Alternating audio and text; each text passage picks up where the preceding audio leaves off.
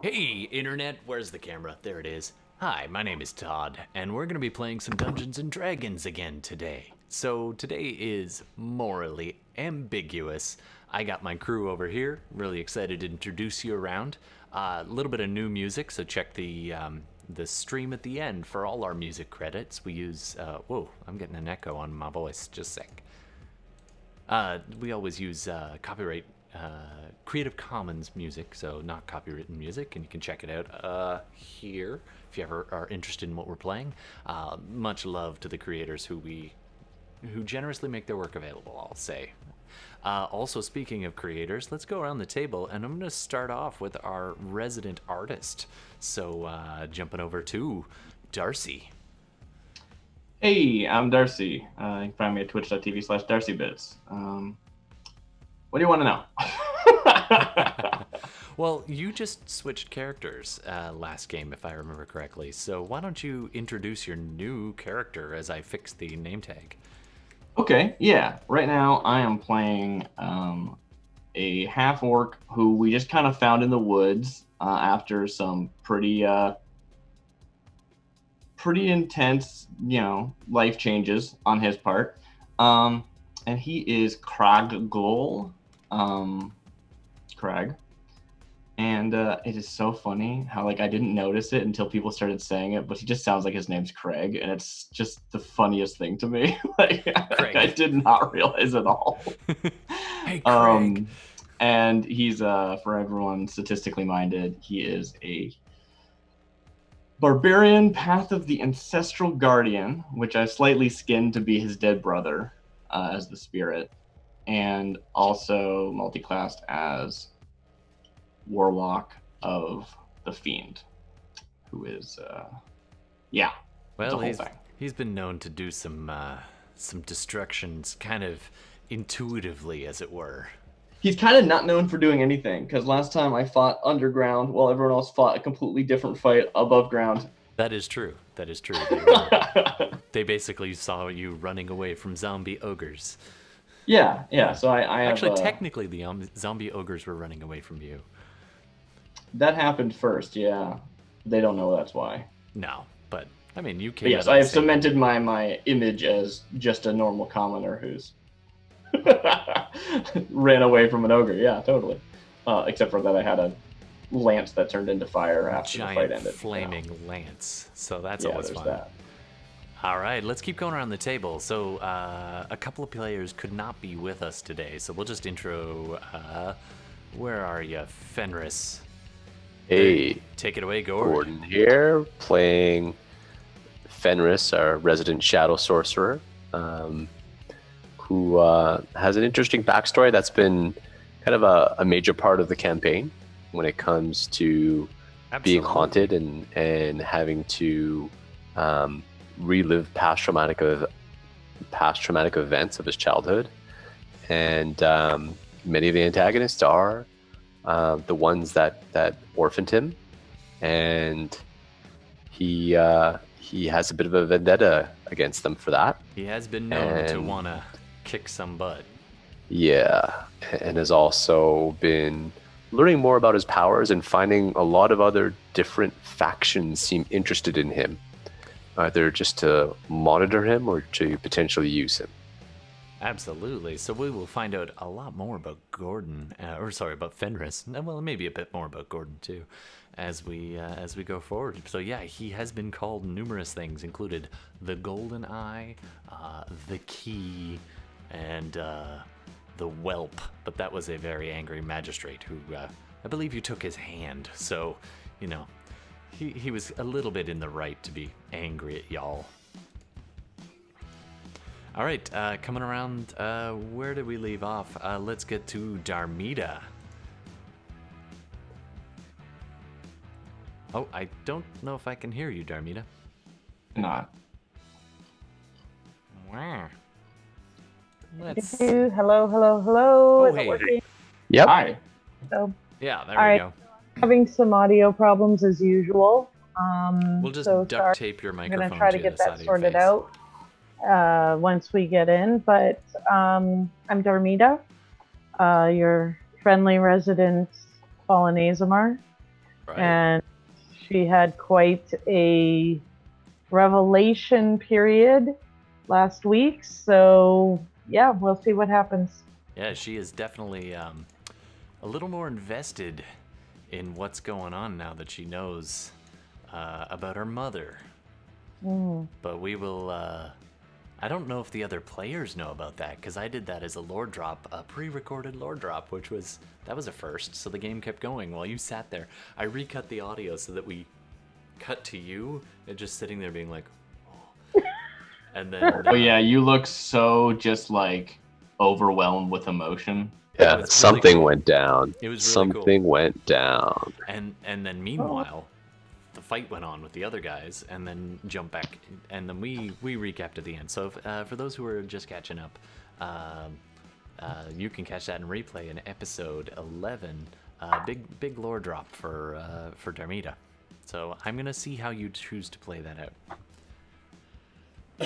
Sorry, I got a bit of a cough. I'm okay. And that's everyone at the table, but there's a few people still not here, so let's talk about these two suckers. So on the screen right now is Johannes and, I don't have Benkuhm's name there. Just one sec as I go and grab that. Where's Benkuhm's name?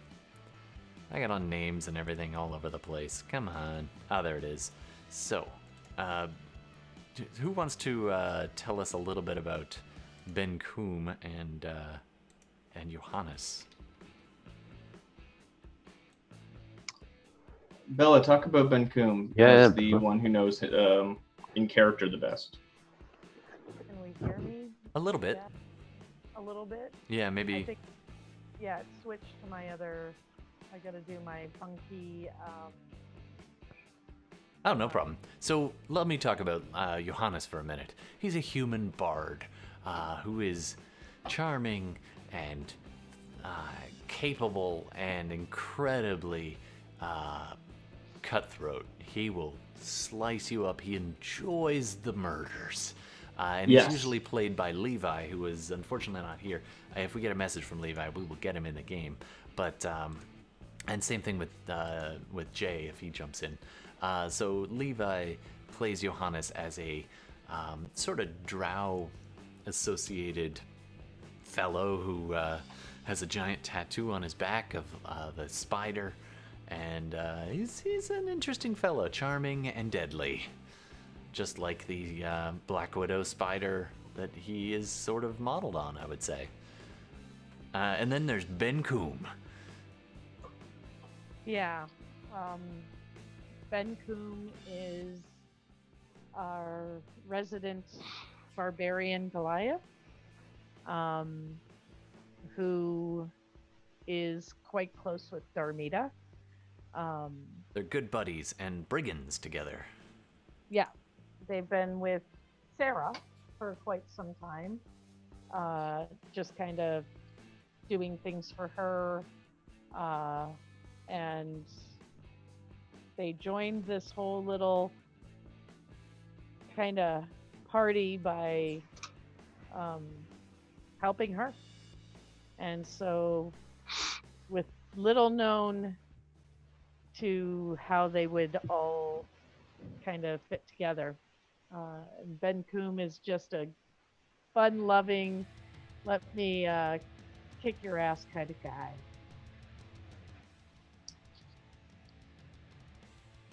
Uh-oh. Great. I missed what you said, Todd. Uh-oh. I don't think Todd said anything. What are I'm you talking on about? mute. Sorry about that. Yeah, Benkuhm is a fun-loving guy with a massive maul and a brand new chain that is wrapped around his arm, a spiked chain that he pulled off of a chain devil. So I believe Trent's one request for this session was that Benkuhm got to tie someone up with that chain. So Oh, yes. make that happen. All right, let's make that happen. And then, of course, there's Archibald, who I don't have on this. Whoa. Computer is sad. Hold on. Yeah, fair enough. Computer is mad at me. I keep overwhelming it. So in front of, right next to Darmita's face right now is a picture of Archibald. So that might come in handy later. So he is a duelist rogue who joined you guys early on as a kind of a smuggler to get you where you need to go.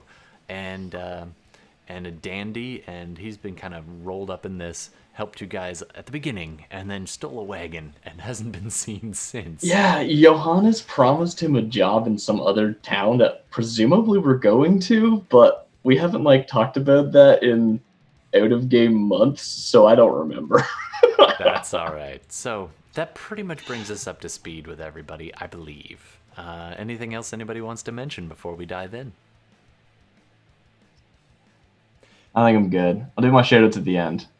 I did want to mention I'm reversed here, the chatty thing over here. So internet, you are welcome to chat with us while we're gaming.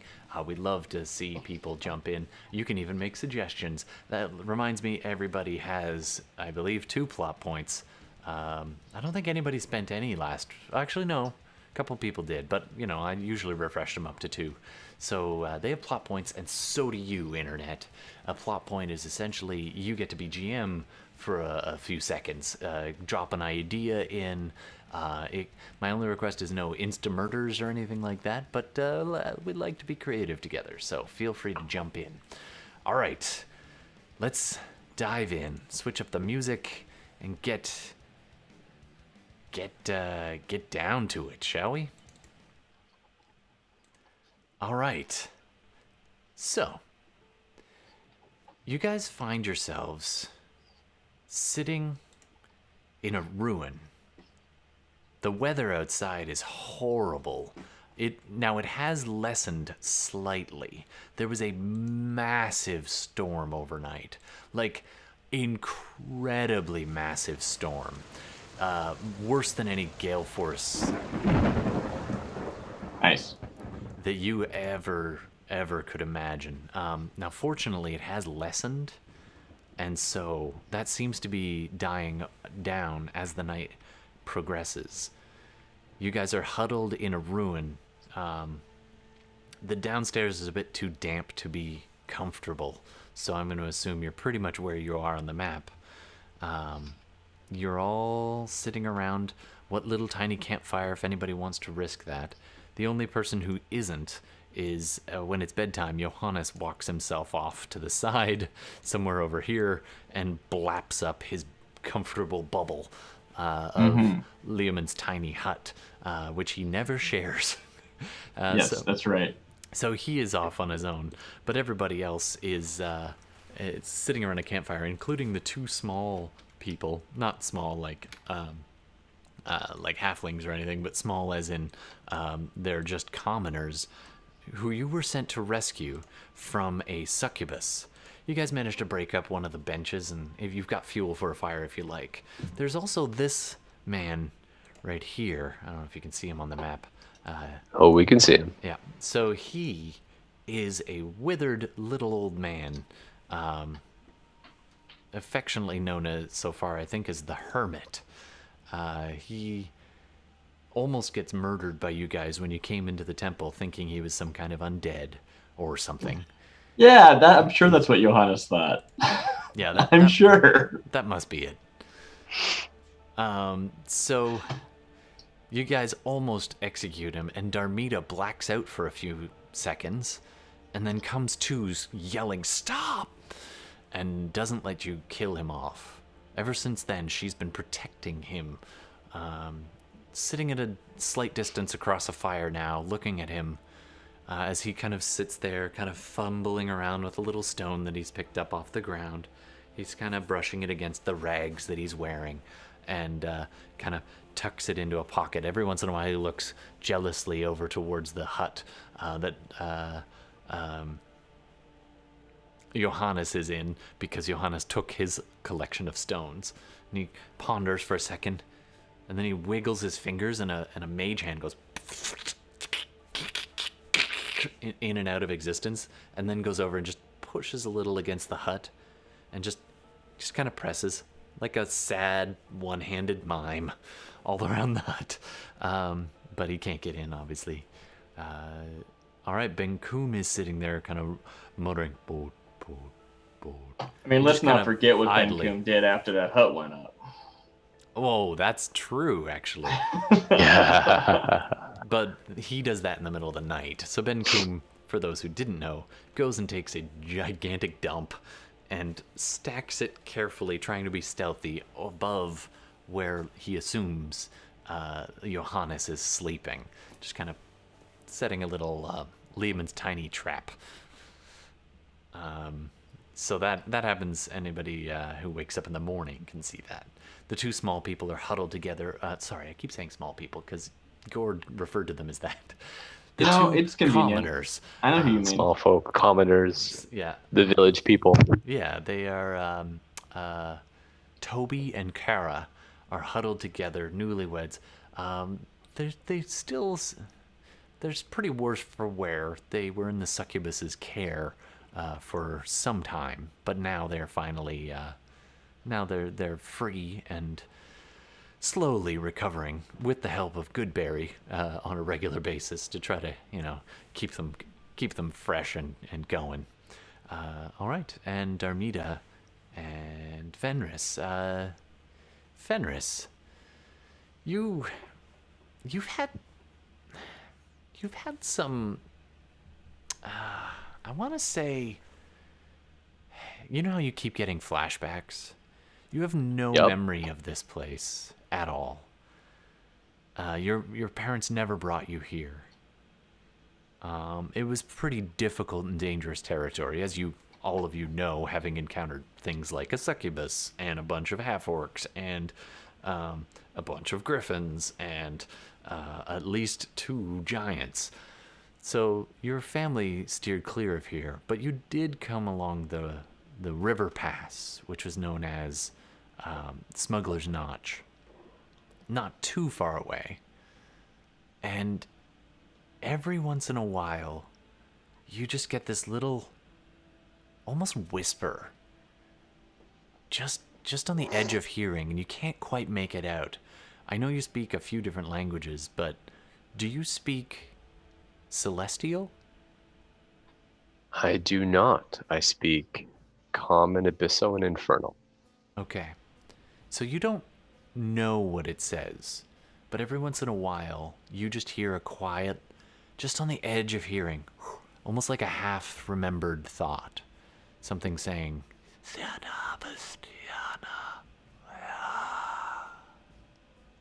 Do you guys hear that?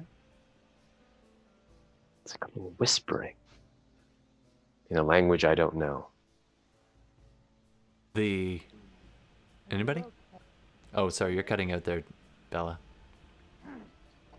Fenris, are you okay? I just hear something, like some whisperings now and then. It's weird. I don't recognize the language. You said this out loud, and the old hermit, busy kind of playing with his mage hand, scooping up occasional rocks, inspecting them and dropping them, hears you say this and looks over at you and goes, "Ah, you hear too. Be careful when you hear. It means that he is near. We must be quiet. We must be cautious. Shh. Ooh, there you are." He bends down, picks up uses his mage hand to pick up a stone, float it over to him, and pick it up. He immediately pops it in his mouth. Spits out. "Would you like some too?" No, thank you. And I find it even less comforting knowing that you hear the same thing. He's just kind of using it a bit like a dog would chew on something to kind of keep its teeth. But he does it with gravel and then spits it out. He doesn't actually eat the stone, just to be clear. Old man, we've met before. Do you remember me? I look him in the eyes. Do you remember me at the riverbank? We met. I remember the river, and I remember the bank. Testing. Yep, we hear you. Oh, Well, faint, but yep. I'm not coming up on the thing. So, there I am. Okay. I do remember you. I think you were kind to me once. Oh, yes. That bodes well. Or very bad. I forget which. But you need to be careful. You must be cautious. You are going to have some choices. Yes, you will. Now, if you'll excuse me. What are you doing here, old man? Why are you here? Those. We were on our... And he points over towards the husks of the pile where Benkuhm has dragged any of the undead that weren't charred, instantly disseminated by, or decimated by all of you. He points over to the skeleton remains, and I think there were a couple of ogre zombies that you guys dragged over. Those, they do try to kill what they can find. But they have their purposes, too. A horrible stench the undead bring.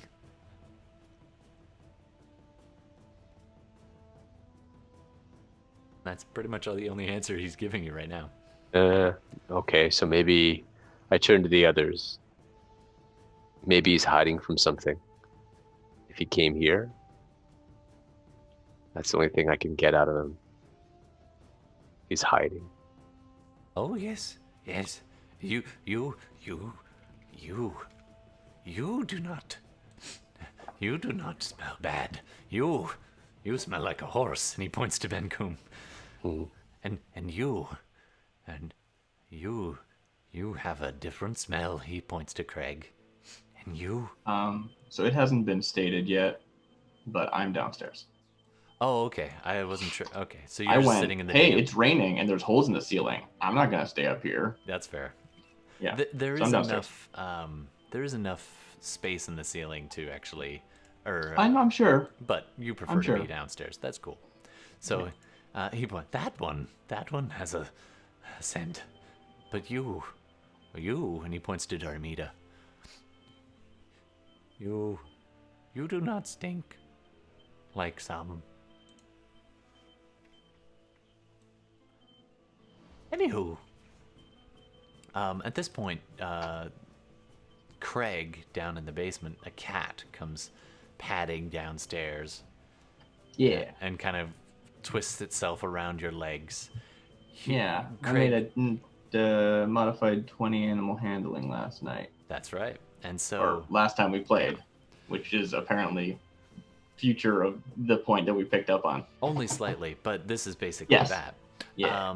So you end up kind of just being very still. You're sitting in the dark next to, across the way you've lain your brother, not too far. Yeah. In a respectful pose. And you're sitting there rocking back and forth, just quietly muttering. Mm-hmm. And as you're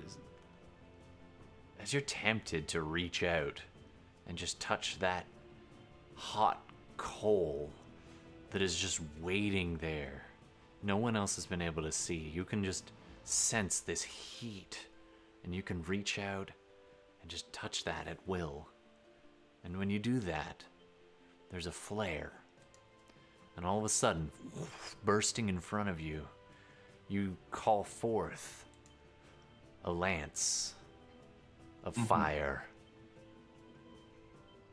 For just a flickering second, it's in your hands, a good almost 10 feet of solid flame, and then you release it, and it's gone. Okay, I'll take your word for that.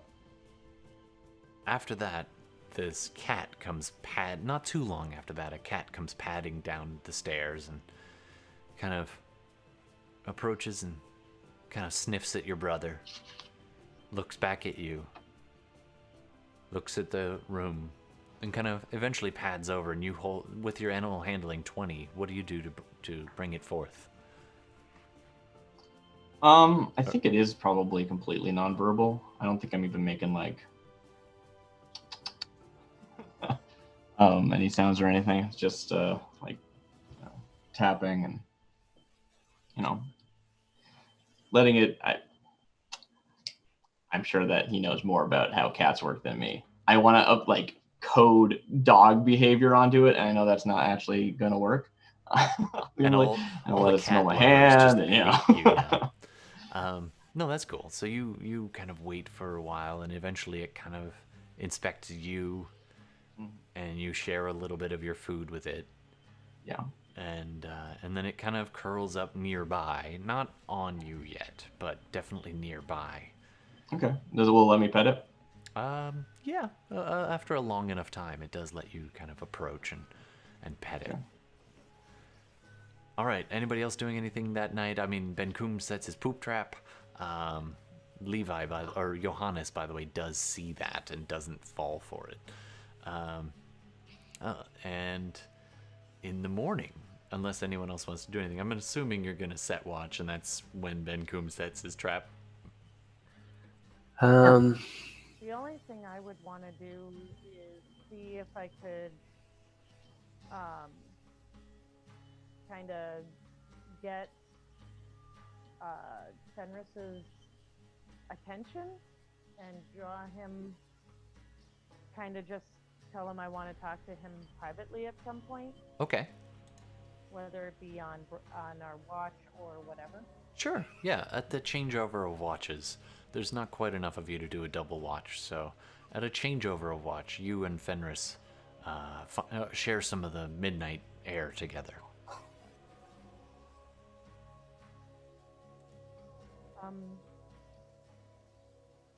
Fenris, when we were back in the cave with the succubus, she said some stuff to you about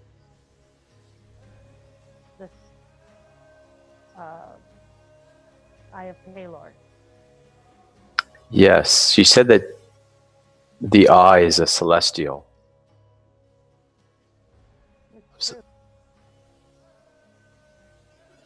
Oh? Yeah.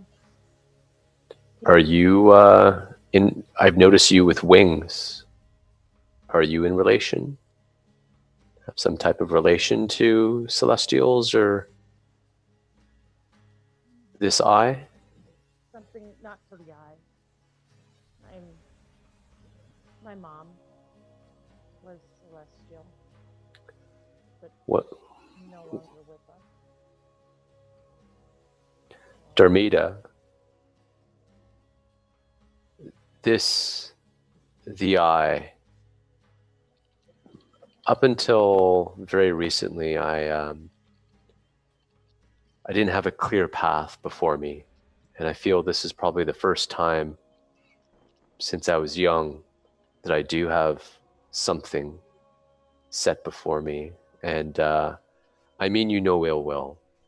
I want you to know that if this eye, is a celestial, and you're a celestial, I understand if you don't want to continue with me on this, because I intend to exact some revenge. And I think that if you feel beholden because you're kin of some nature, then I understand. But like I said, we can part on friendly terms, and I can continue on this path. What is the revenge you wish to see?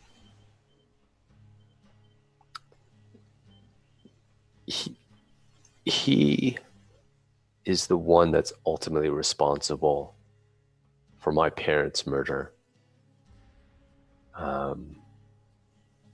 And for that,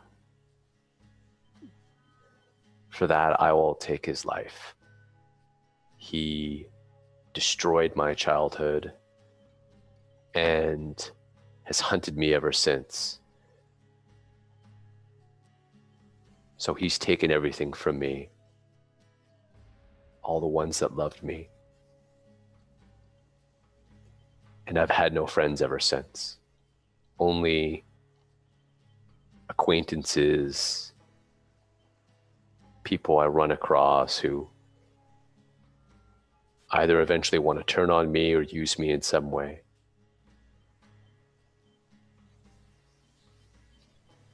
And So, you see, well, it depends how well you see. He sees plenty well in the dark. You see, well, then you see just smallest, tiniest little tear go down her face, and she just looks down at the ground and says, "Then we share a common enemy." why? What has he done to you?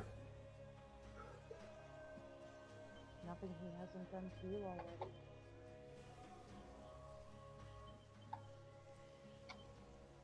He's killed someone close to you?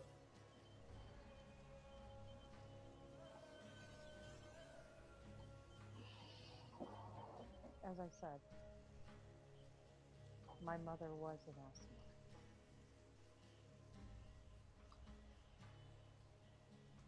She fought with him. And he went down a path that she didn't agree with, and she tried to stop him.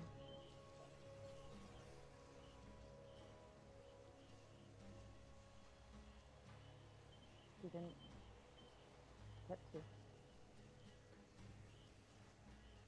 So I see. I guess he's taken something from both of us.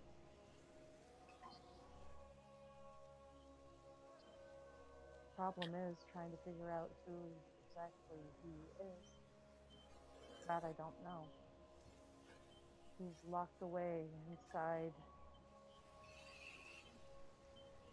a crazy, fallen old man's brain. And I don't know how to get it out. The old man over there. Is that what happened? When you... About this time, the old guy turns in his sleep and mutters, "Sarsaparilla and grapes."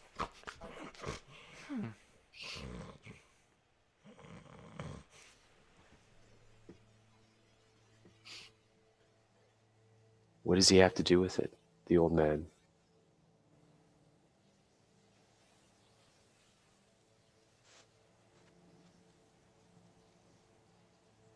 Oh, she's cutting out. That's okay. At this point, your conversation's actually cut a little bit short anyway. At this point in the night, it's unusual that most birds avoid flying at night.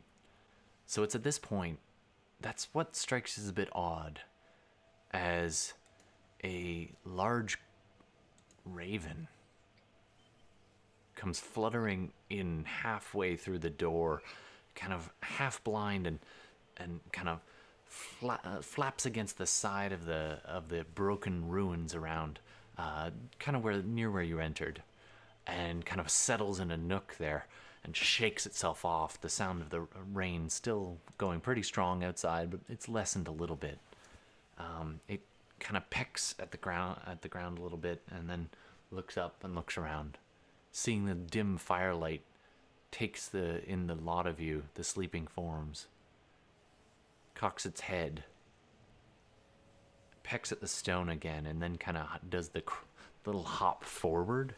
It's a pretty sizable raven, pretty average size, and it comes hopping forward towards the firelight. I am going to take a good look at this raven to see if there's anything weird about it or anything of remark. Is this supposed to be the same one from It is. last session, or Yeah. is it okay? I wasn't This sure if is it was recontextualizing or if in it the was same way that a we different introduced raven. the cat with you. Yeah, we went a little rewind just to get a little more detail.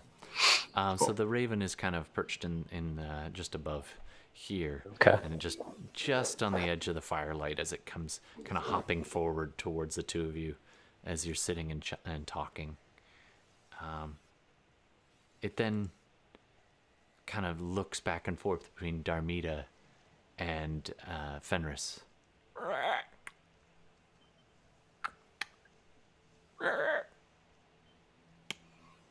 I can't make a good crow sound, sorry. I know some people can, but I can't. Okay. I'll give it some crumbs. Sure. You kind of fish around in your ration pack and pull out a few crumbs. And you haven't had to hit the rations very much because of the good berry carrying ranger there. So you do have a fair bit of food left. So you share some with the crow, and it hops up on the bench just behind kind of what you're leaning against. It's a broken bench, but it's enough to lean against. And it just sits there and looks back and forth for a little while. Do a perception check. Yeah, let's do a perception check. You can both do it. 22. Just getting my thing out. You're so quiet, Bella. Very, very quiet. We might need to try and fix that on break, but that's okay. So, I'll fix it in a minute. Let me just do No this problem. check first. You might just want to be closer to your mic. It's probably all it is. I think it's As on close headphone. As I can get. Yeah. It's right at my mouth. yeah. Right. Like I said, I'll deal with it in a second. By the way, that is Yeah, fortuitous like that we that. have crow sounds right now. That's entirely just the music doing its thing. All right, so with a 22 and a 10. Well, Bella, it's a bird. It's a black raven, and it seems pretty nice. And Gemini Twin has joined us in chat. Thanks very much, Gemini. Welcome to the stream again. One of our repeat temporary GMs. Every time he drops a what are they called? I'm drawing a blank. You? The thing. A plot point. That's it. Sure. So, anyway, he's piped in and it usually reads, but I've turned that off. So the crow, Gemini says, is looking at something beyond Fenris. Something in the shadows, perhaps. It's looking off. All of a sudden, not just beyond Fenris, but it's been looking at Fenris and suddenly spins its head around. It shudders. It flaps its wings as if to shake off moisture from the rain. And there's a peal of thunder. It's been getting less and less, but there's a loud clap of thunder. Nice. Can I see where it was looking? It was looking back the way it entered, Okay. and then it looks back at you and shudders visibly, and then falls off the bench onto the ground, just twitching and shuddering in the dark next to the fire. And then it I can see your mouth moving, Bella. I can't hear you.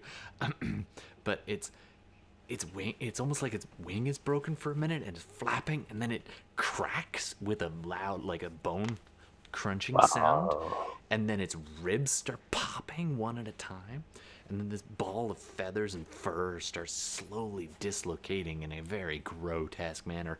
At one point, eventually it just splits like overripe carcass, and inside is this red, but not the red of blood. It's more the red of an iron earth. And slowly pressing out from inside this thing is a twisted red face that presses through the body of the fallen raven. And just slowly, it's as though the raven turns itself inside out, and all the feathers and stuff kind of become like a little cloak, and it is an imp sitting there next to you. That's a cool design. The like raven cloak. That's that's cool. I should have thought of that. That's really cool. Oh, I appreciate that from our artist. No, thanks, man.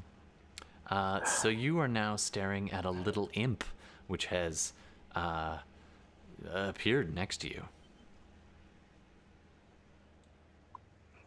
In the place of the raven. Let me move that raven.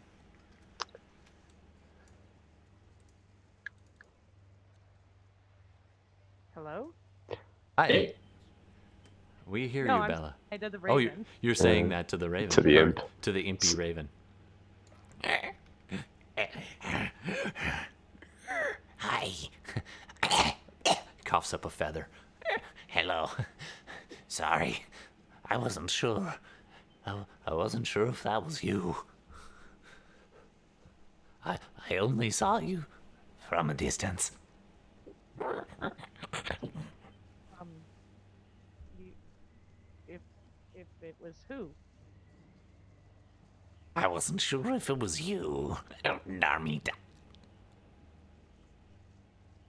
And you. I believe she called you Fenris.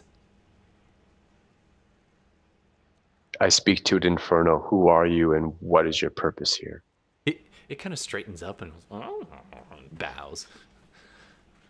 It is good to meet one who knows the finer tongues. He looks over at Darmita to see if she understands when it speaks. Do you speak Infernal? I'm gonna have to check. Actually, because I it's your think you do. chosen enemy, you do speak Infernal. I do. Well, she didn't have to have chosen that one, but I That's think that's true. what she went with. Yeah. Kind of makes sense. So you do speak Infernal. So it is speaking with you in Infernal. It is a devilish imp, not a demon imp. There are no demon imps. Well, yeah. It introduces itself as, hello, my name is Zeet. You can call me Zeet. Zeet. Zeet, what are you doing here? What do you want? I came when I saw them attacking. I saw them approach. The mistress summoned all her children to her, and she bade me to find you. But I waited in the woods. I did not leave right away. I needed to know before I left.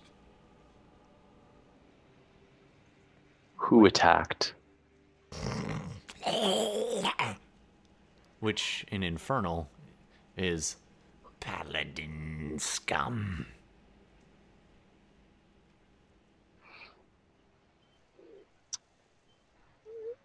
And what happened?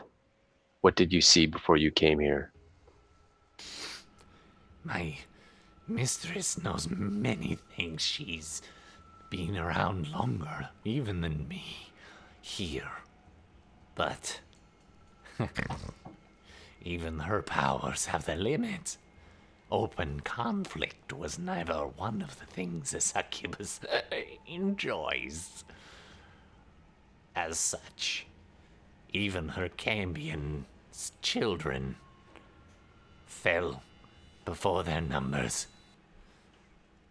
At the end, they surrounded her sanctum. She may hide a while, but it will not keep them forever. And then he came. Who? He looks up at Darmita as soon as they say who, and he's just like,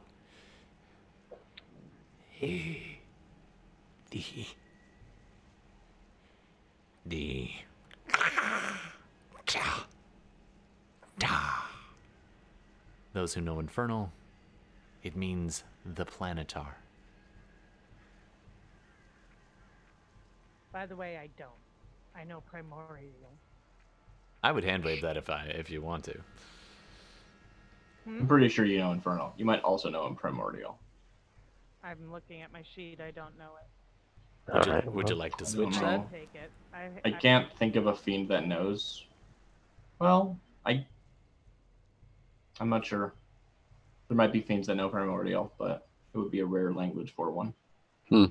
I think we've just like established in fiction that I figured because of the area you live in, like the fiendish enemy that you hold is devils. So, if not, retcon that. Like that's Yeah, Mhm. I think it's more fun if you do know. So if you want, let's switch primordial for infernal. Sure. Okay. That way I don't have to do this again in common. Fair enough. So, you guys are sitting there, the firelight just dancing on the reddish skin of the imp before you, and it looks behind itself nervously. It sent its forces against the mistress. This has only happened once before, and never in such numbers. He wanted something.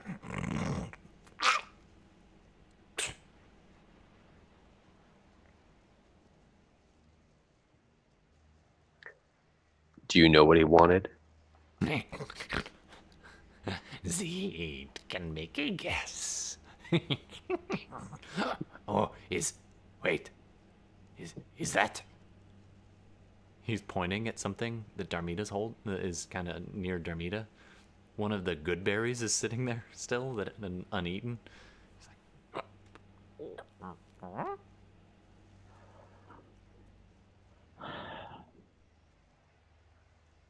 and Darmita's voice is not working. I sigh and flick him one of my last remaining good berry.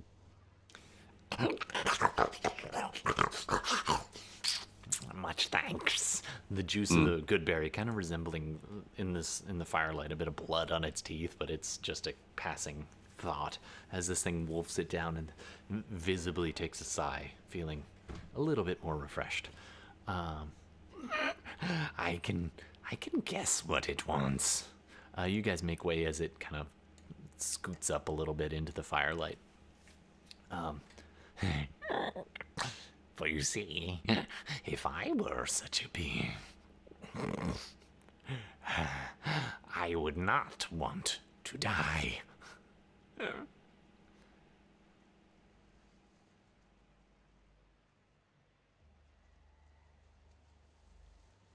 And the veiled mistress can help him with that? She helps me, or she did. You see, the soul of an immortal is a near unbreakable thing. It is bound to a roost, an anchor, and it holds even while the flesh falters, and it flicks one of the feathers off his shoulder. Unless one is cast out. He takes a pointed look at Darmita.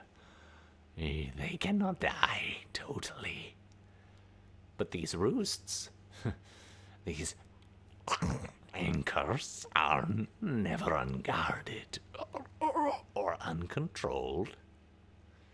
The greatest beings, fiend or celestial, or even those twisted abyssal, those great beings control the anchors. They guide the resurgence of the souls to which are bound. This gives them a manner of sway. The infernals are the most honest. It motions towards itself. And plain in their machinations. I mean, if you please the devil, you rise in the ranks greater than before. Although displeasure results in demotion. It is crude, but effective.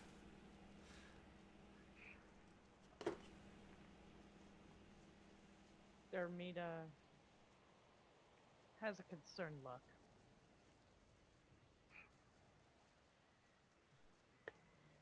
So then before you left, Zeet, what happened to the veiled mistress? What did the planetar do?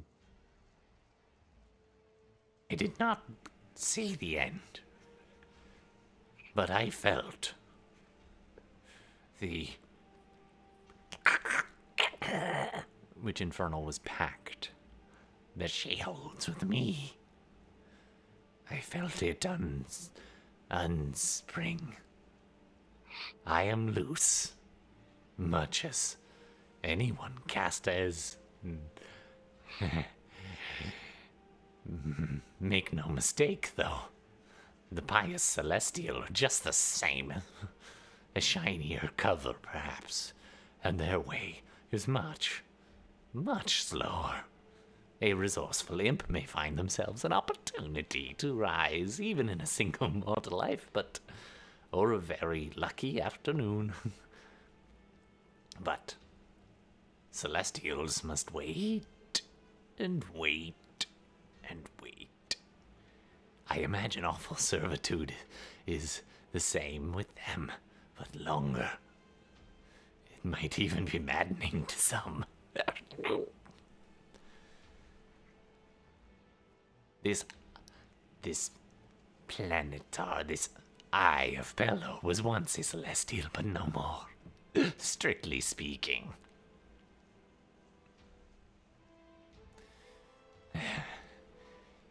Yes, if one is untethered and cast out, they are set to die eventually. It is a slow death sentence, and awful. That is the celestial way. So he wants immortality. He has it so long as none can take his mortal form. But, as do I, as do any who choose this path, or are forced into it. But, to slip the bonds of servitude, this is a dangerous gamble, one that few are willing to take. For once you taste immortality, it is hard to do without. Whatever that drove this eye to fall from grace, whatever he seeks, I cannot tell you. But Can you tell me his name? If I knew that, he would not be immortal for long. An untethered soul is terrifying for an immortal. It is a gaping wound, threatening annihilation. This eye, powerful though it is, one does not just simply slay him. But power, there is power in name. You are right. We do guard our names carefully. Now,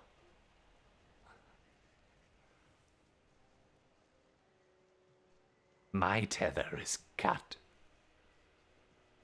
but not entirely. My mistress is gone, but her pacts and her sway, the contracts she set in motion, those have infernal roots. And may, should the deed be taken up, maybe reassigned to one that is willing. And it looks up at Fenris.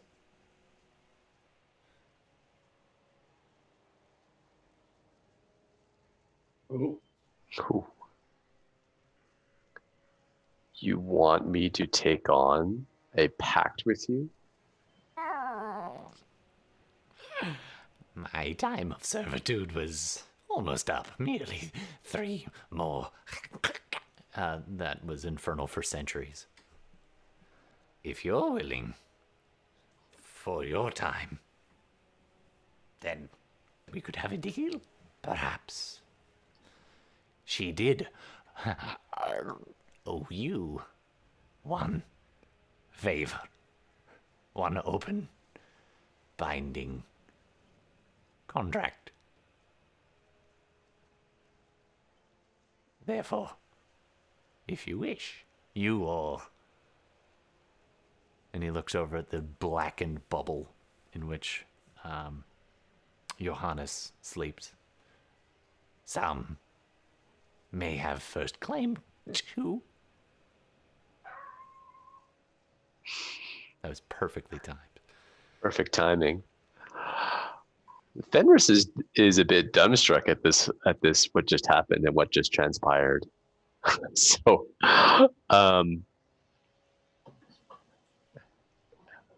we'll have to get back to you on that. And I point over at He the kind of bubble. nods, almost like a crow would nod its head. It's mostly the whole body goes up and down. Yeah. It flutters its. But don't worry, you won't have to. You won't have to wait that much longer. I turned to Darmita like, what just happened? I don't know. I love how Darcy knows exactly what just happened.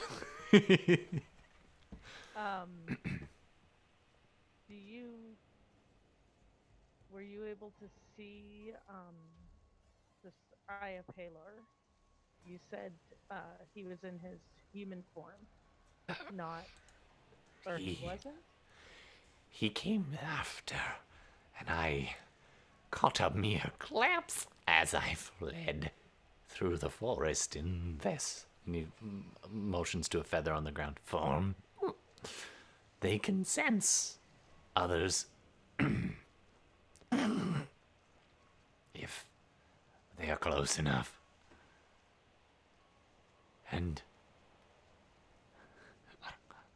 I had some idea which way you were headed, as perhaps others may also know. And I wanted to find you first before his men or himself were free to pursue.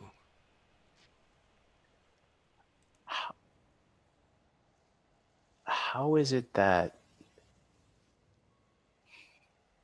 if I know only a little bit, but would not a devil or a demon simply reemerge in the realm to which you came from upon being slain?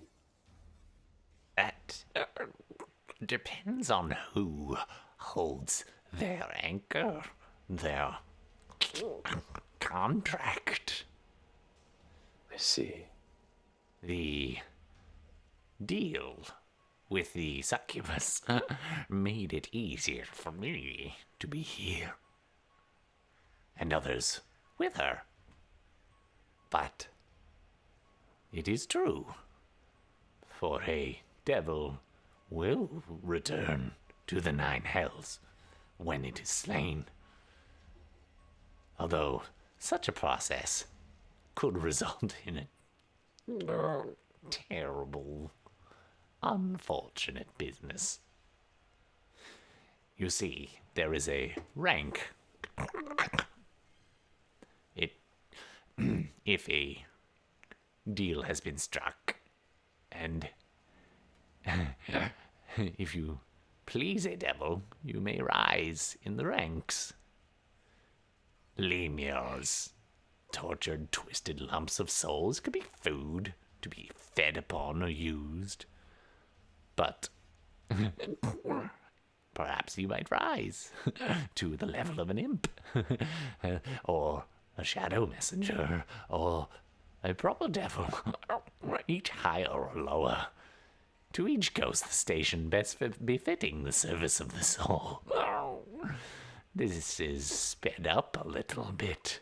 The Infernal tend to speed this process. It may have some unintended side effects. Twisting body and soul. Strip away the morality of even the most pious.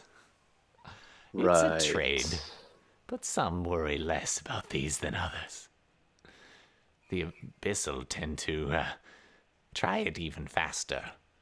Their way twists body, soul, and mind, resulting in broken, maddened servants. Not terribly useful, if you ask me. But Celestial are really not much different. Each beholden to a master that holds their chain. Unless they break that chain. If they hold enough sway, perhaps they may delay even their own demise. Do you know how they have to break that? Well, What do they have to do? What process? it is tough to say. All I know is you would need... I mean, Asmodeus himself has several of the key anchor stones, or contracts. You may bind enough souls to form a crude one of your own for a time. But to really get one of these anchors, that would be far more ambitious than a humble imp would attempt. I look over at Fenris. I shrug my shoulders and say, okay. Well, at least we're on the same path, Darmita. And I walk over to Johannes's His bubble. his bubble, and I knock on it to wake him up. It rings hollowly. Boom, boom. There's no reply. You guys are still one watch away from dawn. Yeah. Right. This is between watches, yeah. The I imp- was on first watch and he was coming on. Oh, sorry, 2 watches away. So it's Benkuhm, Johannes, then Benkuhm next. Okay, so he's not responding. Walk back to the imp, Zeet. Zeet, you said that there's a pact, an open boon that your mistress owes. What is it? She whispered something to between her and Johannes. What is it? Speak plainly. Well, all I know is that the mistress was keenly interested in knowing more about you. And Johannes offered her an inn. And what did he offer? Well, remember, I was a succubus. He offered your...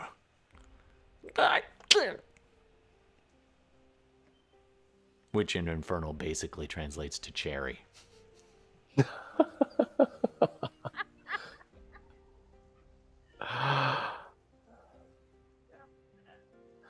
Johannes was trying to pimp me out to your mistress? He seemed interested in Like, this. putting you on a new path. Right.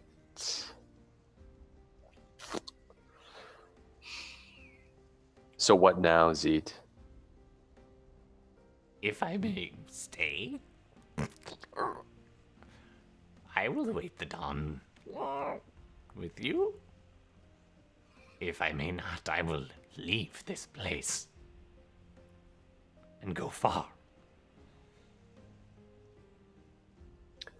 You can stay. Darmita just glares at him. Until the dawn, until we figure out what to do next. How's everyone's passive perception? Pretty good. Well, let's use some 15. numbers. 15's pretty good. 15's pretty good. Can you beat that, Darmela? Darmela? Darmita? Darbella? Darbella. Darbella. I've only got an 11. Okay. Guaranteed Benkuhm does not have a better than 15. All right. Also, they're unconscious, so. Yeah. Huh. As you start to bed down, and Darmita starts to take her watch, I think that was the route it was going, right? Or no, she. Yeah. Yeah. I thought I was on second watch. Yeah. Right. I was doing. Right. So it was Darmita, then Fenris. So as Darmita beds down and Fenris is settling in to kind of sit Yeah. and stir the ashes of the fire, you hear something scurrying around. There was a sound. Roll perception. You just barely heard it. Something. Enough to give it a second listen.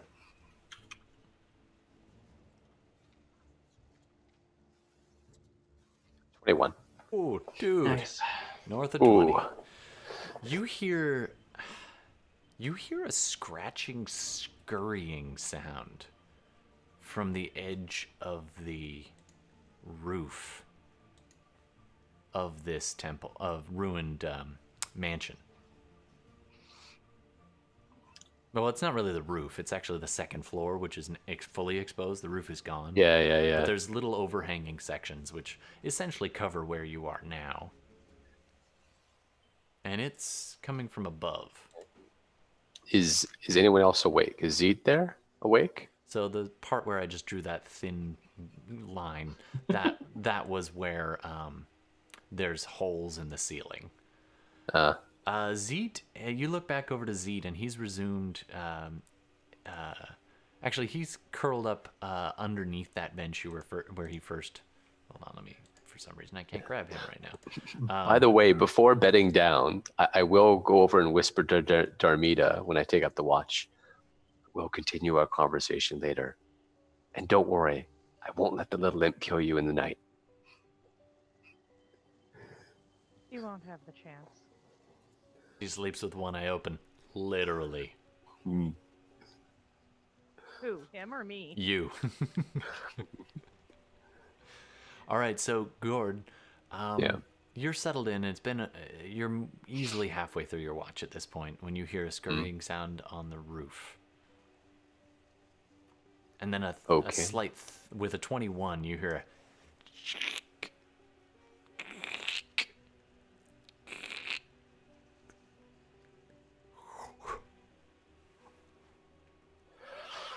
Right.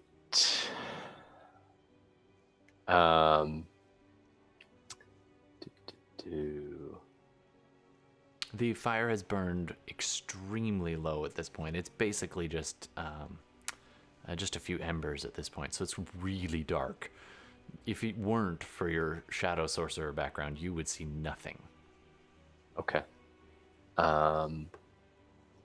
Now, so I hear this noise on the roof, and are there any holes in the roof by which I could see through it at it, or is it in an area where there's no kind of opening? So you could go towards this direction, and on this side of it, of this kind of green line, is open to the sky. So you could head out that way and look up. Alternatively, there's a smaller hole here, but as you can see, there's a bit of a staircase leading up to that section. So you can actually climb up the staircase to kind of get it maybe even with or just a little bit below the second floor at that point. Okay. I am going to try to stealthily go up. By the way, this is a suggestion. Love it. Thanks, Gemini Twin. And I will try to stealth up and kind of poke my head out and see what's making the noise. All right, go ahead and make a stealth check. Okay. I will roll. Oh, I guess I could show the chats that we're getting from Gemini. Not bad. 17. Whoa. Not too bad, not too bad. Hold on, my thing is just going a little wacky here. You crawl up the stairs quietly and just kind of slowly peek your head up over the lip. Anyone else, they would not see a thing. But your eyes, very little hides in the dark from your eyes. You look up over the lip and you see, it's almost like someone left an old cloak or large blanket, dark gray, almost black, kind of draped. For a second it looks like they left something draped over an old piece of furniture, medium-sized. And then it shifts. The cloak, actually long, leathery wings. The head, almost reptilian, looking out over the night, not down. It is sitting right about here. I'll put it on here for you. It is not exactly this, but it looks a little like this. Oh, hold on, need it to be bigger. It's itty bitty. No. And again, remember, this is above. So, not too far from where you are right now, and facing away. Grab its little thing. There we go. Facing away, looking out over the night, kind of in the direction of the rolling storm clouds and the occasional flash of lightning. It's kind of surveying opposite of you. It has not noticed you. Do I recognize what it is at all? You've seen one of these before. When you were fighting the Chain Devil, 3 of these things came flying out of that portal. It is a spined devil. It sits for a few minutes, surveying the far side, and at the flicker of a oddly bright lightning in the distance, back in the same direction from which you came, it kind of bows its head and turns. You duck just in time. As I grab the wrong mini. You duck just in time as it turns its head and then opens its wings and flies up and over and off into the night. Okay. I'm going to quietly move back and Zeet, the imp, is he asleep or is he just sitting there? He's like, hi.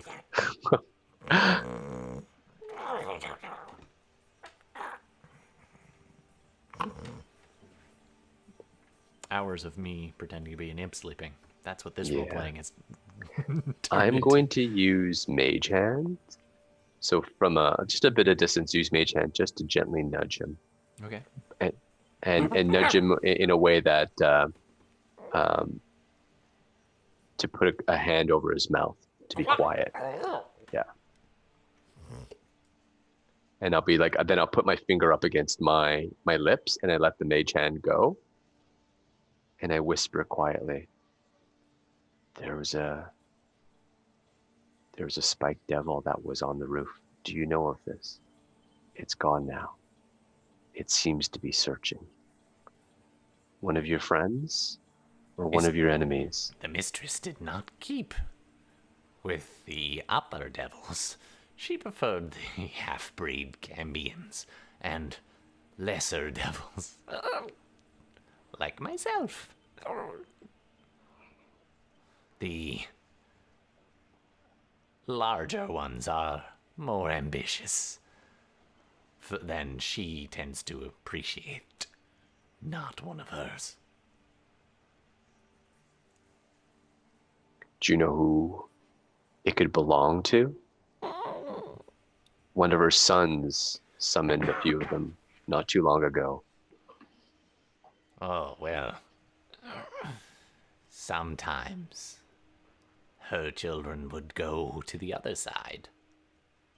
Offers were made, and sometimes enticingly so. The Eye has been calling and bringing together creatures that would normally not get along. I see. So a planetar that deals with spine devils and their ilk. Well, it's gone now. It didn't notice me, as far as I can tell. It might be wiser for us to keep moving soon.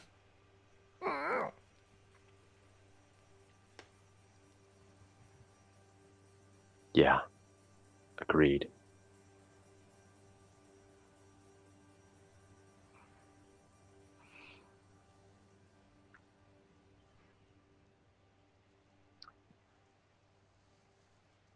I kind of sit silently for a moment and just ponder my options. Whether to wake. Is it still storming outside? It's raining, and in the distance there's the occasional flicker of lightning and a roll of thunder, but it's pretty far now. It's not the torrential gale force hurricane that you guys had to shelter from. Yeah. Have people gotten would I know if people have gotten a fair bit of rest, or is it just still second watch? It's still second watch, so, you know, it'd be better if you want the long rest. You can let them sleep. If you want to move on right away, but they would benefit from a short rest, but not from a long rest at this point. I'm gonna tell you right now, I do not remember what my hit points were. I already took that long rest. Okay, I'll just roll you know what? 3d10. I think I would actually let them get the long rest because I don't think we were spotted. And I think I'd rather wait for people to be recharged. Yeah. They don't necessarily know where to go. I'm just trying to play with my lights. There we go. All right, so you let them sleep, and then you wake up Johannes eventually. Actually, for the sake of game, and so that I don't have to make any decisions on Johannes's behalf, it goes Benkuhm next, then Johannes, and that's why Benkuhm wants to set his poop trap. Sure. And I will warn Benkuhm then when he's taking a watch that there are spine devils on the lookout, possibly for us, and to be quiet.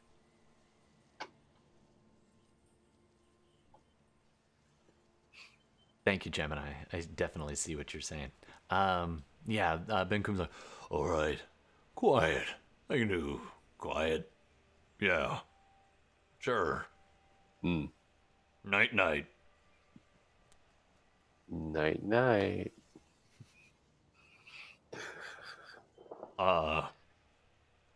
What's that? Try not to antagonize Johannes.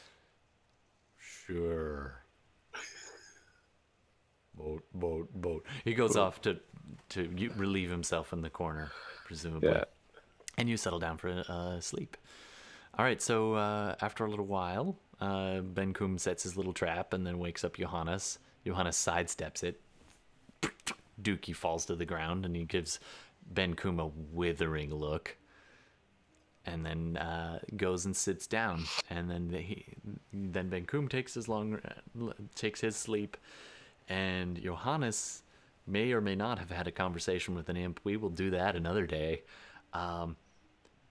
Everyone it's pretty early, and there is a loud, in the distance, there is it's almost stopped raining at this point, and then all of a sudden, there is just a peal of thunder and this scream in this bellowing voice at an extreme distance, way back the way they came. And with that, your night has come to an end. Everyone's awake. Those who were sleeping were about to be woken up anyway, but instead you got woken up by that. The storm is pretty much past. Just a lingering bit of rain. And that last peal and dark clouds on the horizon to the north where you guys have come from. What do you want to do?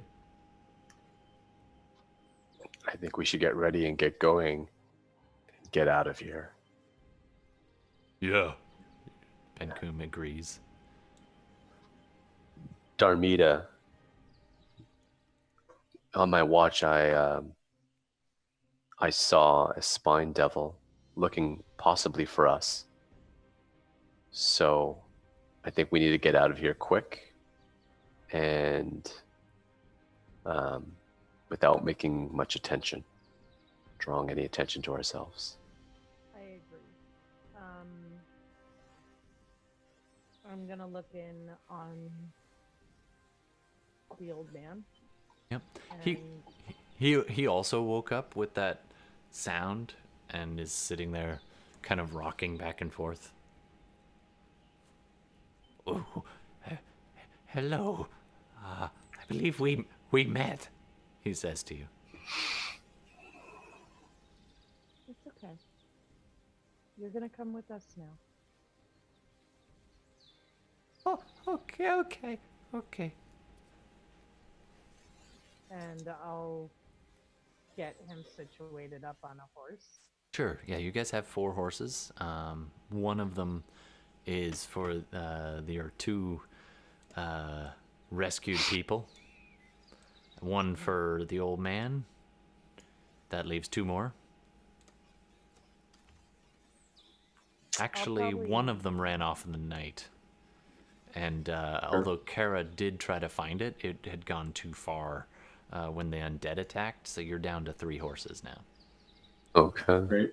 Great. So one for them. These people can double up. If the old man and Darmita want to go together on the same horse, you can do that. It might prevent him from accidentally riding off in the wrong direction. Yeah, but we still have to have people walking. Yeah. Yeah, I don't expect we'd want to actually use the horses for like speed. That's like No. carrying, I don't know, provisions or whatever. Not that we really have anything, but you know, that kind of thing. Or just to sell later, like, you know, we're bandits, Walk. effectively. All right. We Where killed you, and now we're gonna sell your horses. would you like to buy a horse? I got it from someone who was dressed just like you. It's a horse. It fell off the back of a. Never mind. Cut to Jay, who's busy being like, "Hey, who wants a wagon? Anybody? Anybody?" Yeah, that would have been much funnier if I said the cart fell off the back of the cart, but you know, whatever. Actually, It'd be speaking. better if Jay all of a sudden came on.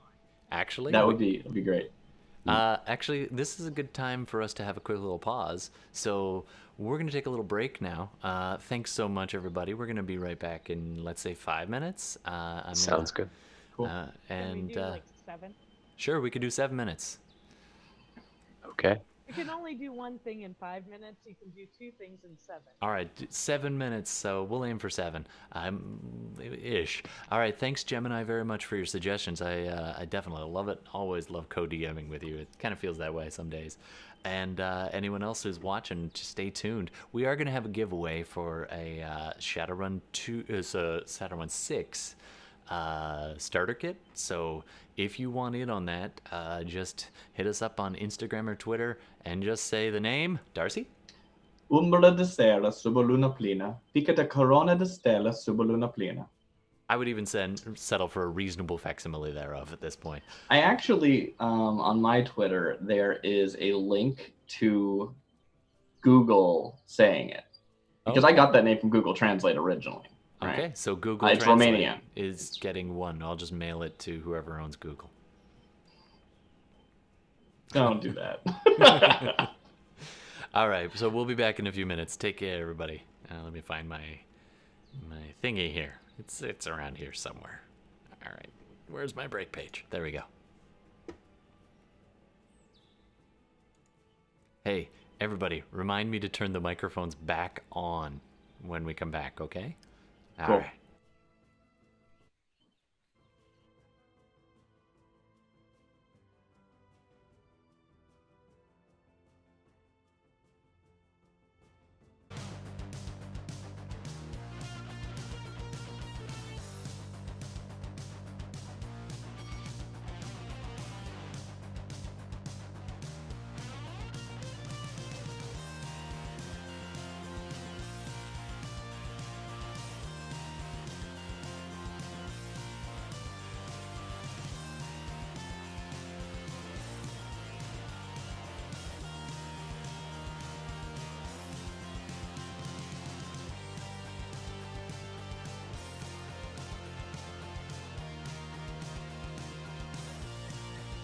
as I fight my way back.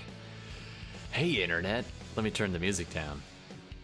This is, well, you can see the titles of the songs and stuff. I'm happy. Found some new music the other day, so be sure to check them out, give some love. It's Creative Commons stuff available for streaming and such, so I always try to do that. If I ever get a warning, I will pull that down. Hey, oh, I don't think I put you guys back on. I did that last time. That sucked. All right, we are back. Hi, everybody. Hello. All right, so Bela's going to join us in just a moment. And Gemini, I hope you're still watching. So we are just picking up pretty much where we left off. You break camp. You decide to, well, where do you want to go? You've got several options. So talk to me about this imp and what they're like. So people are waking up, and we probably hear before we see this, hulking, not actually like huge bodybuilder warrior type half-orc, more like a portly commoner half-orc, walking up the stairs, but carrying an equally large half-orc over his shoulders. So, strong enough. Yeah. Walking up these stone steps, and what do I see? Is there an imp just hanging out? Did it turn invisible? What's going on there? Actually, you do not see an imp. Yeah, okay. That's probably good. Yeah, it hides itself. And after a little while, if you give it a long enough time, it will pop back as just a raven, which is seeming very friendly. And Johannes is out of his bubble, and the raven is just sitting on a wooden stoop kind of right in between Fenris and Johannes. Seems very tame. I should also ask, this cat, have I ingratiated myself with this cat enough that's going to like hang out and pal around with me? Do another animal handling check just for the morning. Sure. Come here, Aerith. Let's go. Where's the button for the thing? Animal handling. Hey, it's 18. That's pretty good. Pretty good. You feed the cat, and it decides to follow you instead of staying in the undead crypt. Yeah, it seems like a wise plan. Smart cat. Yeah. Smart cat. It seems a little shy of actually riding on you or anything, but it follows. I don't think I'm going to offer that anyway because I'm already carrying my brother. Yeah, but it does pad up along behind you, so let's get you a kitty cat and give you control of that. Nice. Hold on. This is why I play role-playing games. For the to pets. collect pets. That's not going to backfire at all. Where are you here? Oh, no. No one ever forgets about their pets and they get killed. Oh, because you forgot about them. Do I have to make it as a sheet? I do, don't I? I don't know. I think you can just drag NPCs, but I'm not sure. And I'll give it with Dart. Hey, hold on. My mouse is being funny. Come on, mouse. All right. You don't have to. That's I can just doodle myself a cat. That's what I did last time. There you go. Now that you can upload your own image for that, but now you have it in there. Should have a sheet that's in your control for that. So you now. This is just a new sheet. I see. This isn't. You can drop that that as a cat. No, you can just put that in. And then I can drop a cat in. Cool. Yeah, I'll do that. All right, so you guys gather up your people and what horses you could find. The day is yours, and the hard rock is going to have to stop because, it doesn't really set the tone. Maybe when we get in a fight. Oof. Computer is mad at me. It doesn't want to stop. It's like, no, I will not. All right. I did not hear back yet from Jay, so I was kind of hoping he would jump in.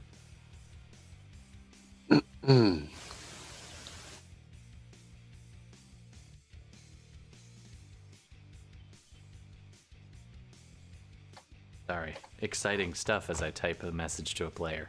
All right. Yeah. So he hasn't joined us yet, so let's just stop that. So, Benkuhm and Darmita, I trust you guys to be able to get us back to either the camp or a close enough place where we can drop off these villagers. Can you get us there relatively quickly and unseen? Benkuhm knows these mountains like the back of my... Oh, what is that? Oh, that's... Yeah. Okay, then.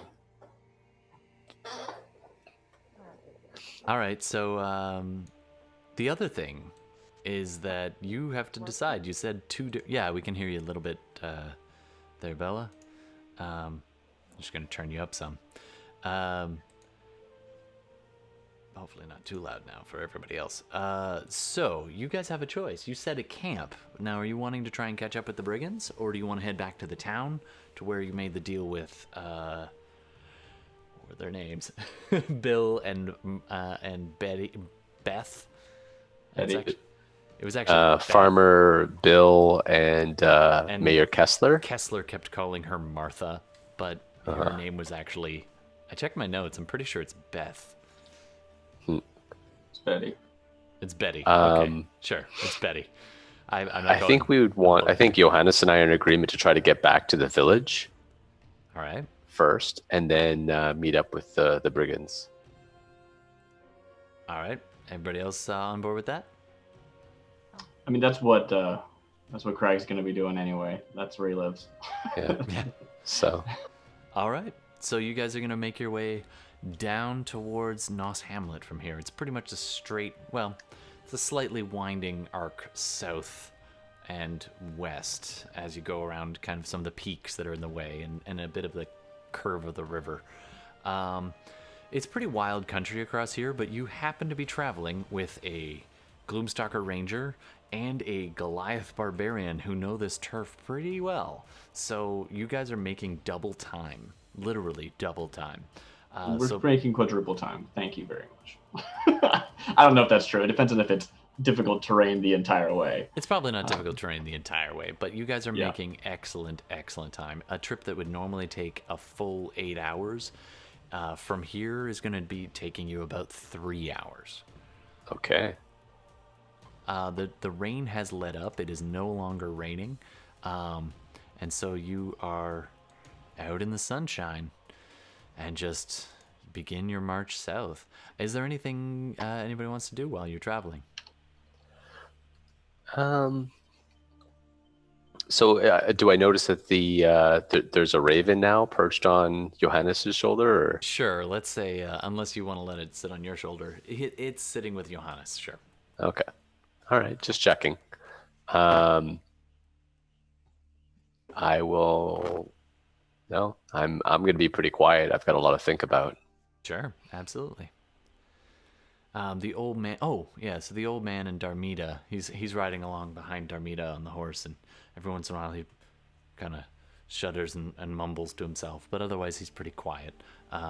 You do end up scooping up the kitty cat at one point, or it will have to be left behind. It's willing to be brought along with a couple of animal handling checks that high. Oh, yeah, just like one-handed, basically. It's probably like my forearm. Yeah, it's not like you carry a weapon anyway, so you just scoop it up and away you go. Yeah. So you guys are heading through the forest, and that's pretty easy going at this point. And you're winding through. Can I get a couple of either... let's go with either nature checks or survival checks. Someone can do it solo, or...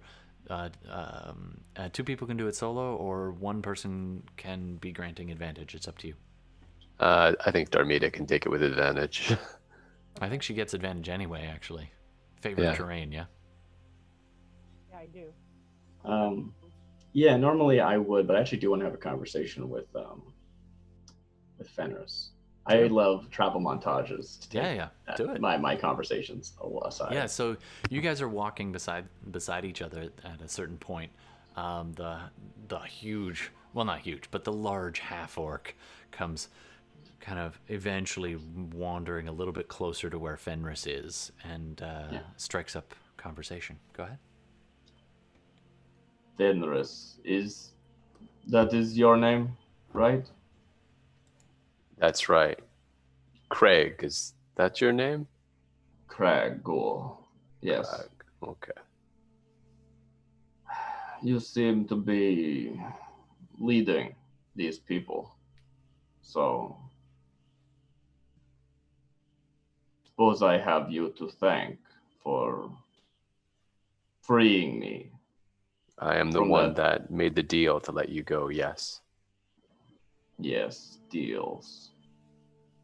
That is, while I'm thankful, that is what worries me. You bargained with that devil. Are you a friend to devils? No. No, not really. I'm not necessarily a friend to anything. Yeah, the bargain was straightforward. It was to free a couple of villagers, people who did me a kindness. And Nothing yet she lives. She didn't show herself as an enemy to me. Why would I attack it? I need to return to my home and settle things with my brother. But apart from that, I wish nothing more than to see her suffer for what she did, what she made me do. At this point, the raven comes flapping over and settles itself on Fenris's shoulder. But and he like starts like shaking like a little bit, just like a little bit of a tremor. You have good perception, so you notice. When I think about it, it is like deep block in my mind. I cannot raise a hand against her. Why is that? I do not know. Some residual strength over me, I suppose. The last thing she said was, "Do not seek revenge." And I cannot shake that. But would you do me the kindness of taking arms against her?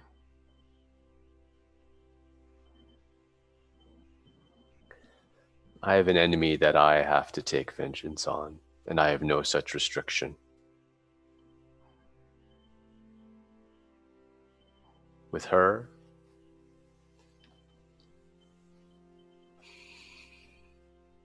you want me to raise arms against her on your behalf. Like I said, I'm not a friend of hers, but I'm not yet an enemy. I know that she did you an unkindness, and I freed you from that. Yes. But even You owe me nothing. That is true. You have anything you may have, of course, is I am in your debt, not the other way around. Something like that. I am willing to fight by your side, no matter how long it takes for you to assist me in this. If you would, eventually.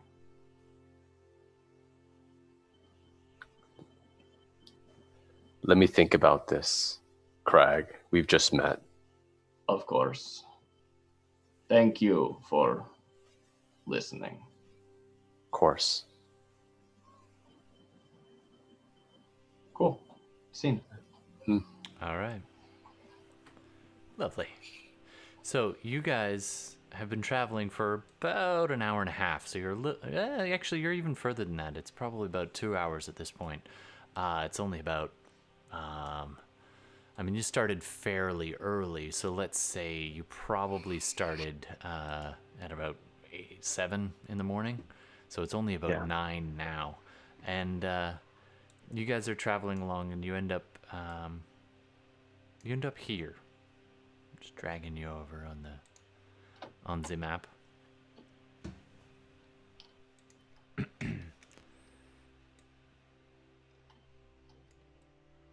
Kind of in the right side of that map, if you just want to place. There's a stream that cuts through the mountains and down through the foothills here, and as norm, I mean, you've passed a few streams already, but this one's slightly different in that as you come towards the stream, Benkuhm kind of stops. Actually, Fenris, you have, I think, the highest passive perception. The crow that was riding temporarily on your shoulder there, Fenris, cries and flutters off into the sky to circle around. Johannes is just kind of, no one else took it, so he's riding the horse, the other horse. Yeah. He looks up at it and kind of gives a kind of a knowing smile, and he stops the horse and says, "Up ahead, somebody's in the water."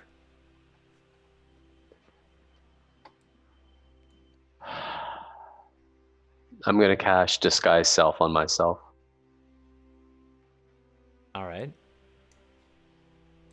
By the way, did I get anything with that 21?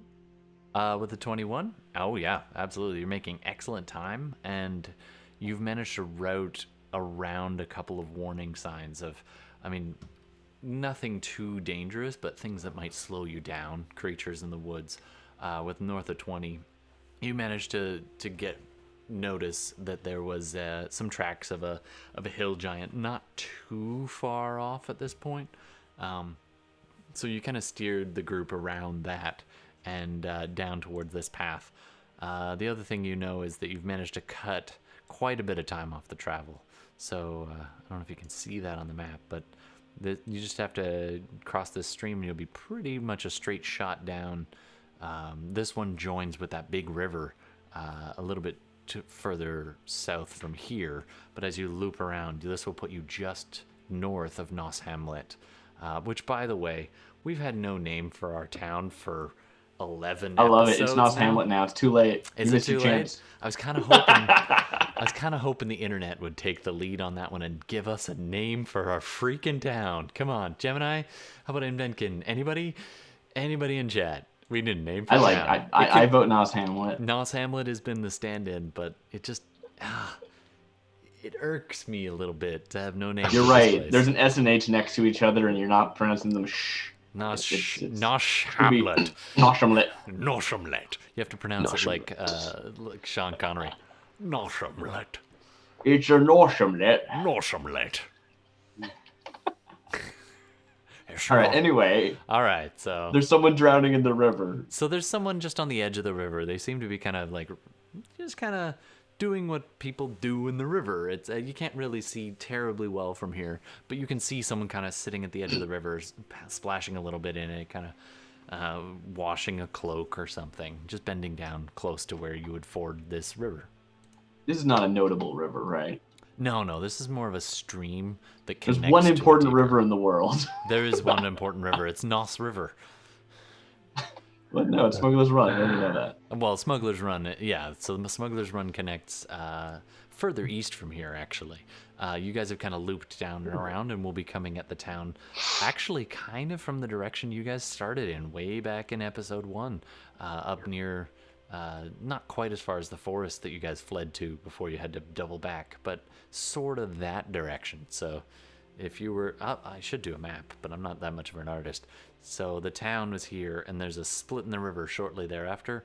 Then there's an easy path and a tough path. The tough path is rapids and waterfalls, as you found out. Nos Omelette. Known for its awesome omelet. I accept that. Nos Omelette. Yeah, it was bastardized afterwards to Nos Omelette, but it was Nos Omelette.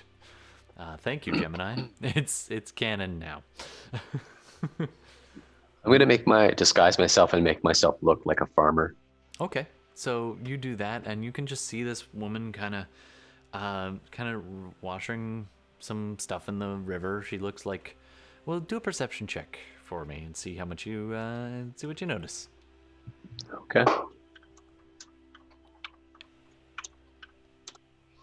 16. All right, so she's probably in her maybe mid-20s, kind of fairly attractive woman. She's wearing kind of plain brown clothes. She's got a cloak that she's scrubbing, and she's just kind of quietly. She doesn't appear to have noticed any of you guys. I mean, you got the drop on her thanks to Johannes, aka the imp told him. there was something there to be seen, and so she's just busy scrubbing her clothes, and doesn't seem to be paying much attention to you guys. Are we implying that a thing was noticed and everyone stopped? Because I don't think I would have stopped unless I had a reason to. Well, Johannes pulled up, and you do notice Gord just summon the shadows around him, and they just kind of engulf him for a moment. Okay. And, I mean, I'll acknowledge that, but is everyone stopping or not? I think he keeps going. What do you want to do there, Fenris, as you I'll keep change going. yourself? Like I'm a farmer returning to the hamlet. So it's I almost... look over, I acknowledge what happened. I sort of squint at it because magic baloney. Yeah, so there's a flicker of almost like shadowy static kind of around Fenris, and then his image is no longer himself. He looks like a plain farmer. And he kind of... Do you keep going? You keep going there, right, Gord? Yeah. Okay. So march yourself on up on the map, and she's just busy washing her clothes. Her leg is very exposed from this distance. You can kind of see it's the classic fantasy thing where she's just scrubbing, and then like the dress and the long slit on the leg. Not like succubus level, but like she's a handsome woman washing her clothes in a forest. She's a comely lass. Aye. Okay. I'll call out to her. I'll say, hey there. She looks up, kind of surprised, mid-hum, and goes, and immediately she takes in, she notices that there is a half-orc carrying something big over his shoulders, not too far from you. And then, move this stupid thing. And then you, just a little bit further away. I have to wiggle my map. So you're just at the edge. You have to call it pretty loudly from where you are. I mean, they are... Oh, wait, did I make the map the background or no? Okay, yeah, I did. Okay. Oh, it's because I have grid off. That's why. So yeah, you're pretty far away still, and she kind of looks a little startled. And I'll call out and say, we're here to meet Mayor Kessler and Farmer Bill. Good day. Good day, my lord. Good day. Well met. How many are you? She just makes out Darmita underneath the shadow of a tree there, just behind you. And I guess we need the other people here, don't we? We're 3 horses and however many people we are. Yeah. Just... There's a horse with me. I'm carrying 1 horse. Sorry, when she says that, how many are you? Can I roll an insight check? Absolutely, sure. Make a roll. Sorry, my mouse is being angry with me. Here, hold on. There we go. Because that's just a very suspicious thing to say. Is it? Yeah, very. Okay. Not actually. These guys are not where I'm placing them, but it's just where the map drops them. 13. 13? 13, yeah. All right. Mostly from paranoia factor, but I'm going to roll over here. I got whatever. And we're 3 horses, 8 humanoids. Yeah, there's a lot of people in wild. This area. And 2 animals that aren't horses. She's kind of got one leg up on the rock from where you're looking, and as you notice, she's got a nice leg, and you kind of track down, and she is wearing kind of high-ish boots, and there's a chain around her neck which kind of disappears into her dress, and there is a dagger in her boot, and for a second her hand brushes against the dagger, and then she kind of closes her dress and stands just on the edge of the water there. It's just, don't want to be rude. It's just I didn't expect anyone in the forest out this far. You're still a good 3 hours from town. By her time, not your time. Talking, so I'll probably over here by now. You guys are still walking up? Yeah, I no, actually, I'm not walking that much closer. guess I'll probably stop if I notice Fenris has stopped. Like, and I would look back and give him a look. Like, oh, I would, I would stay at the back a bit, but I'd say, hey, yeah, well, we found his nephew. Are you from town? Yeah, yeah. She with a 13, you pick up. She's from. She might not be from town, but she's definitely nice. So thank you, Gemini.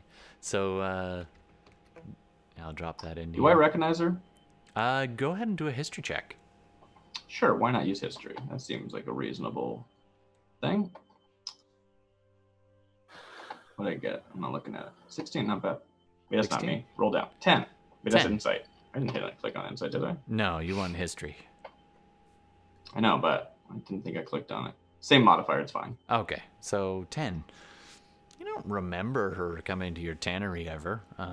Yeah. You are on the edge of town. I was going to say anybody who spent time in town might recognize you. In fact, while we're at this, let's see if you recognize. Yeah, you do recognize Toby. He has been to your tannery before. You're the small folk guy who you rescued. Great, good. But you don't recognize Kara. Okay, I was just acting under assumption that I had recognized both, but I'm okay with that. I Yeah. don't mind that. So. You Given just the don't situation. really remember her very well. That's Yep, all. name, don't have my I'm not one for faces, but All right. Toby probably had to maybe he's even run me, hides and stuff. Oh yeah, yeah. Working on the farm. He's just kind of your standard laborer guy, and he does Yeah. lots of running around. And Kara, who's with you, with him, probably didn't have a reason to visit the tannery. You do not Right. recognize. Yeah. People don't want to go to the tannery if they don't have to. It's kind of smelly. There are dead things there. So I don't know what's going on here with my map, but basically, you don't recognize this woman from the woods, but I mean, there are people you don't recognize. But there's people I don't recognize. Cool. Yeah. So speaking of the forest, thank you, Gemini. It's anybody who got north of a 14 on perception. I guess anybody who wants to can roll perception. I didn't say that part, did I? You did not. My passive. I rolled my a passive 16. is 14 actually. Your passive is But I will 14? roll it. Okay, you can go ahead and roll it as well. I got a natural 1. Should have gone with the passive. Oh, Bela. Well, you didn't ask me if I, you didn't say I could, so I'm not gonna. 2 natural ones in a row, by the way. So there's Bela who got a 1 on that, but you do have advantage being your favored terrain. I cannot That's hear you, 3 Bela. plus 1. Otherwise, it'd be red. Yeah. Yeah. So anyway, sorry, but okay, it's 3. But you do have advantage, so you have the 19. Yeah. So anybody who got over a 16. And I gotta play a ranger with you sometime. It's difficult to notice with the babble of the river, but the comforting noise of the forest wildlife slowly fades away to an unnatural stillness. Props to you there, Gemini. Cool. My obliviousness is noticeable in my. Just walking forward towards the river. Yeah, it's just sort of like. You are having the worst Will week not of your mean life. to and through the just passing through on the way to town. Something like that. I didn't see a perception check from Gord, did I? I had rolled a 16 earlier when I noticed her. Should I roll again? No, that's fine. I'll take the 16. So, all right. So, yeah, you so far just see her just standing there in the wood, just on the edge of the water. She's kind of backing away. I guess she's a little nervous with the half-orc kind of not barreling, but moving towards her. Okay, can I actually say that and make a persuasion or something to be like, continue with your washing. We were just passing by. Sure, she says. I don't think I have good persuasion, so it's and fine. she kind of backs away to kind of sit on some rocks over here.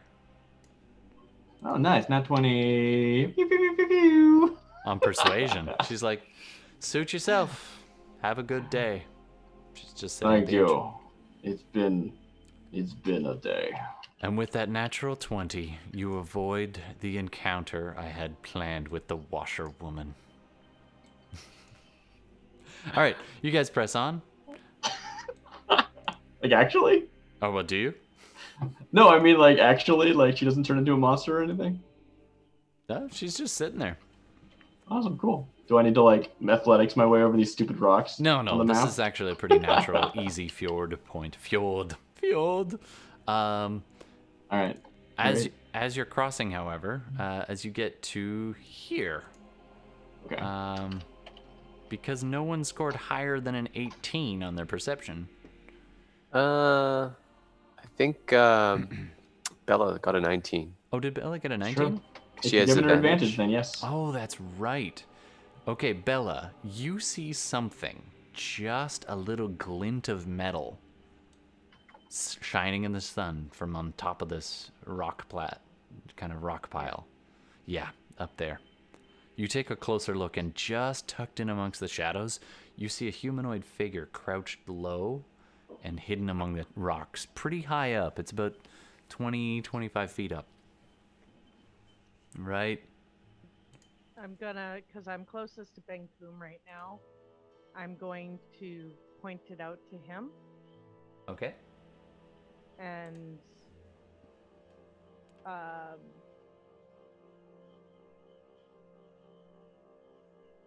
yell over, "You there! What are you doing? Show yourself." At this point, Kragg reaches kind of the far side of the river, and the woman's just like, "Have a good day." And then you hear the twang as the crossbow that the person hiding in the shadows here had readied. Cool. Please, miss. I would appreciate it. Oh, your wish is granted, sir. Ta-da! I did it! I feel like my roll 20 is being hacked. So the twang goes off, and it's a bit of an extreme angle as it takes a shot at Kragg here. The Just, like, bolt we see it, like, sink into the, I guess, Sinks rocks into the- in yeah, front of me. into the the river. pebbles there. I just, Yeah. like, look over in the trajectory that it came from. It's Eyes, really, like, flare, and then I, like, sort of hold it back for a second. It's just, like, very, like, instinctual. Just, like, something happened. Like, but then it's like, oh.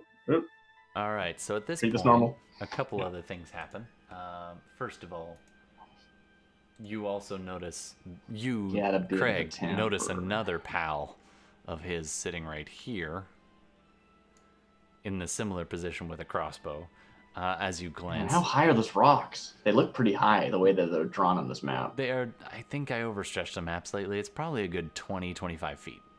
Yeah, yeah, Yeah. yeah.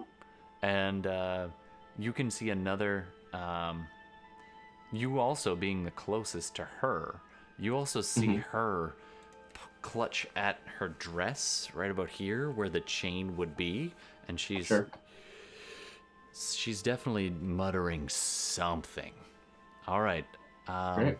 they are gonna get a chance to go, but I will let you guys roll initiative. Okay, because it didn't seem like that would be a surprise round. Yeah. If anything it was the one ready to attack, right? Yeah, exactly. So they've been. I mean, the other one delaying could that. take a ready to attack too. That seems fair. Yeah, But, yeah. The other. Oh, and I rolled a natural 1. yeah, totally. No, I knew that was going to happen. That's why I let you do it. Are you hacking me? No. Wow. So the other one, I missed Jethro, and he manages to totally miss you. Where's my initiative? Right, my stats are rolled slightly higher than they were last week because Well, yeah, you told me to roll a Absolutely. what is it? A 7th stat, so I drop the lowest of those 7 instead of rolling normal 6. Absolutely. I did not do great though, so that's fine. All right. So let's start at the top. Who got 25 to 20? I think anybody. No, our highest is 19. There's only 3 of us. Not that big a deal. Oh, that's true. 19. I know that when there's 8 of us, you got to be like, okay, this is how we got to do it. But Yeah. You got a 19, an 8, and a 3. Whew. Okay, sorry, I have a few things to track over here. So just one sec while we switch over to some music for the action. Dun-dun-dun-dun-dun-dun. Dun, dun, dun, dun, dun, dun. And that's all I can sing of that without paying royalties. Wait a minute, I just had a thought. Well, that's why they went first. There's those nat 20s.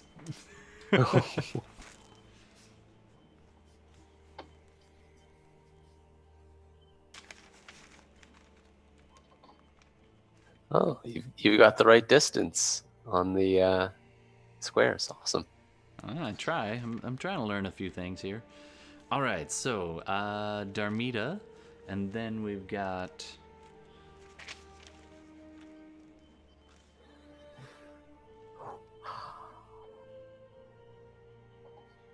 Fenris with an 8. all right, and then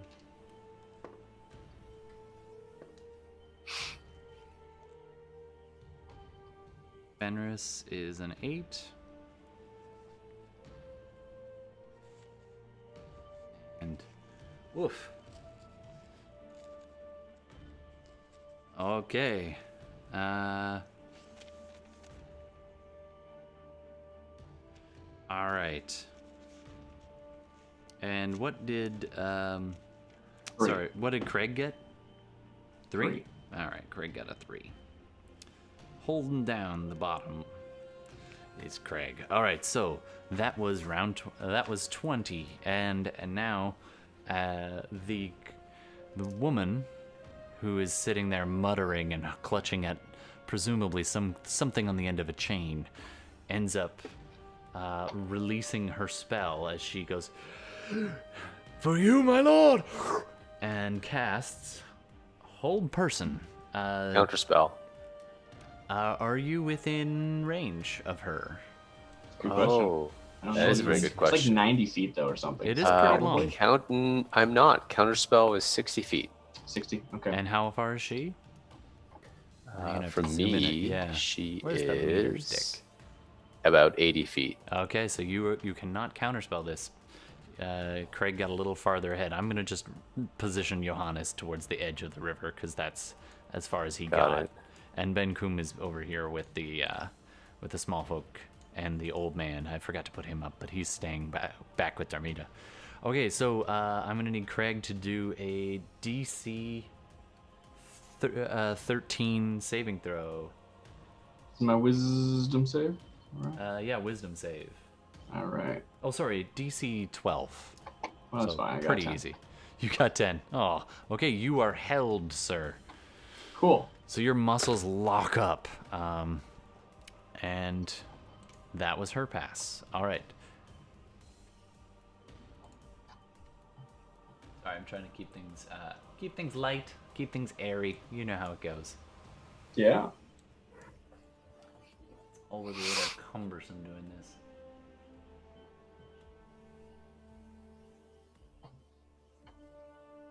Could tell who my own people are. Just 1 second. Sorry, stream. Don't watch.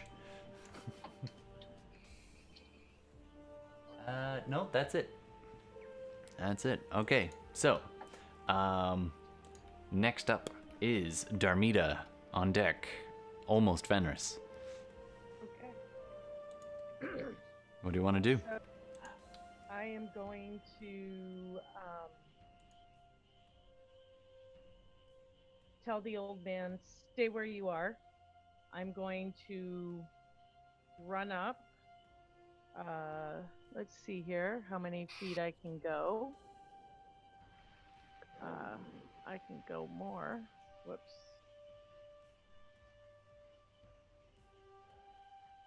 I'll go to here. Okay. So, whoops. I gotta put my thingy back on. Mhm. I will go to the edge here. I've hunters marked this guy. The guy on the top. Yeah. Surround him. Yeah. And I am gonna let 3 go. Absolutely. Take him I'm out. using red ambusher. 1, 2, 3. Oh, all 3 hit. No worries. As these arrows lance into this guy, what do we see? Is he just like a person? Yeah, he's just crouched. He's wearing a chain shirt, kind of a standard coned helmet. At a glance, well, you can kind of get out of the corner of your eye. He's wearing some kind of heraldry, but it's tough to tell what exactly. As he gets peppered by arrows from your ranger, just. And I believe for the Dread Ambusher, instead of With what you rolled already, he's dead. would you then allow me to move? The last shot. So the first 2, drop him. The last shot, you make a slight adjustment. Who would you like to go for? You do see another crossbowman kind of up on the far side, and you also see a woman standing here who has cast some kind of spell. Yeah, I'm gonna hit her. All right, go for. That's a bit of an adjustment as you drop down, but that'll work. So go ahead and make her. That one already hit. That was the 26. That was a 26. Yeah. All right, so roll your damage. So you get what? Bonus damage from Dread Ambusher, but you don't get your Hunter's Mark. That's my Dread Ambusher. So Yeah. that one gets a D. 8. If you attack action, you make an additional weapon attack that deals an extra D8 damage. Mm-hmm. All right. So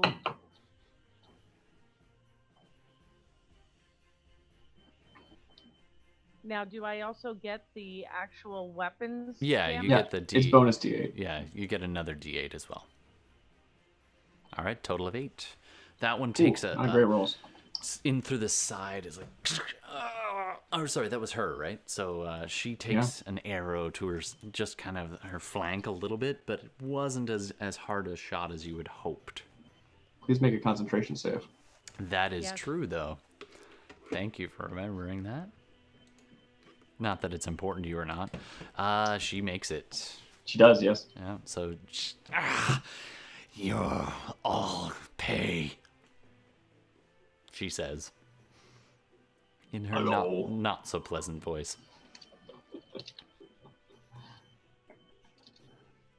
Like my face is just frozen in this like incredulous look. Like what is going on? Who are you? All right. At this point, somebody else steps out from behind this giant, perfect ambushy rock. Whom? Who steps out? Sorry. I'm about to reveal. So this person just comes walking over to here, can just barely make out the. Actually, he'll kind of hug the rock and get right into there and just peek out around the corner. You see these long kind of coned robe of an extremely dark brown or possibly black. A kind of rope, kind of elaborately tied sash, and leaning on a kind of a stick or staff of some kind as they kind of poke around the corner just there. And let me change my opacity levels so they don't give everything away. So as they peek around the side of this, they can see 2 people, and they're going to cast something now.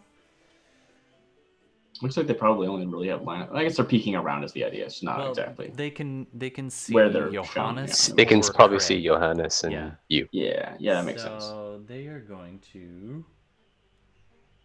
They're gonna say, "Yeah, it was true. It's them." He calls back over his shoulder, and then releases. Not that one though. Ignore that one. That's just some guy. Some guy. Yeah, it's true. It's Kragg. Oh no, Kragg. Well, he got a good look at Johannes and perhaps Darmita, but technically from that angle, he's going to be casting at Johannes as he releases Magic Missile. Nothing too much. Nice. And rolls a 1. Johannes takes a few hit points worth of. Oh, actually, there's a few of those, aren't there? Yeah. think there's 4 of them or something. All right. Oh, and then 2 4s. So he takes 9 damage. I'm not sure what his 8 hit points are, but he takes a bunch of. It's like, damn it.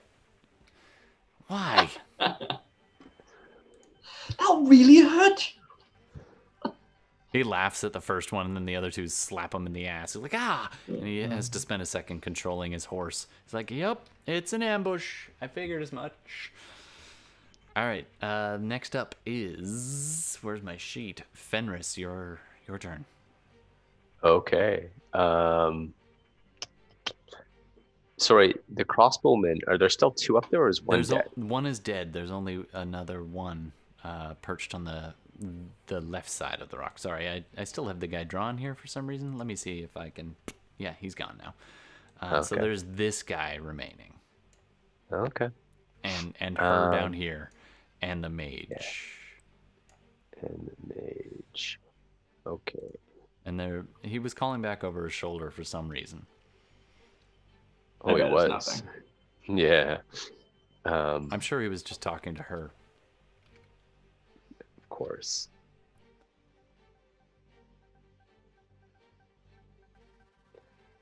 I am going to move up a bit. Sure. And let's see.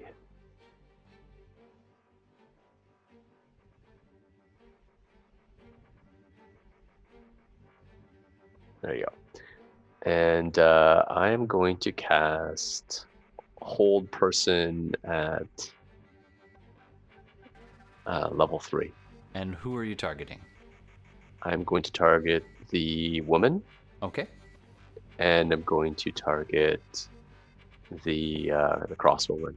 Do a quick history check for me there, Fenris. Oh? History. Or intelligence. Or intelligence. Okay.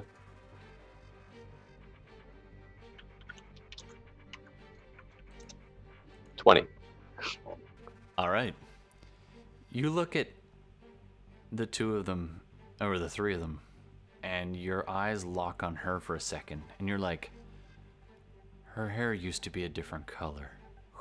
You flash for a second, almost back in time, to be like, you were probably 15 years old. You were hiding in a nearby barn the locals had let you sleep in for a few weeks. And a troop came of the Knights of Pelor, and you were peeking through the slats of the barn. You could see them, about 8 soldiers. One of them wasn't a soldier, though. She was wearing robes of a kind of a cleric of the Order of the Knights of Pelor. You recognize her face now. Internet, I'm gonna need a name for her. She is a cleric of Pelor.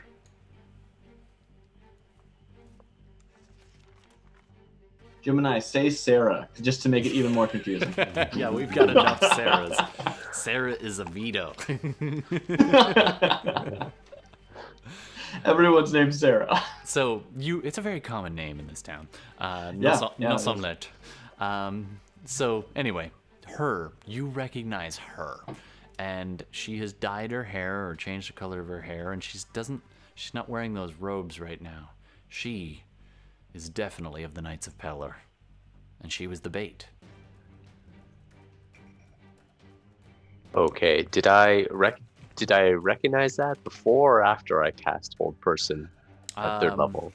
Well, I'm saying this happened just before you cast it. So as you look to cast, you're like, who do I hit? Who do I hit? And then you're like, oh my god, I know who that is. And you've heard the soldiers saying her name, and as they tossed the farm, you hid in the hay as they were like stabbing with pitchforks through the hay, just missed you. And they're like, all right, nothing here. That was your flashback. Cut back to now. Who would you like to target with your... Well, I can target them both, yes? Yeah, totally. Yeah. So I'll cast at 3rd level. All right. The crossbow and her. Both And of they them fail. as the shadows just coalesce around them, just grabbing them tight. All Did right. she lose concentration then? No, I she's don't still think able to so. concentrate. I can double check. No, I don't think so. I'm not without any kind of pain or anything forcing her to drop concentration. She Okay. can't move, but she can concentrate. Alrighty then. All right, so you've got your spell up. Let's move over to. Oh, do you have a bonus, or you've already used your movement? Do you want to use a bonus? Kragg, you're on deck. I am not going to call out the wolf just yet. I'll just leave it at that. I will. I guess I have a bit of movement. I'll probably just move like maybe there, and then I'm done. Fair. She does lose concentration. If we want to go rules as written. Oh, is it? Yeah. I Oh, set it she's up. she's The paralyzed. requirement is to be incapacitated, and paralyzed gives you the incapacitated condition as a rider. That's the way it's worded. How do I? A paralyzed creature is incapacitated. All right, so Therefore, you are no cannot longer held. concentrate. All right, there which you is a go. really odd ruling. I agree with your ruling, and would totally be fine if you wanted to override that. No, But that is rules as written. That's cool. We'll play rules as written. So she is held and drops concentration on her spell. So I'm gonna give her a nice little aura here to remind us who's held. So she's held. Okay, it's an absolutely faint aura. Sorry. Yeah, I've never been able to see your auras for some reason. I'm not sure if it's like a GM thing, like they're supposed to be hidden or what, but I don't Let's know. try something brighter. No, I don't know. Anyway, it helps me remember. So both. Yeah, of no, them- that's totally fine. I like to use the little tokens, you know, like how you can select someone and then there's the little radial menu at the bottom. I Oh, like those. token. Bottommost bubble. And the bottom one. Yeah. That's a thing. Those are what I like to use. Yeah. Oh, hey, there's a whole bunch of stuff here. I'm learning stuff all the time. Which one would do? Net is relatively common for A held? paralyzed. Yeah. And yay, I learned something. I think one of them was a web, but that'll work. All right. Web works well, yeah. So those two are held. And next up, Kragg, you are no longer held. Oh man, how do I react to the situation? Because these are just people. I guess first thing I do is I look over.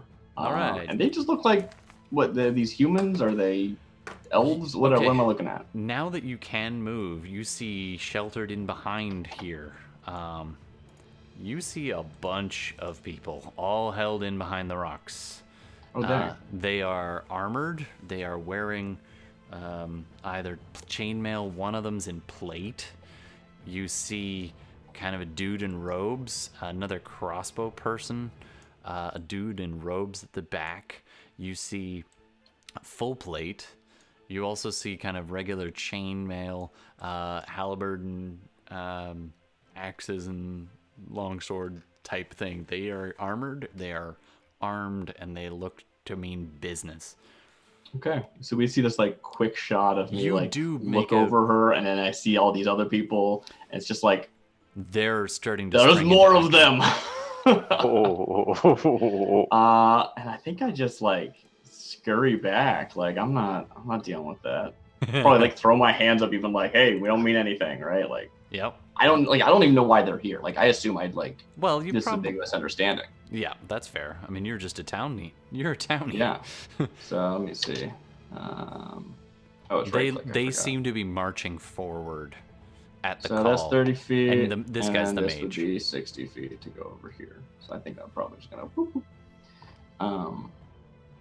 And I let everyone know what I saw. Absolutely. Oh boy. All right. There had to be at least 50 of them. There's at least 2 of them. How many of them? 2. All right. many. No, there's like, I don't know, what's that? 8? That's 8. All right, that was them, and now it is the knight's turn. So the knight, who is up here, calls out, spends his leadership thing to well, he orders them forward, and he'll come running down 5, 10, 15, 20, 25. You don't mean anything by this 30. big misunderstanding. So he comes running forward, drawing his blade at the same time, and points and says, "Forward, for Bela!" And then, am I slowed by the water? Actually, should I move myself back? take away No, 10. Yeah, I mean, it's an easy enough. I'd say maybe you get even with Johannes there, who's Okay, up on a cool. horse. Yep.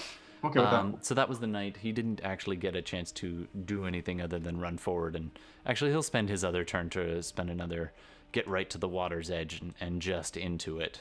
That was his action. All right. Cool. Top of the order. We've got guards going, cultist going, and then Darmita. So you're on deck after this. So these guys come running around the corner and basically keep pace with this guy, just splashing into the spray of the river, and that's their action. They were pretty far away. This guy only gets to about here and just takes a wild shot at disadvantage to try to hit anyone on that side that he can see. So it'll be a random roll to see who it is. He sees. Not sure if it's anachronistic or not, but like my hands are up. I'm just like, okay, officers, like. I don't know what you're doing here. He's going to shoot at Fenris. With disadvantage, because he's pretty far away. Does a... Probably not. No. But does a... Mithril. 11 hit you? No, it does not. Didn't think so. All right, next up. Then it is her turn, so she's going to try to save out of your hold. Another 9. That would not do it. I think your DC is higher than that, isn't it, Fenris? That's right. Yeah, it'd be hard for her to have high enough wisdom Yeah. So to change that roll. yeah, that's not going to do it. So so she is still held top of the order. Darmita on deck after somebody else is Fenris. I think she might be able to. She's like a cleric or something, right? So she might have high enough wisdom. Not quite. She would not have high enough wisdom. I think She rolled a 9. Yeah, she rolled a 9, so I don't think that's anywhere. What is it, your DC anyway? 16. Yeah, she's not hitting that. So yeah. So Unless- Darmita. Efficiency bonus, you know. So, our just before I get my turn, Yeah. our Benkuhm and oh my god, I totally forgot. Johannes. Johannes, are they going to be going at all? Sure, I'll roll their initiative right now. 11 and 10. That's very fitting for them. So, I only want who gets to the know 11? Johannes or Benkuhm? what I said. I'm just going to use a free action to shout at Kara and Toby. Toby to take the old man and hide. And then I'm going to move my hunter's mark. Take out the one on the ridge. Yeah, to this one here. And 2 shots. Oh, You, sorry. you which roll one? with advantage, by the way. I was a bit distracted by Gemini's wonderful suggestion. All right, which one? Right here. Okay, go for the archer on the top or the crossbowman on the top. Sure, go for it. That's Dang. 20. I don't think he's That's going to be here for very long. All right. So I'm actually going to roll the nat 20 first. Okay. Just to see if I take him down. Yeah. Or Yeah, absolutely. so. For those paying attention, the raven lands on the rock right next to him just after what happens to him. 12? Yeah, he's done. Right through the neck. That's with my. Your first shot. Or with my. I don't think that's doubled. Yeah, Nope. the 10 is the first roll, and then the 2 is the extra D8. It doesn't matter. He had 11 hit points total. And you'd Okay, already I hit didn't him even once. use my hunter's mark, which would have been an No, additional he's 3. done. He's just a So- oversuited guard. As that happens, his body just sloughs off the rock towards the back, and just thump thump. You hear it fall behind. The raven, this in the guy fight next. at this point, Darmita, you notice a crow land on the rocky plateau, and it looks at you. At first, you're like, "Oh, it's an imp." Oh no, it's not. It's oddly. Do a perception check for me, Darmita. As you're like lining up your shots, you just look up and see this raven, or this crow. I believe I don't get. You're distracted. You gotta Okay. line up that shot. Yeah, that's fair. Yep. So you got a 4 on that. So you're just like, oh, okay, that's gotta stay focused. That's actually a flashback to your father training you in the forest, being like, in the middle of a battle. Darmita, are you paying attention? You must pay attention in the middle of a battle. You cannot allow your focus to drift, for an enemy will exploit that. Flashback to the fight. For some reason, you do get a little spooked. Maybe, I don't know, it's been a rough day. All right, moving on. Which other guy are you going to go for? Two more shots. One more shot or 2 more shots? I got 1 more. Okay. And you have a bonus, so you could move your hunter's mark if you want to. I think that was the beginning of Oh, I'm sorry. That guy's dead now, so Brown. yeah. Okay, so go ahead. That hits. What? Are you aiming for the knight?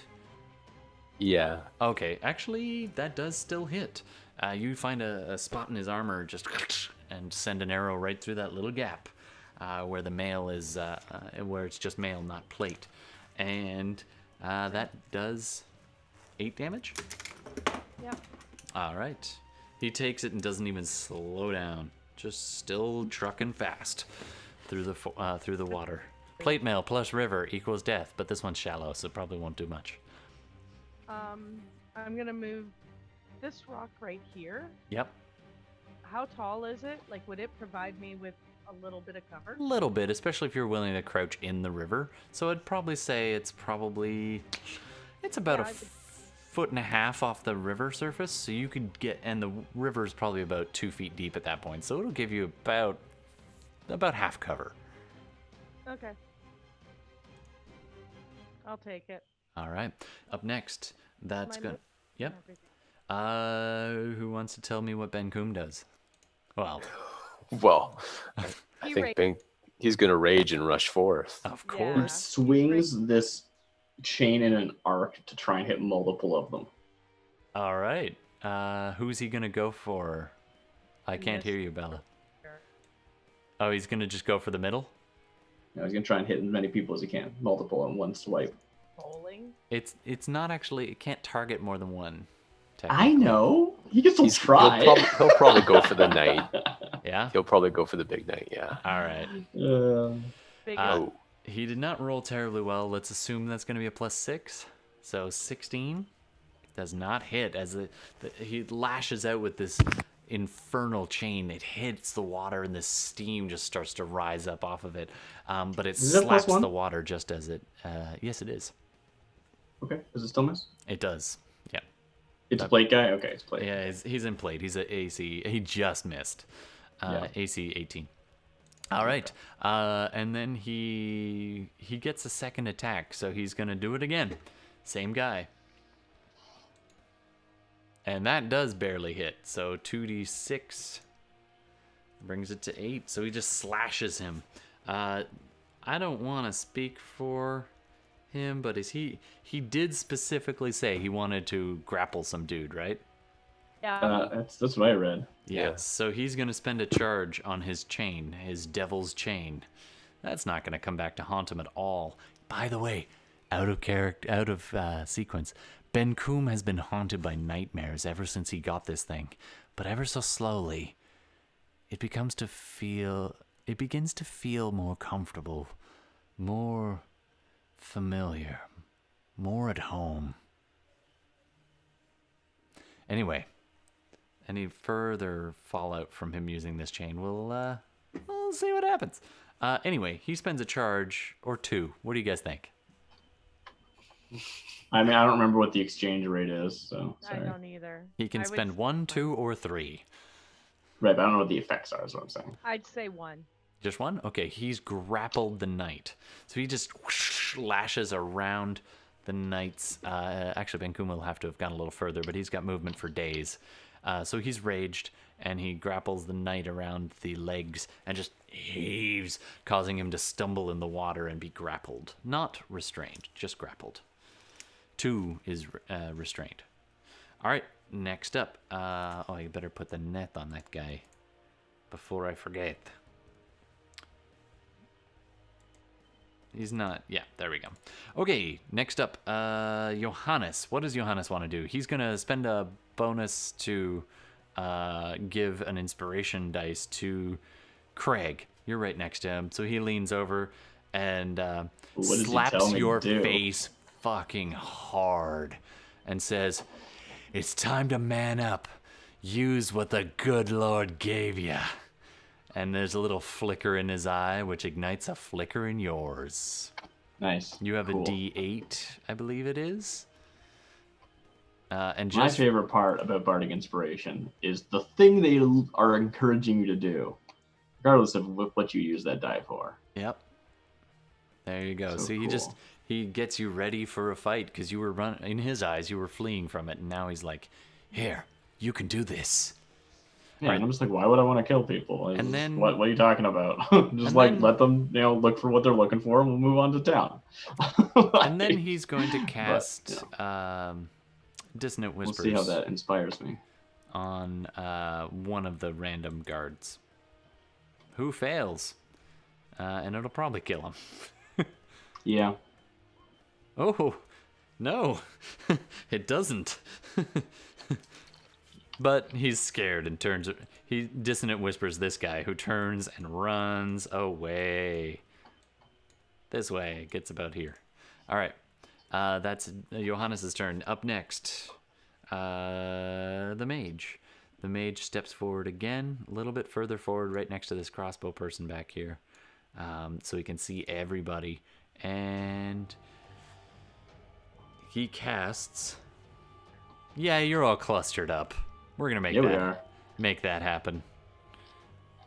Yeah, he's gonna cast a fireball. Good. And Ooh, he's just out of my range. Oh no! All right, 65 feet away. there we go. So it's fireball time. Boom. So, can I get saving throws from Darmita, Benkuhm, Johannes, and Kragg? And I personally want to say thank you for clustering. And Johannes and Benkuhm both fail. Anybody know? Give me a second. Sorry. Anybody know? Benkuhm takes half. Oh yeah, he just. Yeah, he's raging. Yeah, it's true. Yeah. Good call. All right. What half is? 'cause They are a bear and they can do so. What is the save Dex? Of course it is. I It's know a how Dex this save, thing yeah. works. It's my worst stat. 12. It's 86 damage dice, by the way. Oh, thank you.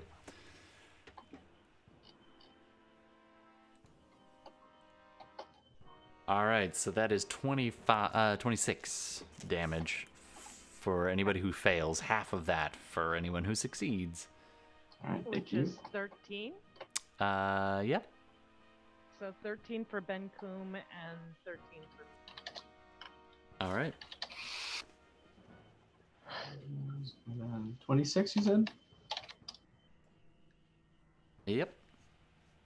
Okay. The fireball That's up. immediately kills the horse that Johannes is riding on and throws him to the side. He comes tumbling 5 feet away.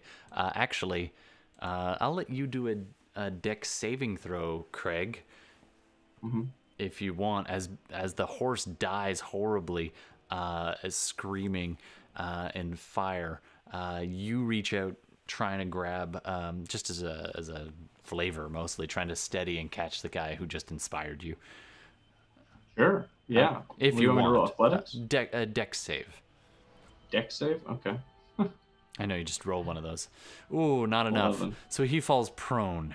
Johannes falls to the ground.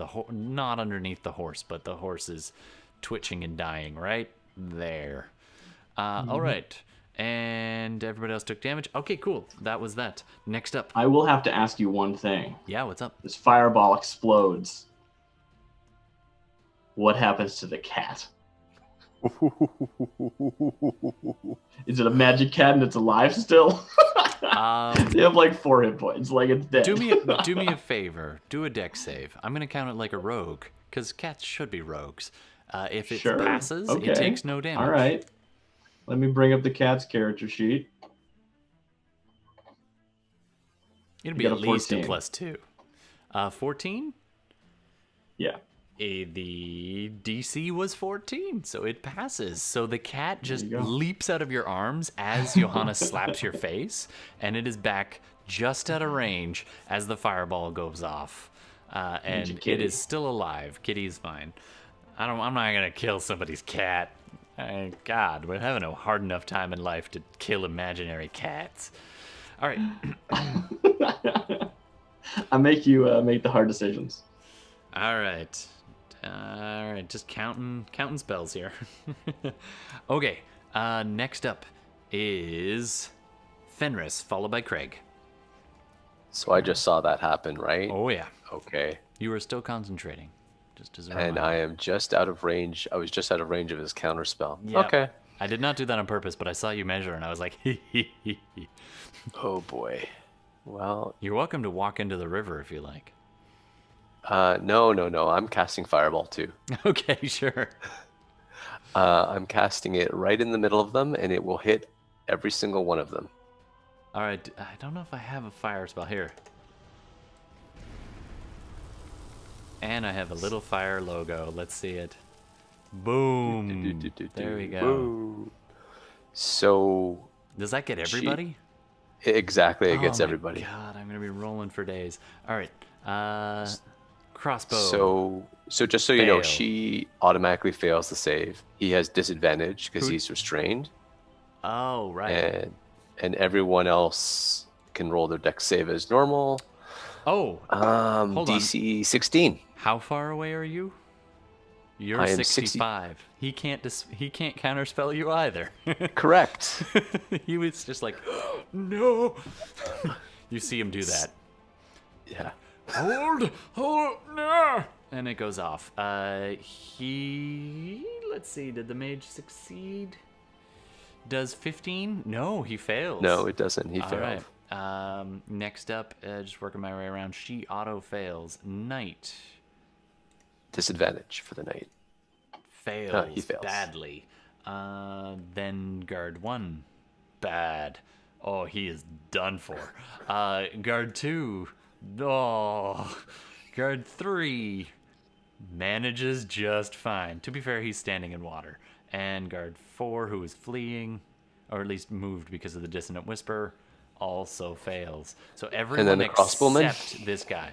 Everybody except this guy just failed. The crossbowman I already got. He already failed.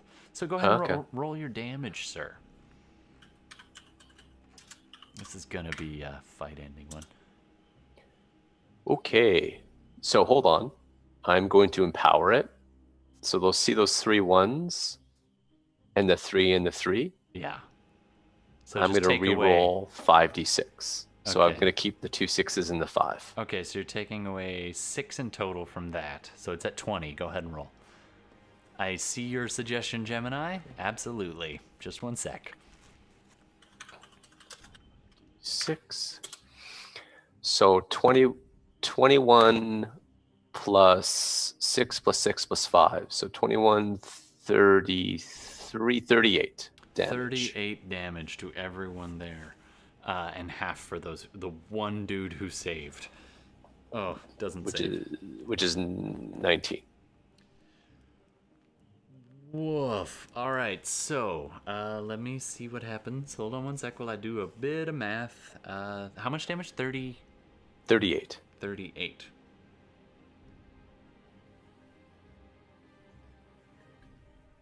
Because I re-rolled everything except for the 2 6s and the 5. All right, still and. All right. Oh, that is a rough day. She's done for. All right. So, the fireball explodes. Just this massive shockwave, blasting water, evaporating all kinds of stuff. So, in the order, the crossbow next to the mage up there just gets blasted back into the woods and lays still on his back, smoldering. The woman who you recognized gets slammed against the rocks and just ashes. Like, all you see is a bit of skeleton left and like burnt clothes and charred flesh. The knight is badly burned but still alive. Both of these, this guy in there and all three of these, no, actually, sorry, not the last guy. Can I undo in this? Yes, I can. So this guy ducks it low in the water and does get badly singed, but he's still there. And then this guy fleeing gets flung, and there's a crater left in the ground where you have just eviscerated a bunch of people. Okay. See, there's a guy with a net there. Is that right? That's the knight. That's the knight. He was restrained by Benkuhm. So they just were able to tank the full damage. Yeah, so. yeah. It's not that they passed or anything. No, he failed. Fail. He failed, but he's pretty beefy. All right. Cool. That makes sense. Yep. Okay. So I'm going to, as a bonus action, cast Houndeville Omen. Okay. Where do you want to put your woof? I'm going to put my woof, like here. Sure. And, right next to the mage. And now I am going to move. Okay. And I'm going to move 3, 4, 5. There we go. You go wading through the river at this point, approaching.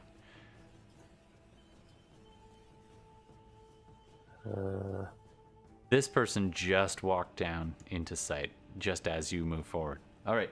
Got it. That was Fenris. It is now this person's turn. They walk forward, and they just say, and you see this person in rather rich robes, underneath, not even bothering to disguise themselves, deep red skin, horns. It's another Cambion. Walking forward, smiles, looks at you. Just close enough and within line of sight. I'm going to say Darmita, Benkuhm, now all of you get a look at him just a second before as he smiles at you. And you recognize him. You knew him you left him just a day ago in the tender mercies of the succubus. You see before you, not the magistrate, but the other Cambion that you'd captured. He's got a fresh scar on one side of his face of like 4 scratch marks down one side. And he's kind of... Does he have wings? Oh, yeah, he's got a big cloak on, a robe on. No, I mean, did they heal? They were broken. He's not currently flying, though. He's walking. I know, but... Yeah. Oh, yeah. Presumably they're underneath his cloak, but he's not flying right now. He walks forward, kind of limping, and looks at you all and says, "Worth it." And he lets out this cry. Gemini, I'm just going to twist a little bit, and he actually takes his cloak and pulls, and as he does it, you see his flesh tear right down the middle, as though he's taking off a shirt, and he's just crying out. Those of you who were close enough last time, you recognize this, and those who know Infernal, he shouts out, effectively, he shouts out, "Go, bring me home," and tears himself in half. Mm-hmm. And wrong button. You don't know what button it is. Hold on. And he's... Is he casting a spell? He is. You can try He's and it's very go ahead. What do you want to do? Just curious. He's casting a spell, and he's spoken infernal. Is he opening a gate or something? It does seem that way, yeah. Can I counterspell it? You can certainly try. It's yeah. Okay. I'm going to. Oh boy.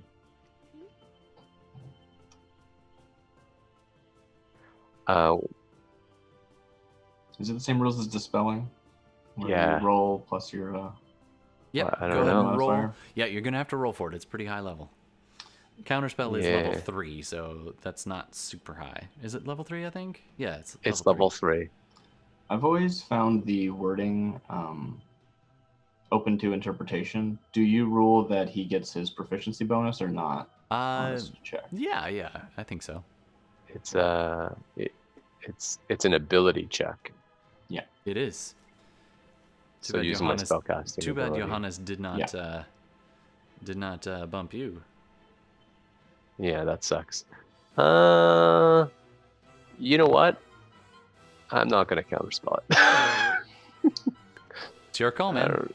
Let's play. Yeah, let's play. Let's play. All right.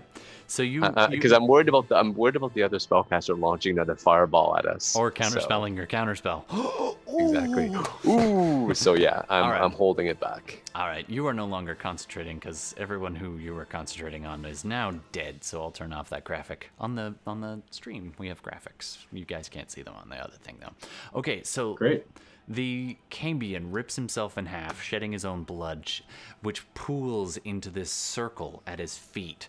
And this is a somewhat familiar look, as the red blood spreads and then ignites around the edges, and the bottom just falls as though there is now an opening there. And all around the edges is this ring of fire, and things immediately start crawling out through it. So this brings us back to Gemini's suggestion, live chat suggestion. Thanks so much. And now for the players to hate me. This is Gemini. A spine devil lands on a fleeing foe. Out of the side of your eye, you see another spine devil land next to the mage that casts the fireball in an unearthly screech as one of the spine devil speaks in infernal. I'll go you one more. There's a couple things that happen. So you immediately see 3 spine devils leap out of this opening. And let me just grab those real quick. Let me just grab those. It's here somewhere. Come on. Oh, I don't actually have spine devils. Oh, I have these. You saw one of these last night, so you know what they look like. And it's bigger than that. And there are 3 of those, so I'm going to copy those. Are they spine devils? They are spine devils. By the book, they're small, just so you know. Oh, I thought they were medium. All right, well, in my book, they're big. No, I'm fine with it, right? And usually, like, flying things kind of bump up because of their wingspan anyway. Yeah, exactly. So, and also it's kind of harder to see them. So 2 of them step out from this, and one of them actually manages.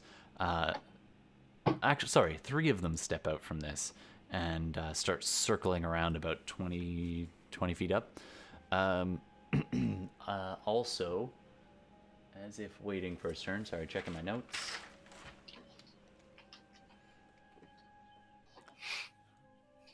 You see these massive, meaty, fleshy hands reach up from the edge and just grab the edges of this and start pulling themselves up as 3 lemurs. I don't know if you know what those are. They're basically meat souls. Start pulling themselves out of this fiery thing. And also, there's 2 skeletal, long-fingered...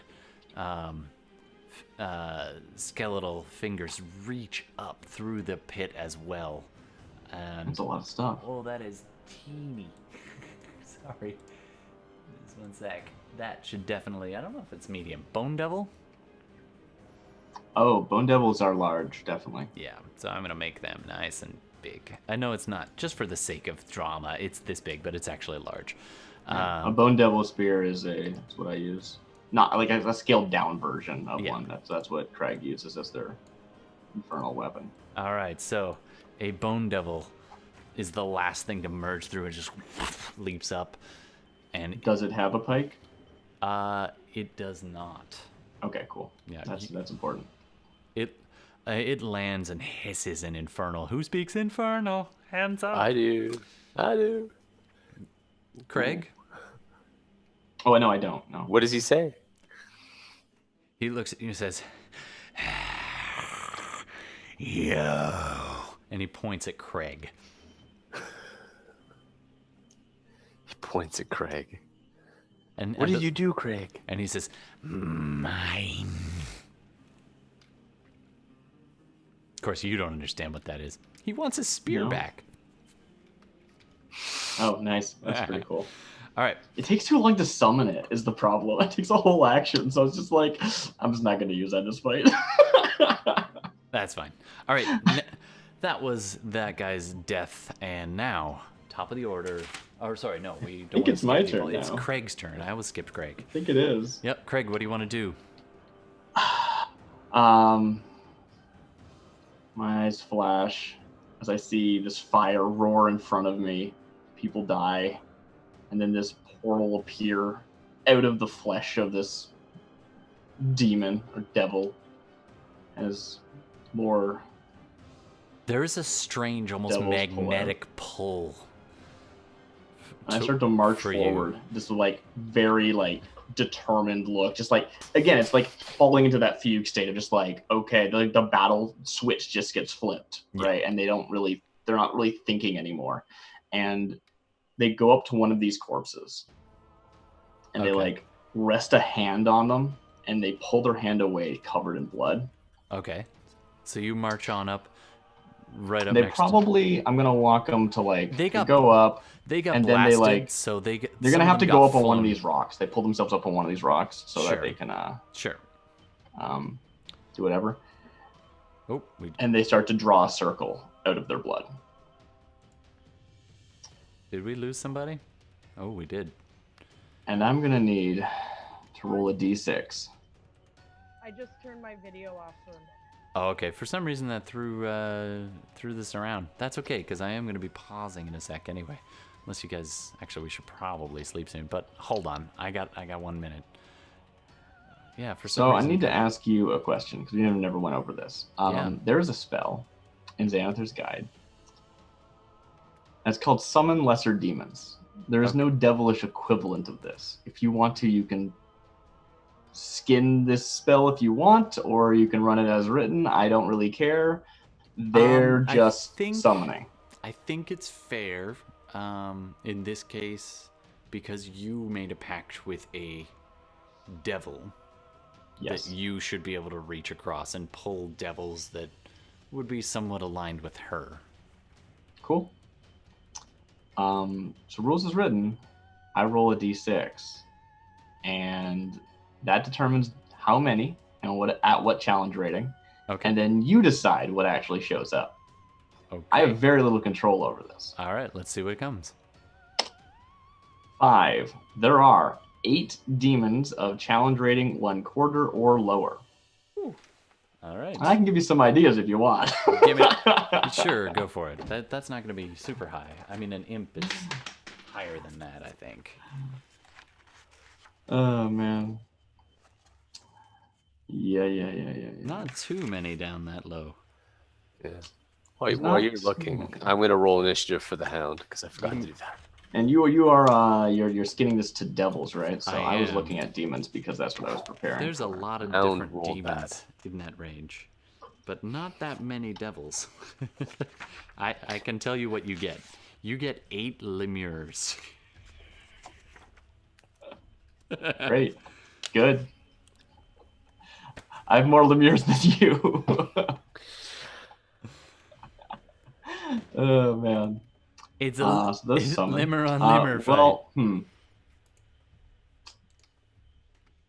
This might not actually work now that I'm thinking about it. Because the rules go on to say that they're hostile to all creatures, including you, blah, blah, blah, blah, blah. They pursue and attack the nearest non-demons to the best of their ability. Which would work if they were, demons. But if you're skinning into devils, then it doesn't actually function. Well, tell you what, would you rather summon demons?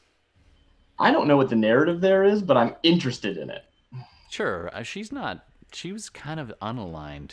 Right, which yeah. is what she was trying to keep. So she would have some other things under her sway. So I would let you summon demons. So go ahead and pick from the demon list, not from the devil list, because there's not much at a quarter CR for devils. Meanwhile, I think Jay might want to jump in, so I'm going to somehow get him the invite. Also, our maps are all messed up, so I'm going to have to figure that out. Let me just double check what does exist before I start suggesting some silly things. Okay. Yeah, so there's abyssal wretches, dretches, and mains. But I would love to suggest the abyssal chicken from Descent into Avernus. Is that cool? A bunch of abyssal chickens. Oh boy. Oh man, I wish I could send you this picture because it's really good. They don't look like chickens at all. All right. Well, let's give it a try. I'm going to screenshot this actually so that you can. Yep, I know what to describe. Well, also I'm going to include the stat block on there so that you can see it proper. Like, Gonna be a bit of a pain. Hold on, trying to get Jay. summons are the stupidest thing in D&D. Hey, when someone summons onto you, summon back onto them. Right? Yeah, you understand. This is not working for me. All right. Well, anyways, that's my whole turn. That's my whole turn because it requires concentration, so I can't rage. And then they roll initiative and go. So just don't worry about them for now. You can move on to someone else. So a whole bunch of little bursts happen around as you climb up on this rock and grab the fallen body of one of these things that have been one of the guards who'd been thrown into the rock. You grab him by the top of the helmet and pull up, and the strap just lifts the whole body up. You wipe his chin, which is all like from blood, and then you just take that blood and throw it down, and I make a circle around myself, which they cannot cross. Oh, okay. So you just etch it quickly in the rock around you and muttering away in a voice. I'm just standing on this rock, just like in language that you don't even understand. Okay. You're busy. All right, I'm dropping this in our Discord.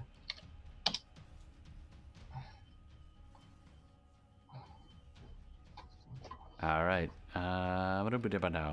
Okay, hold on. Too many things. Hound of Omen rolled a 3 on initiative. Nice.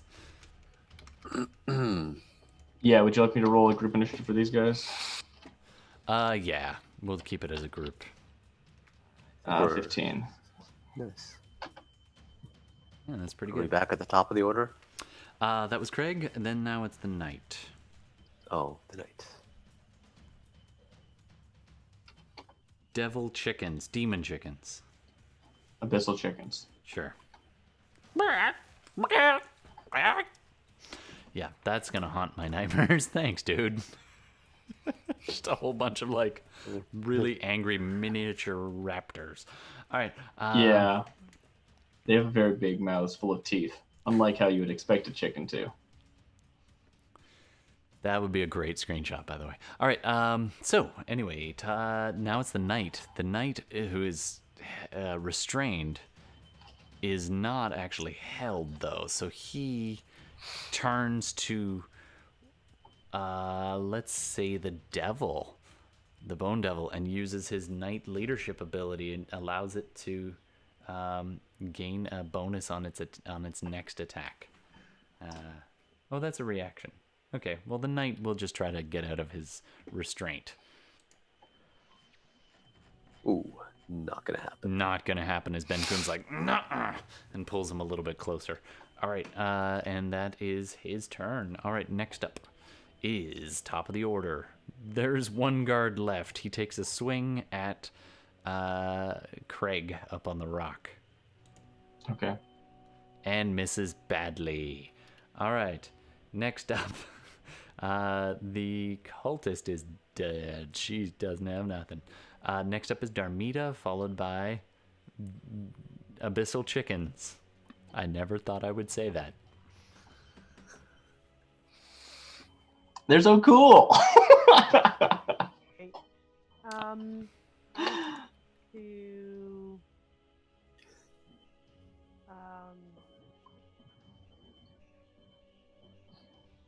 I'll move my hunter's mark. Whoops, what happened to my... Oh, there's my screen. That's weird. Vexing me. There we go. Kind of flaked on me for a minute there. Yeah, it's okay. Just fixing. I'm gonna move my hunter's mark to him. Which guy? The knight. Oh, okay, absolutely. Yep. He's looking rough, by the way. Like, whoa, hanging on by a thread, just at a glance. I'm not gonna put my hunter's mark on him. Sure. There is one of your favored, well, there's plenty of your favored enemy there. Enemies, yeah. I think I would, I kind of feel like they would pull my attention. Yes, So, they would most definitely get your attention. I'm gonna go, I think, Sorry, I had to laugh as Gemini just said in chat. And after the fight, you can catch one of the abyssal chickens for dinner. Eat at your own risk. Yum yum. That's how abyssal chickens procreate. By being it? Montezuma's revenge, Mm. so to speak. I'm gonna go after this one right here. All right. So, Are you able to place those little things or no? no. No, okay. So which one more time? Sorry. Okay. Now that's a lemur. He's itty bitty and not a big, beefy threat. Do you mean the spellcaster? Oh, there is the spellcaster too. The one, yeah. Okay, hold on. There's the spellcaster. The lemurs are kind of very minor devils. Take out the They're basically spellcaster. meat.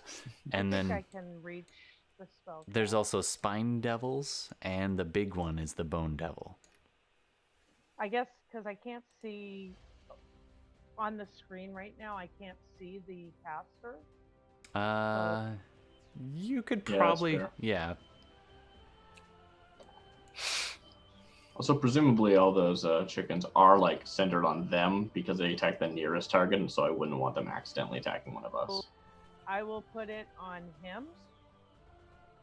Mark which one? The spellcaster? Absolutely. So you have him. I'm just moving people so I can mark him. I'm gonna mark him with green dot for your Nice. There you go. hunter's mark. So the first one is a 14. That Unless he misses. shields. That misses. Oh, misses. Damn. Ooh. 29. That hits. And it's hunter's mark. You might want to roll damage now rather than. Cool. So that's 16 damage. Nice. That That is enough. Oh. He was pretty badly injured in that fireball, so Oh. that executes him. No need No for mage. direwolf then. No, direwolf goes away. Oh, I'm sorry.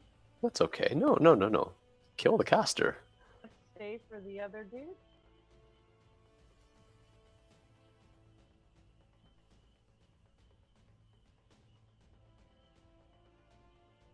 Which guy are you gonna go after? Sorry.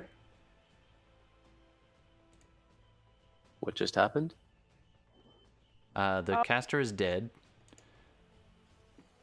And oh, hey, Hey. coming in. As Break the overlay. I know you totally just broke the overlay. It's okay. I'll go to my. I have just such a thing. Emergency Awesome. Zoom Direct. So, as you can see on stream, along comes a buddy of ours. You guys hear horses. Clip clop. Yeah, we clip, do. Clop, clip clop. And you hear a creaking sound as a wagon comes rolling up as you're all like, devils, we're gonna... Oh man, I just want to like we gotta plot point that where it just like crashes through like 4 of them. They all just die. Like, the squashed Lemire's. Nice. Our overlay's all messed up, but at this point, along comes our buddy. You look up and you see a wagon. You're like, oh no, it's more of them. And the one remaining knight, is he still alive? Is he still on the board? Yeah, he's The on the board. knight's still alive. The knight Yeah. looks over and says, you're done for now. Reinforcements. They must have killed this succubus bitch early. At which point, you look up and you hear from a perched atop the wagon. What do they hear, Jay? Hello, ladies and gentlemen. I am late, but I am here. Unfortunately, there is no more alcohol aboard this vessel, for I have consumed it all. I should not be driving. Smash. And at this point, the wagon slams into the 2 lemurs that are the... Actually, I'm going to make a dex save for Yeah. the devils. Seems good. As this wagon comes tearing through. I'll just throw a quick drawing right in here. And ooh. I was assuming like coming down like this. Is that right? Or like where's it coming from? It was coming from the left side along the road. Sorry, I'm in the wrong map mode here. So it was coming along the path kind of this way, and it veers at the very last second. Cool, I see. Yeah, it was coming along from that direction, and veers at the very last second to slam into as many devils as he can. The bone devil leaps out of the way, clinging onto the, like, sideways, and grabs onto the rock, as though gravity just means almost nothing to this thing, as the claws, the almost 1.5 foot long claws on each finger, just dig into the stone. However, the 3 lemurs roll, and I quote, a 1, a 2, and another 2. They get smoked by a wagon. I'm gonna say, Jay, do an animal handling check. I'm not sure if you're proficient. Just roll a d20, or do you want me to do it? I got it. Just not sure if I'm just checking my skill on that one. No problem. It's a Yeah. +1. That sounds right. All right, so roll that as your attack. 17 total. 17. Nice. All right, so The drunken force right now. I'm gonna say I'm in tune with these animals. it's basically a really big club. So we're gonna do it as a 2d6 damage. Great. So 7 damage. Squash.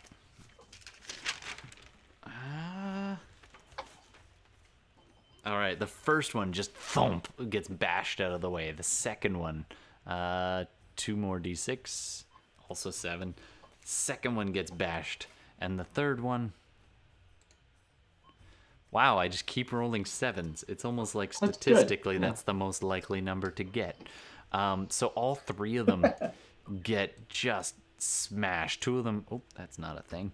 This one gets thrown back. This one gets thrown back. This one gets ridden over as your buddy, who you haven't seen in quite a while, comes bashing through on a wagon. I don't even have his mini. This is how unprepared I was for Jay to join this party. All right, so I know it's a little anticlimactic, but you guys are staring down a bunch of devils, and the remainder of the vanguard of the Eye of Pelor. And I think we're going to probably call a pause now. Is that all right? It's getting a bit late. Or do you guys want to try and finish this off? Up to you guys. I mean, I think that we can probably finish it pretty quick, but I mean, up to you guys. Like, we You can wanna pause finish here. the fight? I definitely see a like version of this where we just all jump in a carriage and ride off, because that just sounds like a cool like end shot. Just seems like a cool end scene. That's kind Everyone of get in! I'm the getaway driver. Yeah, he literally just smashed through a bunch of them. hop aboard, folks. Darmita won't leave. What was that? Darmita wouldn't leave. She's Right, yeah. Right. Well, you know what? Let's keep going a little bit. Jay just got here. I am going to take a quick pause while I fix the overlay so any watchers can actually see our faces and stuff. So we're just going to take a short break. Can we and not use that carriage? Like, it just looks so unprofessional. It's the only one I could find for free, man. Sorry. I mean, we should just not have one. That's all right. We That's know. all right. We know where it I got is. this. I got this. All right, so we'll be back in just a moment. Okay. Oh, so good. And thanks very much, Gemini, for joining us and all the people listening. We will be right back. We're just got to get Jay into place.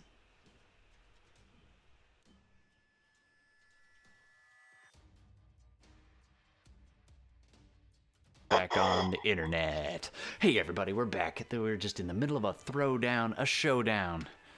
We've got devils, we got knights of Pelor, we got a whole slew of mess of people. But at just the right time, a good pal comes back riding through the forest on his wagon, sees the fight from a distance, and goes, well, I don't know, Jay, what the heck has Archibald been up to the last few days? And why did you just pick a fight with some craziness in the woods? Well, these guys are my crew, and he's just basically been on a bender. It's been like a couple-day bender. His clothes Yeah. are very messy. He's wigless right now. The wig is Ooh. actually kind of sitting beside him. in Takes it the, off, puts it beside in him the as he's thing. yeah. There's Alright. a couple like articles of clothing in the back, Nice. unknown, Absolutely. and he's been missing for a couple days. I mean, when you have a fancy wagon like this, he knows he has a bit of a trip, and there's a couple stops he could have made in between. That he Absolutely. definitely In did. fact, cut to that. So a day before, actually, yeah, about a day before, you're clippity-cloppeting through the woods. You know the local brigands. You're familiar with Sarah Telborn. You were there when they made the original meetup, I believe. So you managed to track them down after asking in a few different places. You went to one of their old camps, talked to one of their brigand scouts. He said, oh, they're over there. And then you had to like talk your way through. Eventually, you managed to catch up with Sarah Telborn in between camps. She had been just moving from one camp to another. And you're like, where did they go? And Well, this time I saw them, there was a house and there was a big fire, and they were running out the back. right. This is They Sarah. probably got on the river, if I'm not mistaken. They probably took a boat, I imagine. Yes. I believe they were headed up north to see a succubus about a cambion. All of which you're like, wait, what? See a succubus about something. So she pointed you off in the direction they were going, and at that point the storm had hit, and you had to shelter in the wagon. The thing almost blew over. It was such a bad storm last night, so that delayed you even further. They were Finally, traveling you were faster by river, and yeah, they had a long head start on you, so you were like, well, I guess I'll try to head back to where they were seen last. You were clippity-cloppeting along, and you ended up spotting a strange bird. It was a good 4.5 feet, 5 feet wide, and it wasn't just an average bird. You got a good look at this thing. This was some kind of devil creature flying overhead, fairly low over the trees. You had a sneaking suspicion, so you kind of tracked this thing, and you followed it in the direction up a particular pass, and that is what led you to this pass. As you came through, you actually saw this thing kind of land on the ground in front of you, and you're like, uh-oh. It's a good 50 feet ahead, maybe 50 to 80 feet ahead of you, and it morphs into a raven or a crow and goes flying off that way. I know, Darcy, that's not one of the powers of a spine devil. But anyway, so the spine devil turned into a crow, which flew along and perched on the top of a rock ahead. This rock was a good 25 feet up at a ford in the river. You vaguely recall this. You've come this way once before. And at that point, you saw a whole bunch of knights of Pelor, type folk, huddled behind this rock, waiting for something. You kind of kept your wagon back, and there was some shouting and some action, and then a couple of blasts as fireballs started going. There was definitely a throwdown, at which point you picked your ass up, drank the last of whatever the hell was in your bottle, climbed up on the wagon, readied the horses, took your wig off, put it beside you, and came riding down into this mess. Yeah. All right. That leads you to where you are. I don't have a mini for you, but we'll figure that out in a minute. So, roll initiative, Jay. Will do.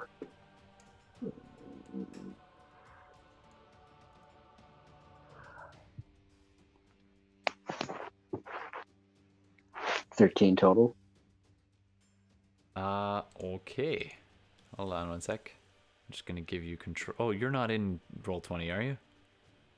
No. Yeah, okay. Well, that won't help us I'm not anyway. going again. You're here on the wagon anyway. Control me. Absolutely. You get to go at the exact same time as the demon chickens. So the demon chickens are all around the bottoms of the wagon currently, and 3 of them are attacking the horses. Actually, 4 of them, 2 on each horse. So Darcy, go ahead and make your attacks. Hey, you want me to roll these? Roll 4 times. What am I, +4? That sounds right. I haven't looked at the stat block since I put it in chat. These demon chickens already been fighting our enemies? Well, they appeared and then the +4. wagon comes crashing through, and a bunch of them are right around the base of this wagon. That's 1 attack. How many do you want me to roll? 4 in total. Okay. I'm just going to change this to 4d20. Oh, that's going to be... Okay, I'll remove the +4. It's +4 on each of these. So that's 27, 5, All right. 22. One of the horses is spared. The other 2 attack the same horse and roll damage for that as they rip into a horse. No. What am I looking at? I'm looking at... Oh, they're multi-attack, actually. They make 2 attacks each. One's at a 1d4 +2, the other's 1d6. All right. So I'm just going to roll a bunch of times and say, yeah, that horse is dead. That horse is no more. So this horse here... Robert. I named him Robert. You can name him Glue now. That one's dead.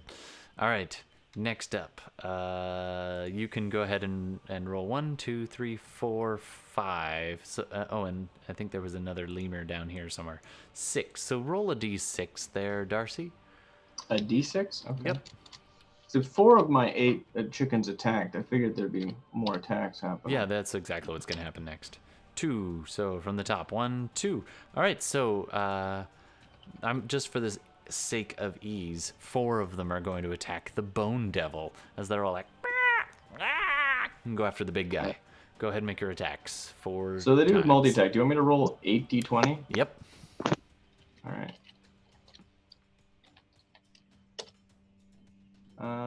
Okay, so that would be 13.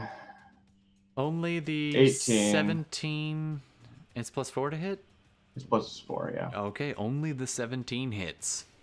Dang. Yep, that's it. So, and are they magical? I guess technically no.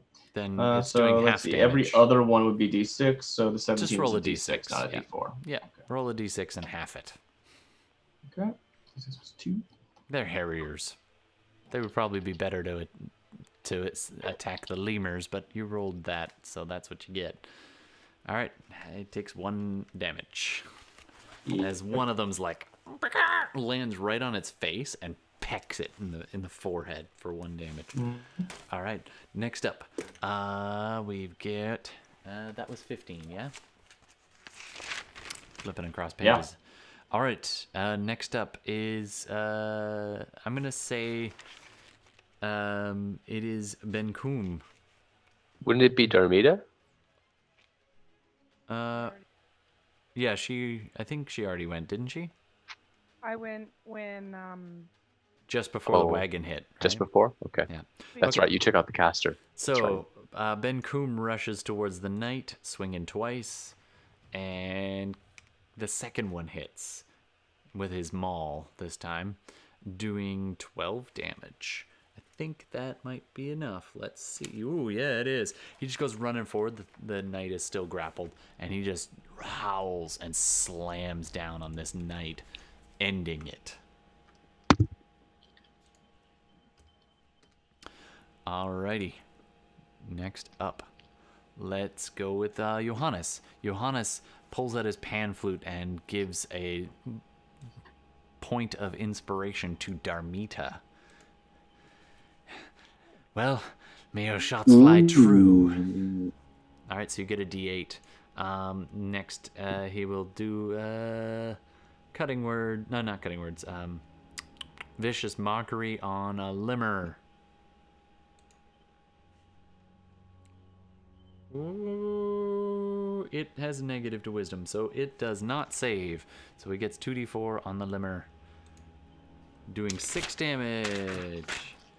Hey, it was already smacked by the wagon. He just mocked a basically a stitched together body of souls and flesh to death.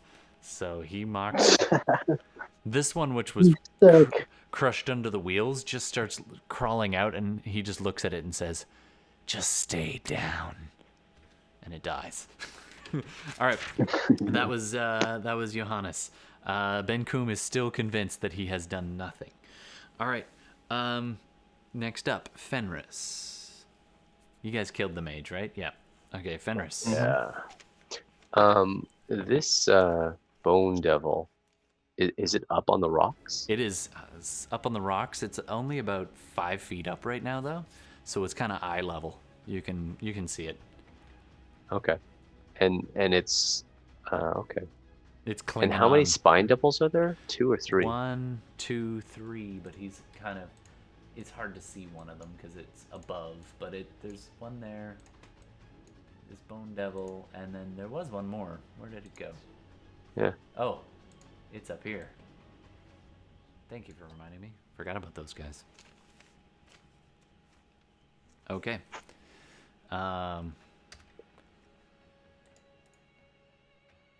You glance around and you see another, where there used to be a raven at the top, up near where your wolf disappeared to. Oh, sorry, I shouldn't have deleted that.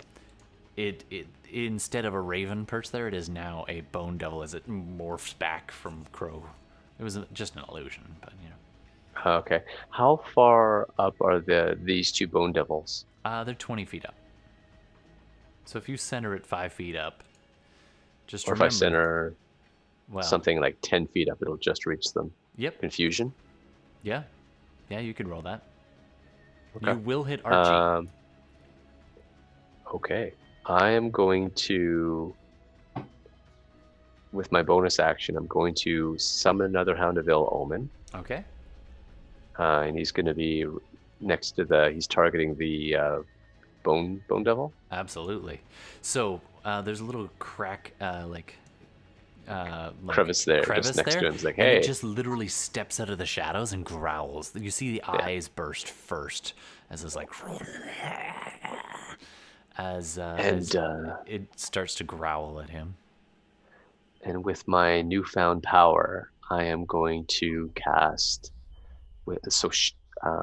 threads of shadow are going to just come out of my fingertips and just spread and start trying to connect to the devils, so the bone devil and the 2 spine devils and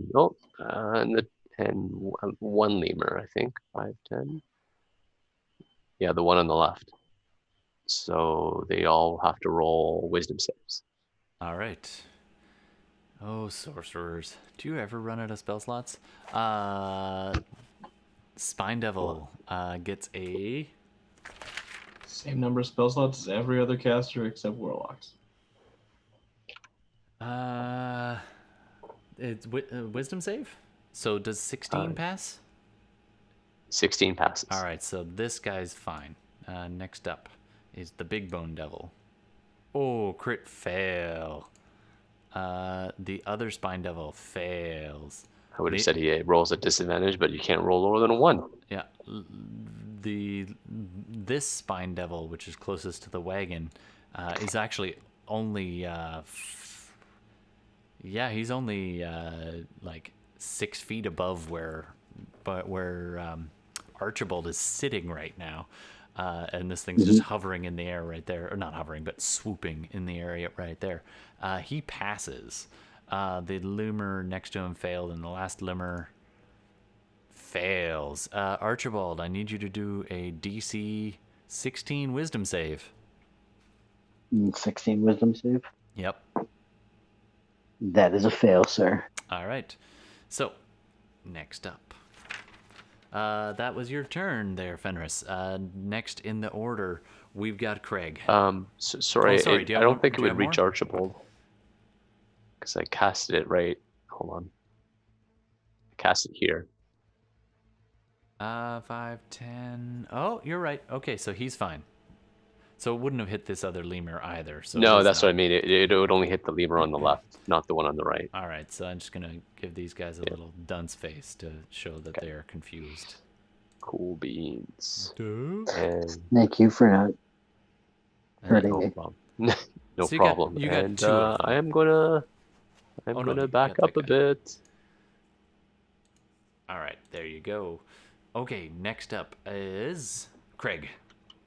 So I must first acknowledge, in their absence, Gemini twins' parting suggestion, which was Oh, I didn't see that that one. a missed arrow hits the rock formation that Kragg is standing on, which shifts under his feet in some way.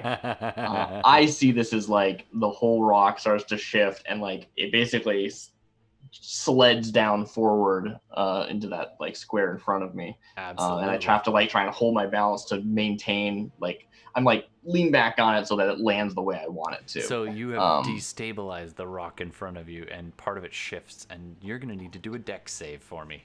Dex save sounds right to me. You are a Let's throw barbarian, down. though, so... Pardon? And you are a barbarian, and you can see it. I suppose that's true. I imagine it like shifts forward like so you that, have basically. advantage. Yeah. Oops, that's not how that works. There you go. But there's actually a piece of rock there. Yeah. But I only got 11. How I'm do you gonna want to roll a resolve D. that? 1, 2, 3, 4, 5, 6, 7. Yeah, so it dumps you there, actually, as it shifts this way. This would be Sure. 7. Okay, so you managed to, with an 11, you fall prone. Ooh. Okay.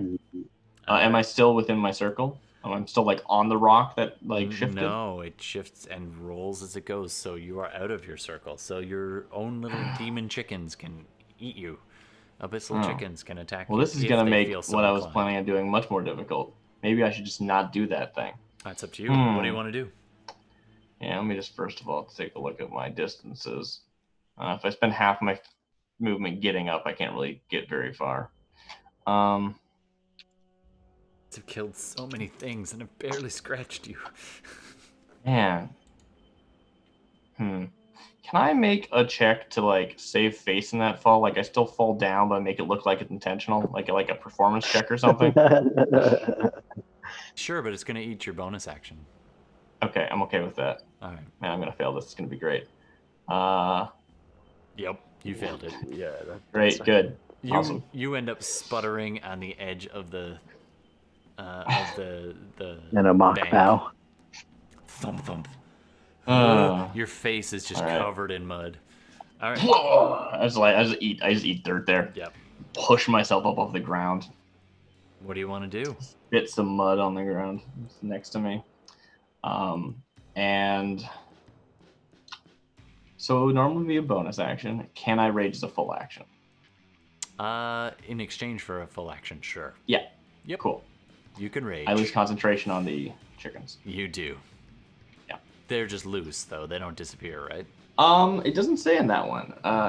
In the other summon demons, in summon greater demons, it specifically states that they are still there. You just lose control. But in lesser demons, it doesn't say that. So I I'm assume gonna they say disappear. it's the same. Okay. I was gonna say they're still there, but they're just attacking anything. But that kind of is how it starts. So. Right. Exactly. Hey, That's do me a the favor. state they're always in. I don't have control roll a over them. d6. But I'm just like pushing myself up off the mud. The eyes just flare up, and it's a real rage now. Yep. Instead.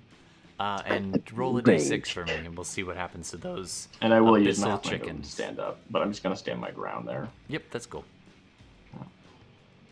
Were there 4 chickens on that bone devil? There were. Yeah, there were. Uh-oh. Darcy, roll a d6, please. They might be confused. Well, I mean, if they disappear. Sorry, Oh, are we they asking for a disappear? roll? Yeah, Oh, they disappeared, roll a or- d6. I If don't you know, beat it's his me, call. then you get to decide. Otherwise, I do. Well, for the sake of ease, let's say they disappear. Yeah. Yeah, sounds No right. that would no be more nice. abyssal So chickens. You are raging, sir. All right, top of the order. It's these guys. So Spine Devil, who he needs to roll a d10 to see what he does. That's right. Do you have that list in front of me? In front of you? Yeah, he doesn't move or take actions this turn. With a 4? Yes. Okay. But he can roll now a wisdom save. Okay, cool. He And fails. fails. All right, so then we'll go with the lemur. I hope I'm pronouncing that correctly. 5. Also failed. He doesn't move or take actions this and turn. he also failed now he the can save. d20. He fails. Here, let me get the Okay. dice up on the screen for people. All right, let's go with the bone. Shortcut keys do not get along with this. Bone Devil, 6. He doesn't move or take actions this turn. Oh, you bastard. All right.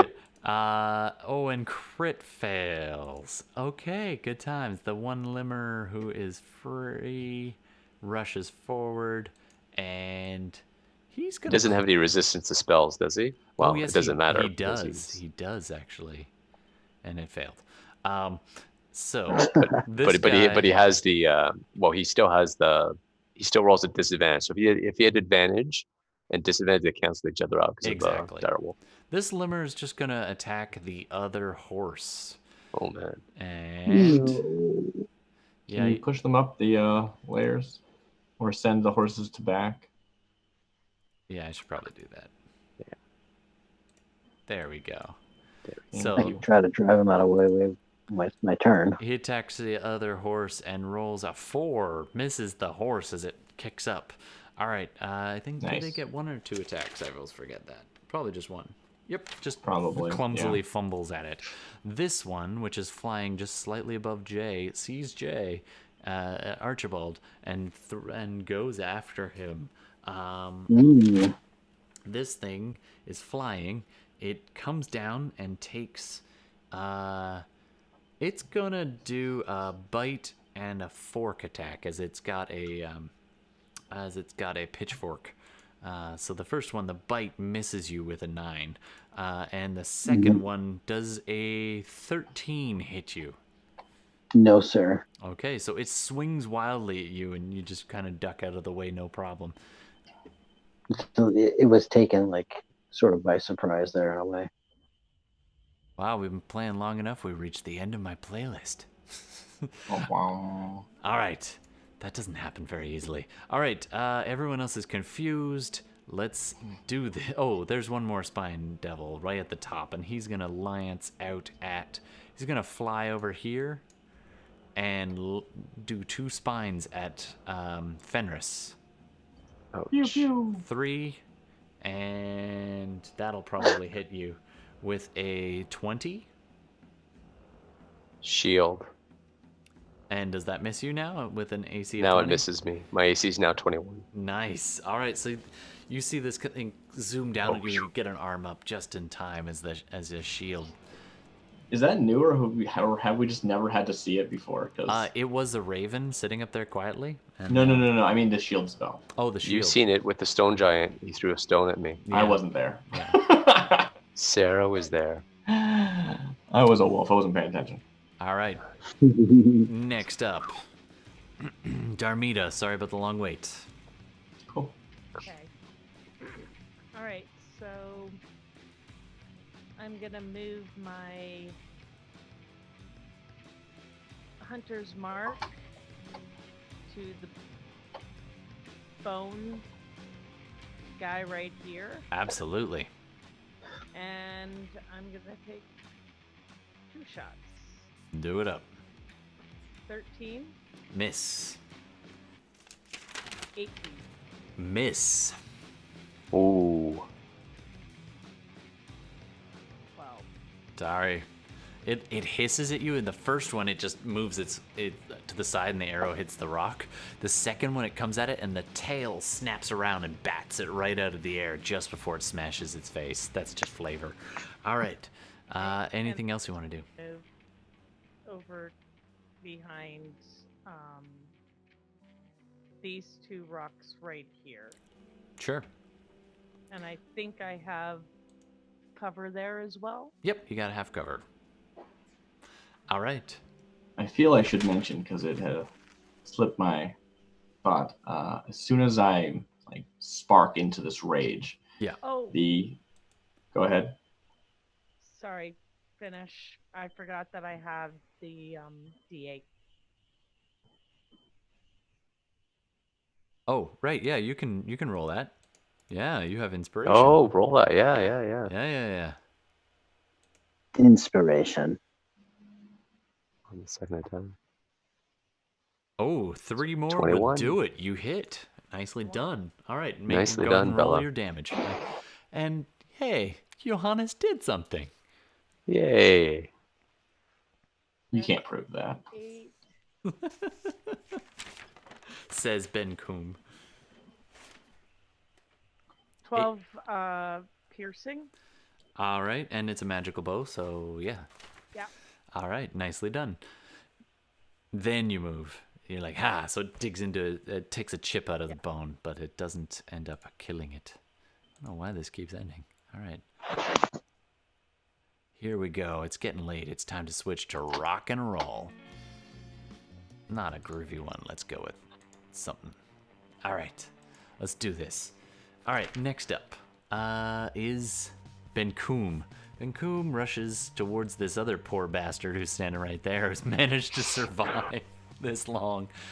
This one guard is standing there like ducking the fireball and all of this. Benkuhm just slams into the rock next to him, and he scurries around a little bit this way just for flavor. Benkuhm's like, stand still so I can kill you. That's Benkuhm's action. Next up is Johannes. Johannes is like, he picks himself up off the ground. Oh, there's 2 Archies here for some reason. I'm not sure why.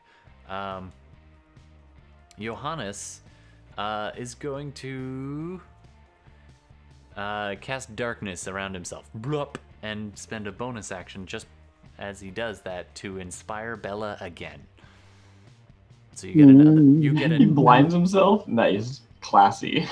Well, he does that first.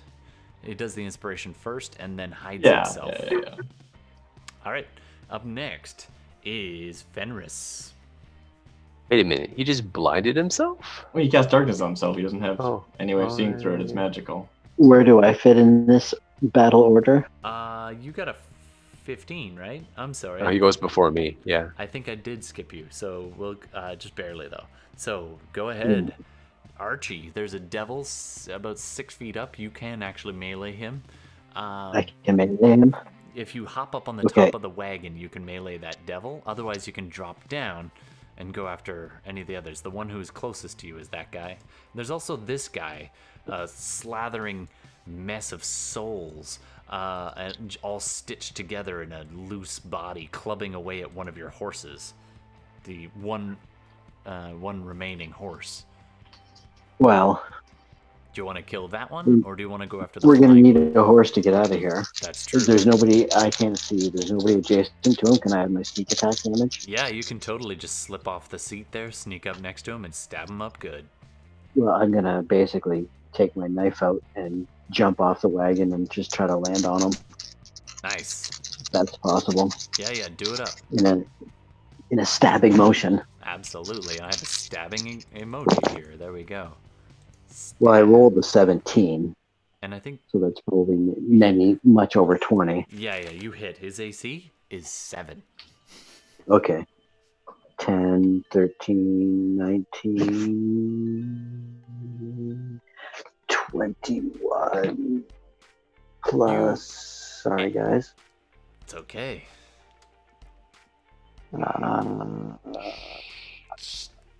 25 damage. Done. You just slash down all the way from the top of the back of the head, just thwack in, and then use your weight to slide down this almost 8-foot tall body of stitched together. You see like 5 different faces as you slide down its back. A couple of like half-formed nubs of fingers are trying to hold onto you as you slide down, but they're not strong enough, and you just eviscerate this thing and it sloshes open. And then I pat the horse on the flank. I'm like, don't worry, Precious, I got your back. Nice. That horse is named Precious. That's now a thing. All right, so next up, it is... Oh, do you have a bonus or a move you want to do? You still have some more move. I'll move closest to the next closest person. The next one on the ground that you could reach would be a lemur, also that kind of slathering thing. There's also a bone devil perched a little ways up on the rock. Both of them look kind of confused as these motes of purple and black swirls of energy are kind of dancing before their eyes. Actually, what I'll do is I'll stay there and cover the horse. All right, so you spin around and just keep it away. You do have a dagger, you said, so if you want to do an offhand attack, you can throw your dagger at something, but it's only a standard attack. Or you can hold on to it. I'm going to hang on to it. Okay. All right, that's Jay. Let's drop down to Fenris. Hey, You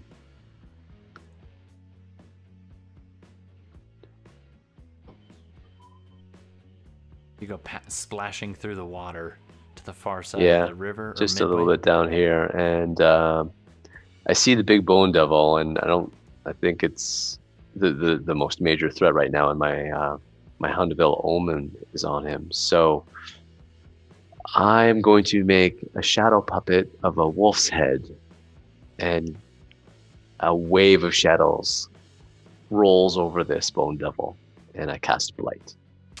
Nice. That's one of the ones I don't actually have a thing for. So I'll just...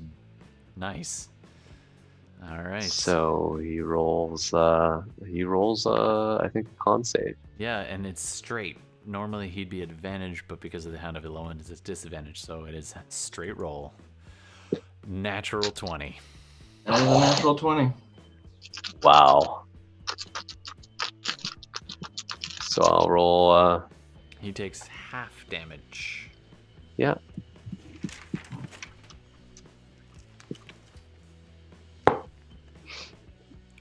Okay. So he takes 20. Takes 20 damage. Whew. As this wolf shadow maw kind of pulls off of the shadows of the stone and just extends around this thing and scrapes down. This blight trying to take hold, but the bony structure is just resistant to rot. So it doesn't end up taking full effect, but it does take 20 damage. All right, next up.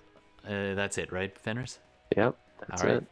Next up, yeah, so now it's Kragg. Excellent. Kragg. So I see this. First of all, because I forgot to mention it previously, as soon as my eyes flash, this rage becomes real, and I'm like hunched over like this, like almost a crouch the way that I'm like standing, and my brother is just like completely on my back, right? It's that whole like basically a horizontal back, so he can rest there and leave my hands free. And we see for the first time, I think, for everyone else here, or again, I think actually last time you ruled that it was invisible. This spirit, for the camera only, I guess, the spirit of my brother once again raises up above me, rising above, and again, you can decide whether or not that's visible or not. I'm gonna And say I'm just for like them, fugue state, not paying, like not thinking. I grab the rock, that just the broken chunk of rock that fell out from underneath me. I pick it up and I just go running for the bone devil. I jump into the air and just bring it down on them. Absolutely, make 2 attacks. I don't know what stats you want to use Is for it that 2 rock. attacks or 1? It's like a d6. There-ish, or however that works. D6? Cool. Yep. And can I do my normal proficiency, or is this like improvised and doesn't count? You can use proficiency, that's fine. It's a simple weapon. The simplest of weapons. A rock. So obviously it's not a lance, but it is a natural 20. That's a hit. And the rock in my hands glows red as it comes down on his head, and it explodes. Nice. And I'm going to roll. It's a d6? Yeah, 2d6. 2d6. Right. Plus 2d6. Your rage plus your other stuff. Plus my rage is 2, plus my strength I believe is 3. And then I'm also going to burn. That exploding was not me just doing flavor. That is my Eldritch Smite. Nice. Which I believe at this level is 4d8. Ooh. And of course, this damage is force damage, so it is not resistant to it. That's true, because it would only I'll roll that part second so that we can keep it separate. Yeah. Because the rock obviously isn't... Yeah. So that's the normal rock. And so then... it takes 5 from that instead of 11.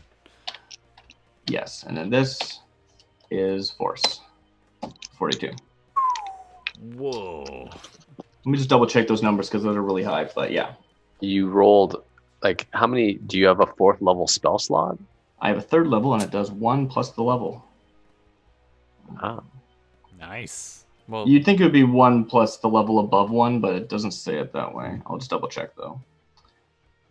All right, so I don't know if you've like been aware of the like build concept, because normally you wouldn't run a barbarian spellcaster because you can't cast spells, but I can use my spell slots as Eldritch Smite instead, which is not casting so a spell. You're a 5th level warlock. I am a 5th level warlock, 3rd level. That's awesome. And it becomes marked. The spirit on my back lunges forward and begins to like basically put it in a chokehold.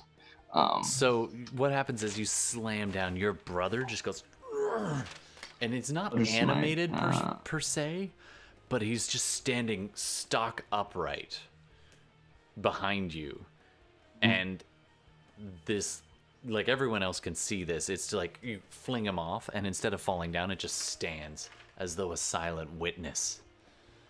And then it's psychic kind of thing. He's kind of grabbing at the Bone Devil. All right. And the Bone Devil is knocked prone. Okay, it falls off the wall. Says as long as the target is not larger than huge, it is knocked prone. So cool. That is now fallen down to the ground right next to you. But I'm out of spell slots. All right. So is it now the wolf's turn? It is. The wolf leaps off and follows him down, I'm guessing? Yeah, he's going to be like, "Brr!"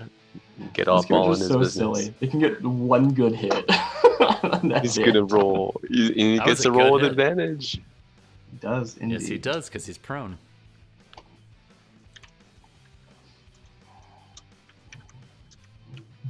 $42 damage from a rock. That's amazing. Yep.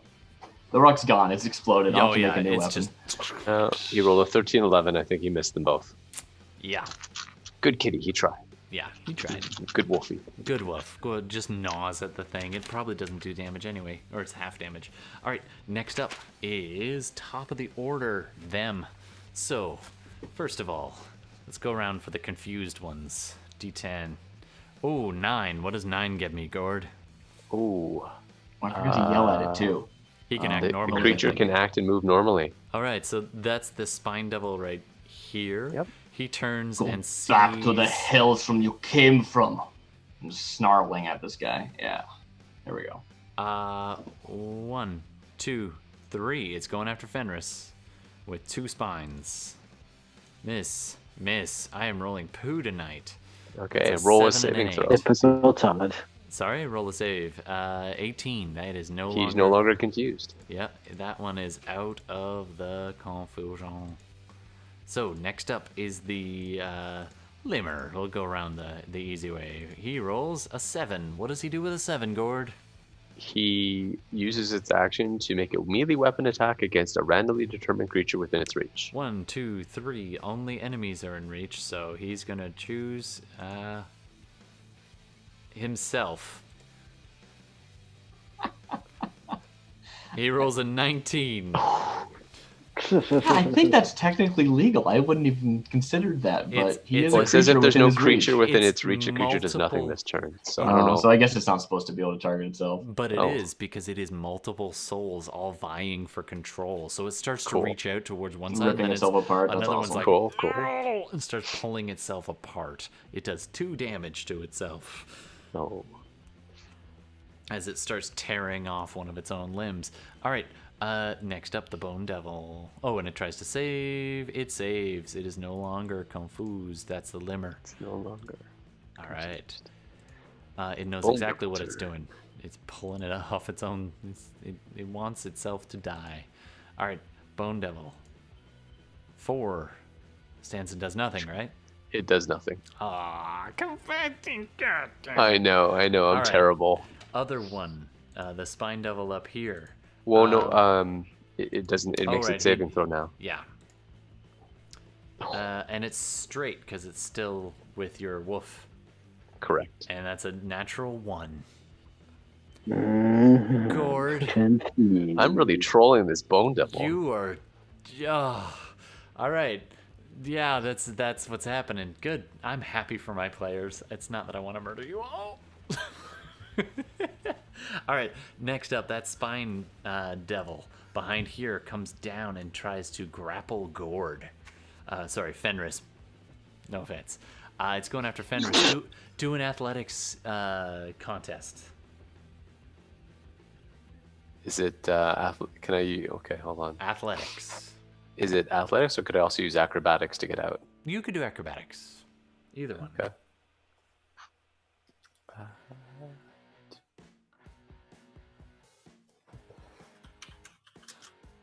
Don't bother. I rolled a 3. I rolled a 3. Oh, okay. What's your modifier? Ooh. You know what? I'm going to use a luck you point. and your damn lucky monkey. It's trying to grab at you with one I hand. rolled a 4. Oh, Still what- made it. 4 max though, right? Like that's Yeah. after Yeah, the acrobatics. 3 was the natural, so you haven't added your stuff. So Oh, okay. Okay, so yeah, it seems, gets you with a seems like we're gonna do 5. it. It gets you with a 5. All right, so it spent 5, 10, 15 movement getting to you. It's now going to grapple you, and it takes off into the air. So it is now going to do half its move up. Ooh. Nice. So it's only classic. it is now 15 feet in the air with you, as it Okay. flies pretty much straight up. As it's just like, "Ah, ah," and you speak Infernal, so you understand what it says. It's saying, "I will get the prize. My master will reward me." All right, next up. All right, next up is, I believe, Darmita. Did I miss any bad guys? Nope, that's it. Darmita. All right. I'm going to my hunter's mark is still on the Bone Devil. It is. And it's, although it is prone, so you have disadvantage on the Bone Devil is knocked prone, so you have disadvantage on ranged attacks. Unfortunately, that is true. True. Do it. Have faith in the dice. I'm trying trying to think, would I go after my mark or would I go after what's just taken Fenris? Because I'm right here. It's your so I call. can see. You were getting a disadvantage on the Bone Devil. It's kind of hidden in behind a bunch of stuff. You can clearly see just at your kind of 3 o'clock, you can see the Spine Devil pulling Fenris up into the air. And he's like, oh, oh. I'm saying take out the Bone Devil. Don't worry about me. Take out the Bone Devil. I'm trying to picture this, and with the wagon in front of it, I feel like I wouldn't actually have a shot. It would be very hard to hit. That kind of is part of the disadvantage. Yeah. Right, yeah. Oh, and there's a little dude like standing right in front of you as well, 5 feet away. Oh, that's true. That's true. Just forgot that guy existed. I mean, I know I did. Benkuhm has been trying to kill him. All right, I'll. How many feet is he in front of me? He is 5-10 feet away.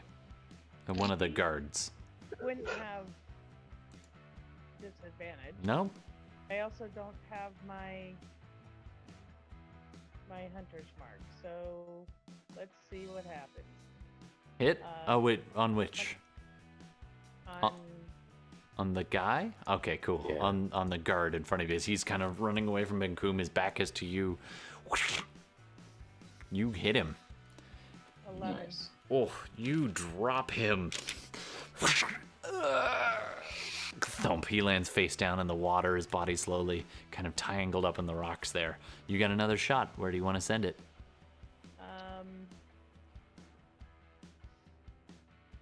I'm going to move.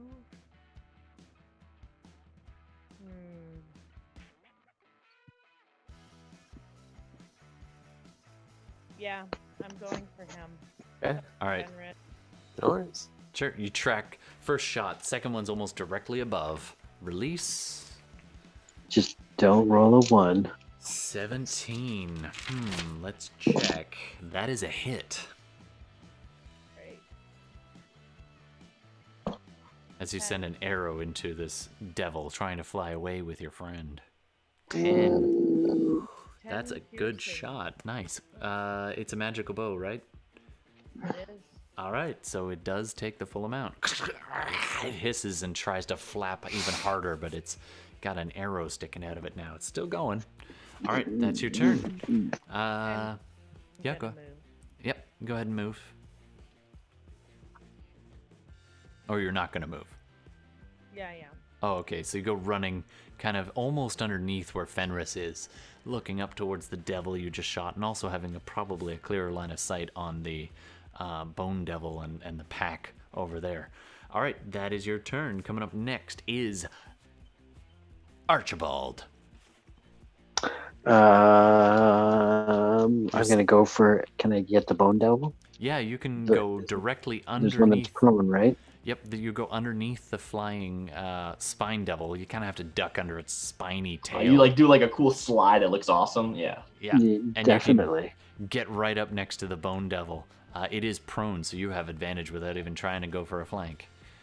And he's got nobody around him either, right? He does actually have within. Yeah, 2. he's got all his pals. Even if you didn't have Close. advantage, I'm adjacent, so you'd still Yeah. get it from me. Yeah. I'm also adjacent with my Oh, Direwolf. with your direwolf. Yeah. Yeah. That's true. That would count. Yeah. Sneak attack too, then. Oh yeah. Yeah, you get sneak attack. That is. He's got a pretty high AC though. So how'd you roll? Yeah. Oh wait, it's either 21 or 20 total. So 21 total 21 to hit is a hit. to hit. Yep, absolutely. So that is 460, 21, 24 damage. 24. Yep. Nice. Oh, it is. You're just. How do you? You don't kill it, but you stab at it with your rapier. With my rapier, yeah. So Yeah. it's not at all fancy. It's more like a smash and grab kind of situation where it's like slide under, no like style or whatever. Just trying to- It's just straight up. Yeah. Nice. I'm And gonna. then Nice. All right, you do hurt it. It only takes half damage. because it is a magical weapon. But it does do some damage. Nice job. All right, next up. Do you want to do anything else? Bonus action? You do have an offhand weapon. If you let me do offhand, I'll give it a go. Sure, you with could no, get at either the Actually, Bone no, Devil because again. I have my defensive duelist thing going on, so I really only Oh, have to stow my other one. Okay, that's cool. Next up. Benkuhm. It should be Benkuhm or Johannes. Yeah, Benkuhm looks at the body on the ground in front of him and just gives it one good thwack, thwack, thwack. Or two good smashes, even though it's already dead. Just piling on. And then he turns around to take a look at things and yelled at Johannes. He's like, "Do something!" into the dark bubble. All right, next up is Johannes. Johannes pokes his head up from on top of the rock next to Benkuhm's head. It just jumps up on top of there out of his own shadow, and then leaps up into the air, trying to get close enough to attack that flying devil that's taking Fenris. That is 5, 10, 15, 20 feet leap. So let's see if he can actually make that. I'm gonna say it's plus. Does he jump and kick off of like Benkuhm's shoulder or something? No, not off his shoulder, off his head. So he leaps off the rock with one leg, jumps. I don't think he can reach. Jumps both feet off of Benkuhm and makes a leap. He's got to go 5, 10, 15 feet this time. So, I don't remember jumping rules that well, but if he rolls real high, he can do this. If he doesn't roll well, he doesn't get it. Let's see. I'm going to say... Cool. Yeah. Oh, that is a 19 on the die, plus, let's say, 7 acrobatics. Okay. That puts it like at that, 26. Yeah. He gets in range to take a shot as he's falling. He doesn't get to stay there, but he gets a swing at the with both swords because he can do a bonus attack. Both scimitars at the devil that is flying away. The second one, actually no, both of those would hit. And so that's 10, 13 damage all in.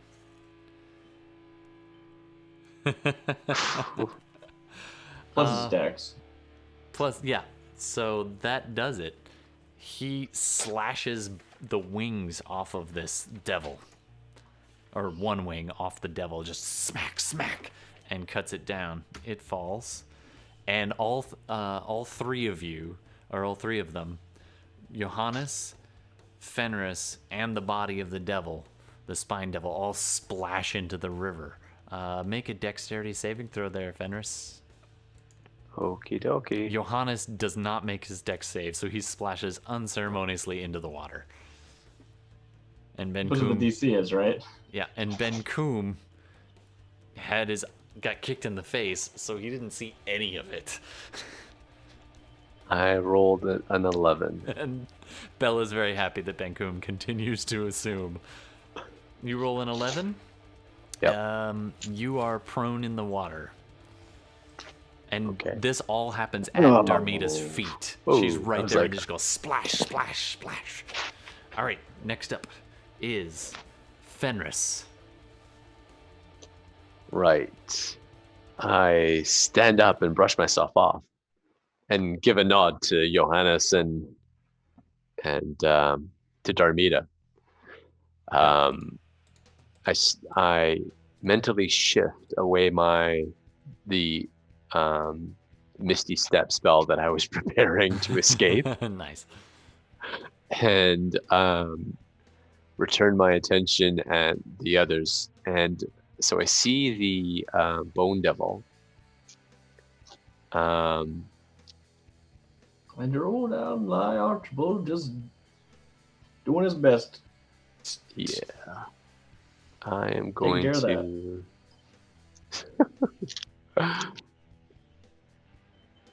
Yikes. Yeah, just fireball us. No. I have a new spell. And More suited for killing things that are immune to fire It is. damage. It's called Mind Spike. Oh, nice. And Alright. it is a concentration, so I'd have to give up concentration. It's a very silly spell. Yeah, but I'm gonna do it. So, going to cast Mind Spike at the Bone Devil. Nice. So he must straight roll because the wolf is still there, and he Right. has to make a Wisdom save or take 3d8. I have been rolling awful all night. That's a 2. He fails. Okay. What's the rider on that? You get to like know their location or something? I know or- their location, so they can no longer be hidden or invisible to me, Cool. Fair. which is good when you want to cast a wolf on them. Yep.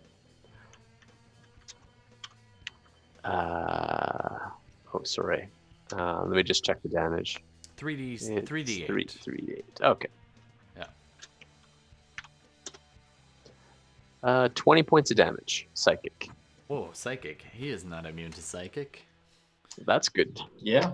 I was hoping so. I was getting annoyed at all these things immune to my fire. It hisses and like starts clawing at his own head for a second, leaving these like inch-deep gashes in its own skull, trying to like stop whatever pain it's feeling. And it looks up at you from on the ground and looks directly at you and says, "You are my prize." No. And it's no longer confused. No, it is not. So thank you for reminding me. Yeah, You you look at me. Nice, Kragg. All right, next up, it is actually Craig's turn. Yeah. I want to break his tail off. Yep, do it. I just grab his tail and break it off. What do you Okay. want me to do? Athletics. Okay, I'll take advantage on this from being rage. Ragey. That's fair. It's not a lot of damage, but I got a 19. he got a. I think that's a 10, so you win. Great. Go ahead and roll. I'm gonna say a D4 plus your strength mod. Cool. I'll do that. This thing is tough. It's taking a beating. Plus my strength, which is 3. So that's only 4 damage. As you grab it and just start pulling on it. Cool. Now I have the stinger, so I have a weapon. Oh, now. it doesn't actually break it off though. It's like twisting and bending Can and I- hurting it, but you can't get it right off. Okay, Yeah, not for only 4 damage. fine. Sorry, dude. All right, next up. Anything else you want to do? That was your. Yeah. And, like until I get an actual packed weapon out here, I can't do as much because I can only multi-attack if I'm using my packed weapon. So I'm That's kind fair. of at a disadvantage You're a right little now. bit nerfed at the moment. That's Yeah. fair. All right, that was your turn then, unless you want to move. No. Will you allow me that counts as an attack against the creature for the purposes of my? Yeah. So if you Ancestral have Guardians? multi-attack, yeah. Oh no, it keeps your rage up. Is that it? Yeah, it's definitely an attack. Well, it's not that it keeps my rage up. It's that my guardians will my brother will prevent them. They have disadvantage to attack anyone but me as long as I hit them. Oh, nice. Yeah, that totally counts. So it's not technically an attack, so I wasn't sure if it would count. No, that totally counts in this case. All right, next up, the top of the order. Hound of El Olmwyn. Oh, right. Yes, forgot about him. Sorry. It's going to try to nip at Bone Devil. Go ahead and make your roll. It does hit. It's half damage. 17. Yeah, Did it that. hit? You have advantage because it is still technically prone. Yep. So Yeah. go ahead and roll again. It is AC 19. Ooh. 21. That's a hit. Make your roll for damage, That but it a is hit. halved. Okay. 2d6 plus 3. Okay, so he takes 6 damage. Nice. Not bad. Good Wolfie. Good Wolfie. Oh, it is tough as nails, this thing, but it is showing wear and tear. So the part of its stinger is broken off or almost breaking as the barbarian warlock is just pulling on it. You're showing some wear and tear. Some of the bones are chipped or out of place or even falling off, but it is hissing loudly and still in a threatening way. All right, top of the order. So nobody's confused now. So that Spine Devil is going to do 2 attacks on Archie. Uh-oh. Okay. One of them definitely will hit. The other one does a 13. Is it a disadvantage? No, this is the Spine Devil behind. Oh, Spine Devil, sorry. So does a 13 hit your AC, Jay? No, what's your first roll? Because I'm going to use my reaction That would be... to up my AC. That, it might not... I rolled a natural 19, so it would be a 23. Yeah, you just got me then, yeah, for sure. All right. So you take 7 damage from the spine that does hit you, as the 4 damage is piercing as it jams into your leg, as it just flicks its tail and a giant spike flies off and jams into your leg. And then after a few seconds, it bursts into flame, scorching your fancy clothes. My leggings. Yeah, you did put a hole in your stocking. All right. That's good. Oh, yes, it probably will. All right, the limmer is also going to turn and start trying to pound away on you. Might not hit you. Is a 15 hit your AC? No, sir. All right, so it tries to thump you, and you just roll out of the way. There is a Spine Devil flying above you that is actually going to try to move away. Now, if you wanted to leap for... Well, no, it's too high up, so it doesn't... And it also has flyby, so it's not going to... It goes and lands on the wagon and turns, flicking its tail and lancing a couple of spines at let me roll a d4 to be fair. Yep, that's who I would have rolled anyway. So it lances 2 spines out at Fenris. Does a 17 hit your AC? It would, except shield. Eventually, you're gonna run out of spell slots. I'm just saying. Oh yeah. I'm down to 1 level 1. The second spine only was a well, 12. there's If other you ones. want a spellcaster to run out of spell slots, you gotta attack them more than once per day. Absolutely. All right, so that's its turn. Otherwise, it's fine. Next up is the big guy. He's going to stand up for half its movement, and then it's Sure. going to attack twice on the direwolf. Really? Will he? Okay. Really? He's a disadvantage if he does that.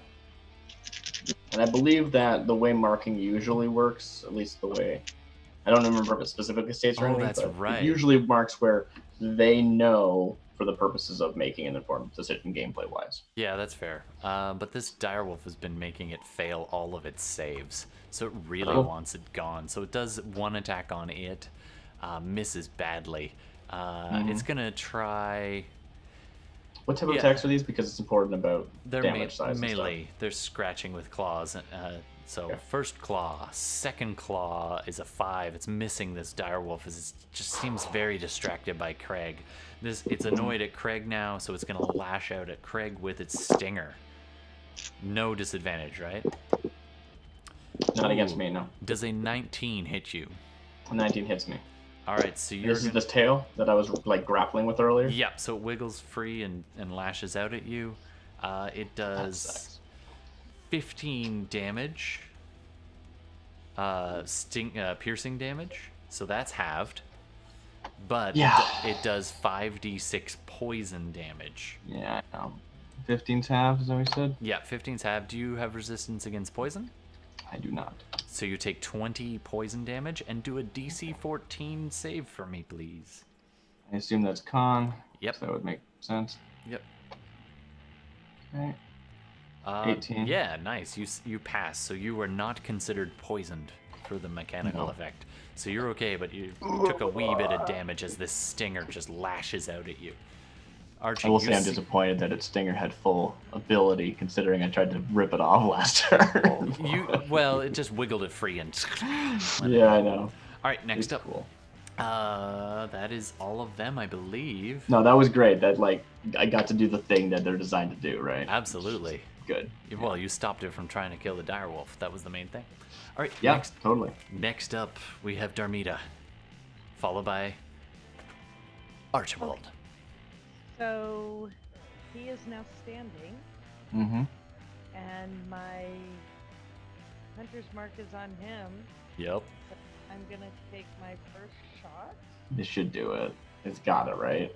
Going to use That after. so that's a 13 plus 7. 20. 20 to hit does hit. All right. Thank you to Johannes. Johannes. Did you get 2? Nice. 8. Yeah, he gave her another one. That's awesome. Me another one. So I still haven't used mine yet. 8 plus that's 10 for that attack. All right. It takes a nasty spike right through one eye, but it's just hisses and it's just seeing. There's this glare in the other eye still. Damn it. Second shot Put him in the other eye. actually goes wide and smashes against a rock next to him. With, I believe that's a natural 1, is it? Yeah. That is a natural 1. Yeah. All right. She's got a plus 10. It's gross. Yeah. All right. Anything else you want to do, Darmita? You are literally standing over Johannes.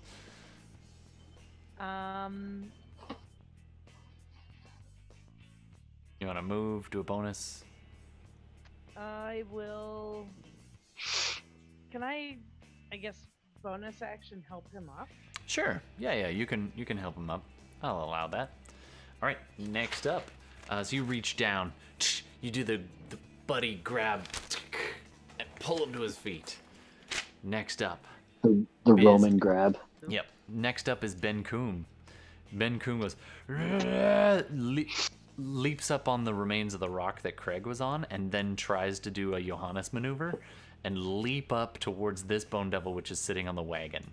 Just throw so the that is chain at 5, him. Come on. 10. Oh yeah, that's fair. Yeah.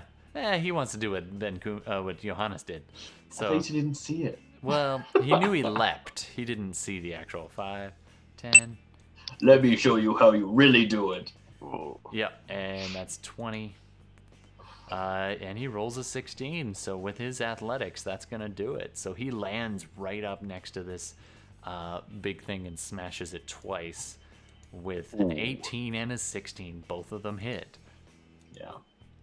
That's 18 damage plus stuff. And that Plus is strength twice, yeah. Yeah, so Yeah, that- it's smushed. That's enough to just wreck it, and actually part of the wagon as well as this beautiful black lacquered wagon, which is seen a few better days, and he takes a giant smash, and the And you two have never driver's seat met is each wrecked. other. That's the best part. All right, Oh. so that is, Value. that's Benkuhm's move. I'm gonna Johannes sell it. Johannes inspires Darmita with another inspiration dice, and then turns and looks at the lemur and insults it in a language that only it can understand. It rolls really well and just hisses back at him, and he feels bad. All right, and Benkuhm's like, "Do something!" All right. Next up is Fenris. Right. I stare back at the Bone Devil again, and I just hiss out, "Die!" and just I cast another Mind Spike. All right. What's the DC? 16? 16. He rolls an 18, so he's taken half. He's taken half.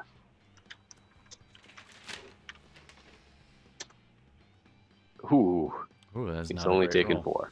He's taken 4, and he's just hissing, growling back at you, not even making any sense in any language, infernal or otherwise. All right.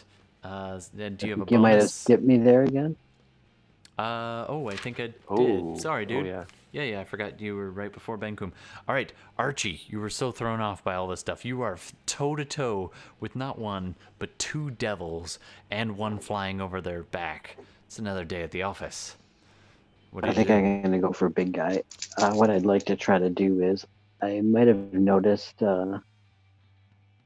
Darcy going for his tail spike, so I'd like to try to use like the beefier end of my rapier and try to use it down towards the hilt to try to hack off that tail if I could. Yeah, for sure. All right. So I'm going to say you duck underneath and around it to try and get a bit of a flank as you kind of dive between his legs. Roll anything for that? And pop up behind it and take a smash down with the sharper part of the blade of the rapier just towards the... Right towards the hilt. Like, Yeah, thick part. it's not used for that normally, but No, but that's okay. And I rolled a 1 on my attack, so there you go. okay, so here's something you're not going to like. Your rapier is not meant to be used like this, and it snaps. Oh, Oh. Dag. Time for a new sword, my friend. Yeah, well. Actually, well, you do have a, I know it's not you finesse, do have but a you, I longsword. believe, do have a cool longsword that you pilfered from the magistrate. That's Who true. turned out to be a Cambion, so that might be something. Well, I'll have my knife for now, and if I make my be in the back of the wagon, so It would be, yeah. All right, so any other moves you want to do, or just stay put? just get my knife out of the way. All right. And I'll disengage, I guess, as a bonus action. Now that's going to be a little tough because wait, disengage. Do you only go 5 feet, or do you go your movement? movement. You don't do anything. okay. It just means that when you move, there's Oh, no... That's good because attacks. you have 3 things surrounding you right now. So you just duck underneath again, back towards the wagon, around the big slogging mess of a lemur, and then around towards Yeah, the if wagon.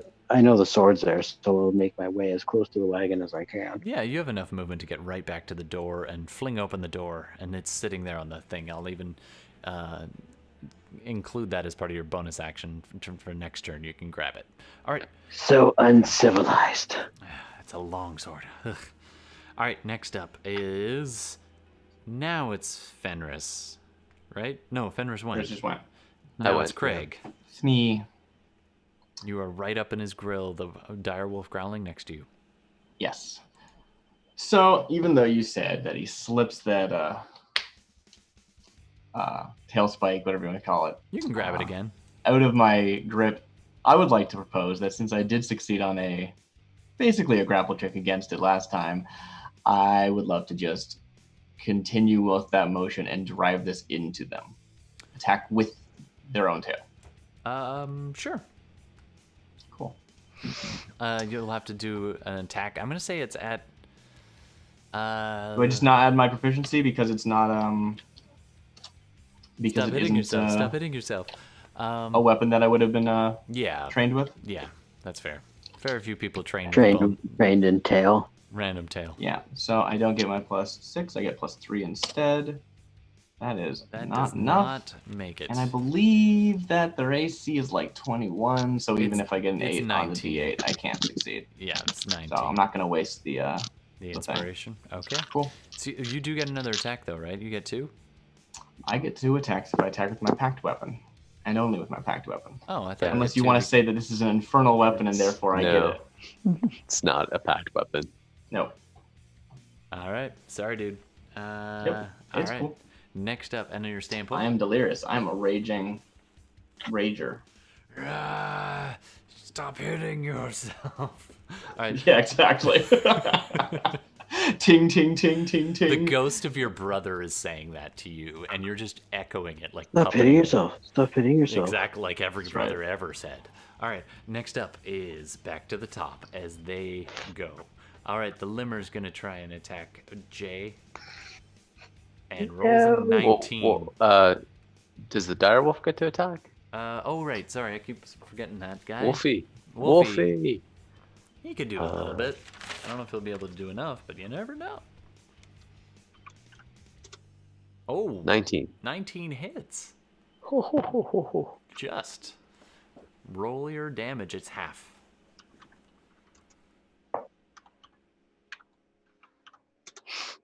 Ooh. 5 damage.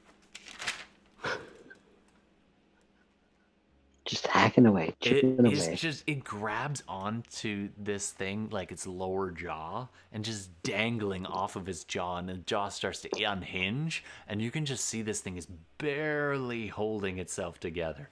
Like Oh. barely.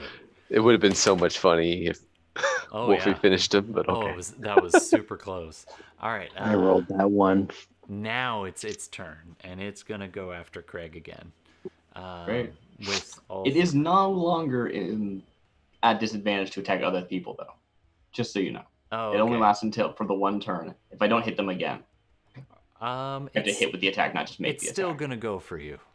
Cool. Yeah, go for it. I only have 20 health, as you can see in that health bar. You hear it saying from his distended jaw. It's just like, I want my lance back.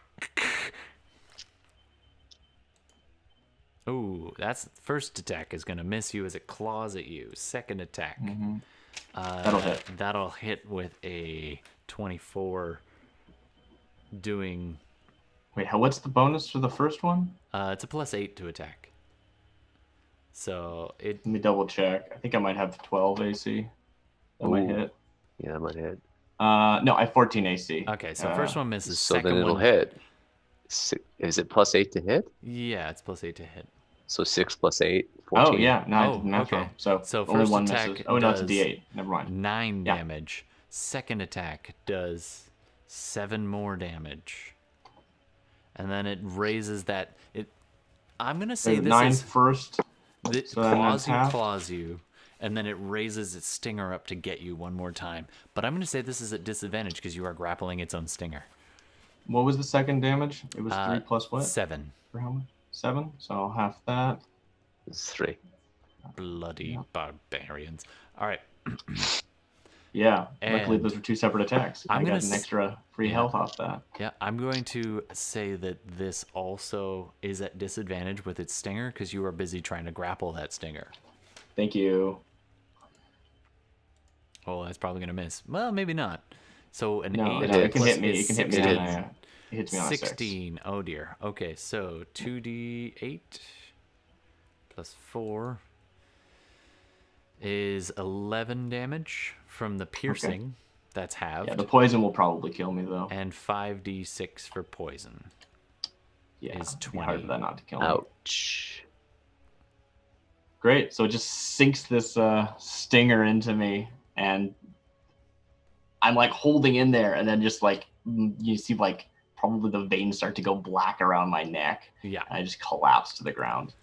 You fall down. Do a DC just because. DC 14 save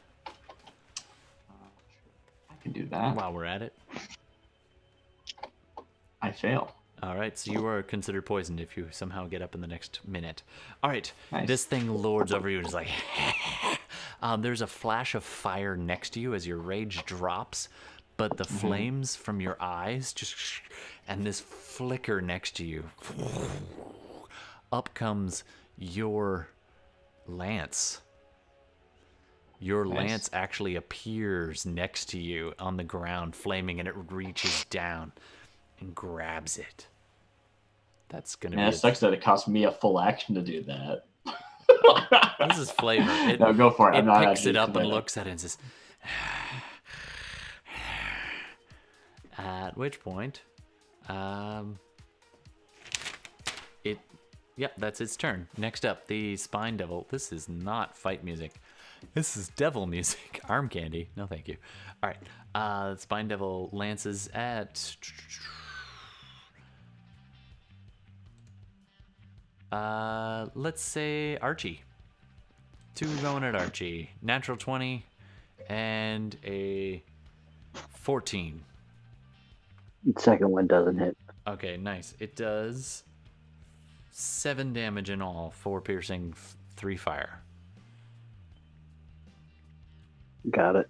All right, as another spine slams into your back and bursts into flame, the limmer spins at you and tries to just grab onto you again. That probably Like does new hit. rapier and new stockings. Yeah. It does grab you, and it's actually just going to try and grapple you to the ground with its bulk. It rolls. Oh, that wasn't. Wait, it was a 16, right? So straight 16. You can roll athletics or acrobatics to get out of its way. I will try acrobatics. All right, as this hulking mass tries to No. Yeah, I just got a bury 10. you to the ground. All right, it does. It piles on top of you. The stench is overwhelming, and it's just awful. Just awful. All right, that is their turn. Darmita. On deck, Archibald. Don't forget. Yeah. All right. I am going to take my first arrow to him. All right. Straight rolls. Ow. 23. That's going to hit. Let's see what this does. That's a 9 plus 6. 15. This arrow goes. You've already smashed out one eye, and the other one goes into the empty socket of the other one and just right out the back. And then the whole thing just shudders.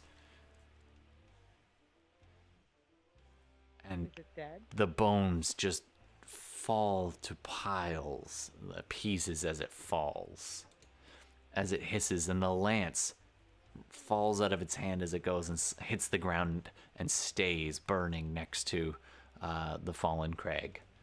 Nice. It is gone, as is Woof. All right. So I'm going to move to here. Okay, I'm going to bonus action, because I didn't use a bonus action before, true. to move my... Those guys are pretty weak, just so you know. That's okay. My Okay. hunter's mark over here. Okay, the I'm gonna limmer, yeah. take my shot. How many That's an different ways 18. do I pronounce limmer?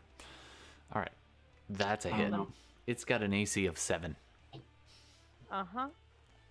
So let's just see what the hunter's mark does. It's 3 plus 8. That's 11. You drop it as it's reaching up to like clobber down on Archibald. You pin its own hand to one of its faces, and it sloshes down on top of him, and just slowly comes apart at the seams, just soaking Archibald in ichor and just filth, as it's just this horrible black rot. It's gone. All right, was that 2 attacks? You don't get a third this time, right? Not this time. That's correct. All right. Do you want to move? Oh, you did move a little. You can keep moving if you want to. How much more movement? I was here. So I was you've moved right about 10 next feet. So can I go? Let me just see. What was the DC on the poison con save? 14. Come to here. So does that mean meets beats if I get a 14? Yep. Yeah. So I'm you gonna wouldn't be poisoned. spend Yeah. Yeah, well, I just realized that if I'm knocked out anyway, I might as well use that Bardic Inspiration for that save. Yep. So I got a 4 on the die. I had Nice. 10 before, so. Nice. Okay, so you do pass. You are not officially poisoned, although you are still are dying. All right. Oh, yeah. That finishes Darmita. Archibald, you stand up. Just honestly, you're just covered in black ichor and goo. He's just like, it's not the first time. All right, there is a spined devil. Who's left on the board? Just one spined devil flying 20 feet up in the air. A good 5, 10, 15 feet in front of you and 20 feet up. I can try to throw my knife. Sure. Might as well. Might as well. Will sneak attack count in that with the swashbuckler thing? I think you have to be within 5 feet of You have them. to be within 5. Okay. We'll just go with the straight up D4 then. All right. Make your roll. This one has not been hurt yet. It's going to be 22 to hit That's a hit. for not much damage. Come on. Should be D4 5 plus your. 5 damage, yeah. 5? All right. Takes 5 as the dagger goes, and it looks up at you and hisses back. And it's halved because it's not magical, so 2. All right. Yep. You've got its Well, attention anyway. Now I'm moving for the sword to get that sword. Yeah, you just grab it from right next to you, actually. So you are now armed with a long sword, just a pile of black covered ichor. Next up is Benkuhm. Benkuhm slides down off, inspects the fallen horse, and tries to calm the other horse. It's okay.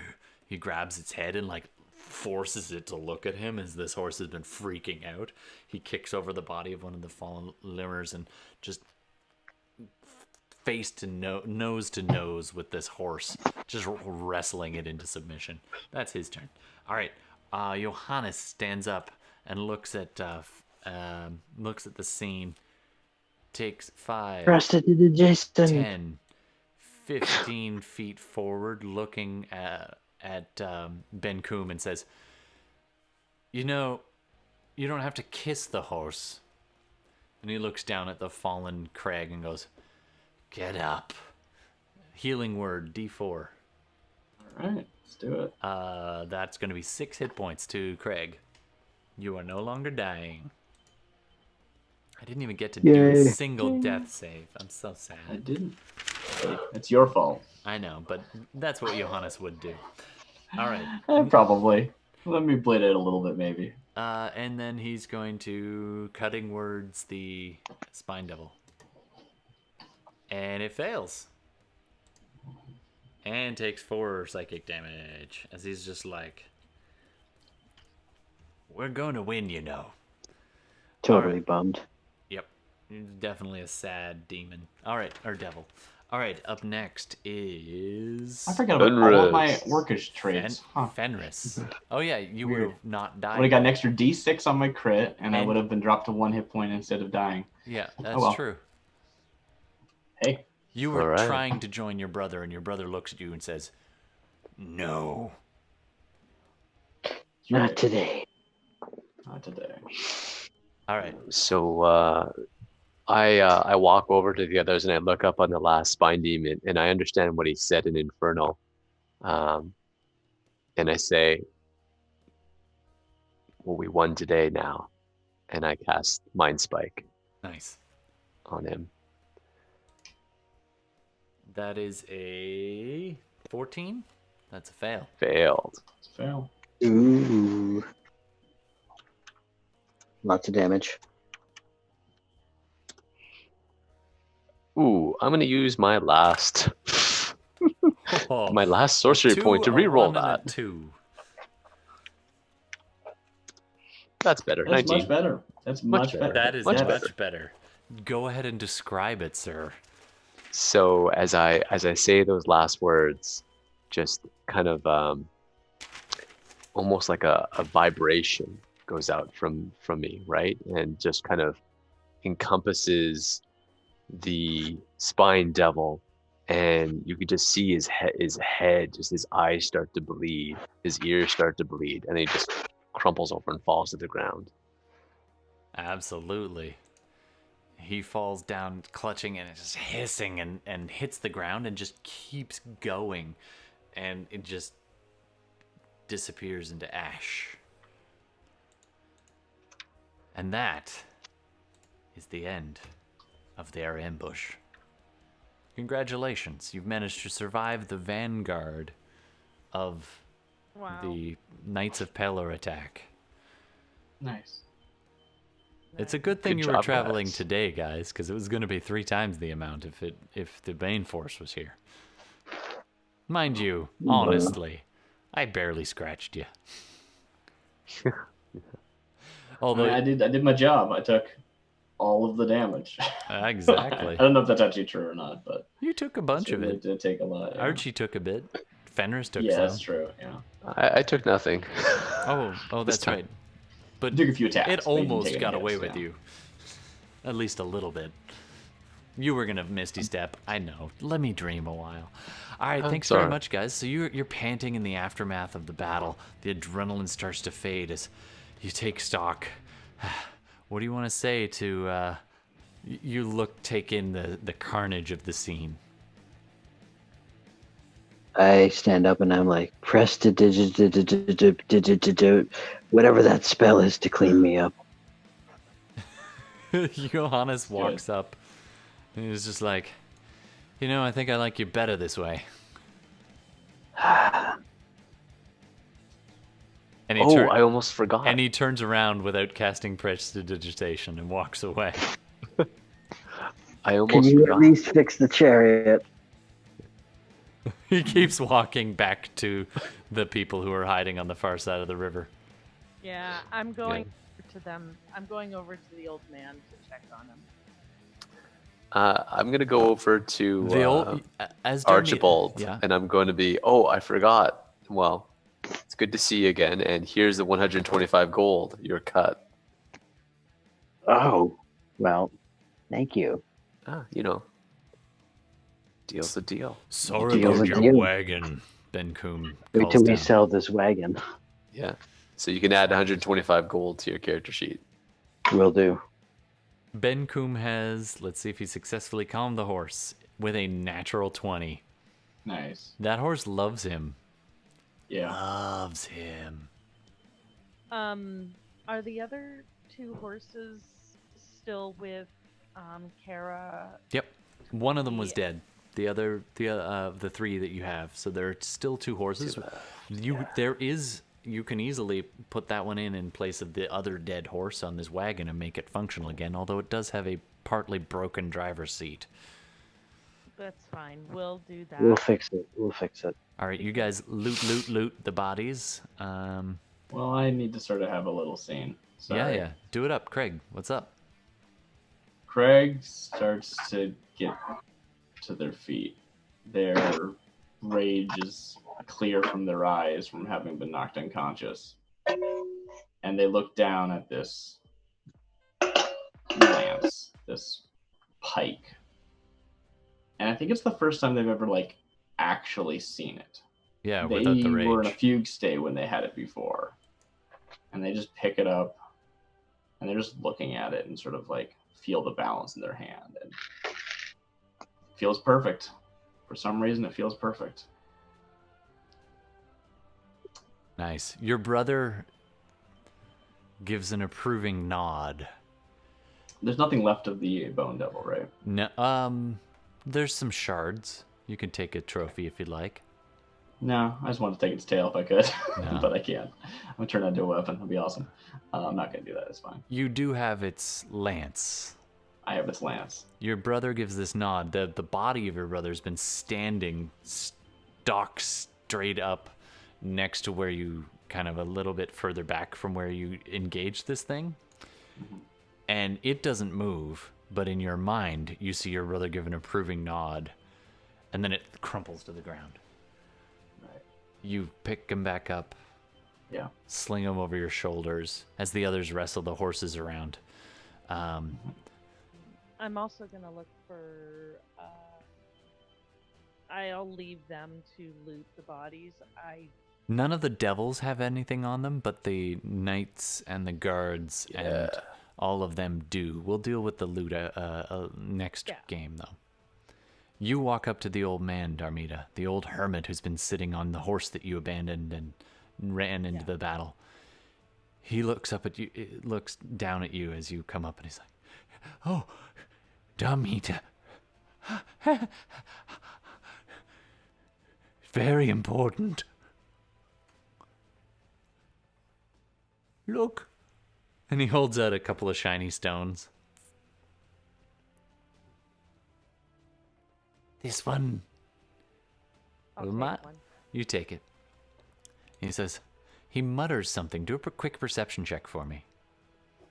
Okay.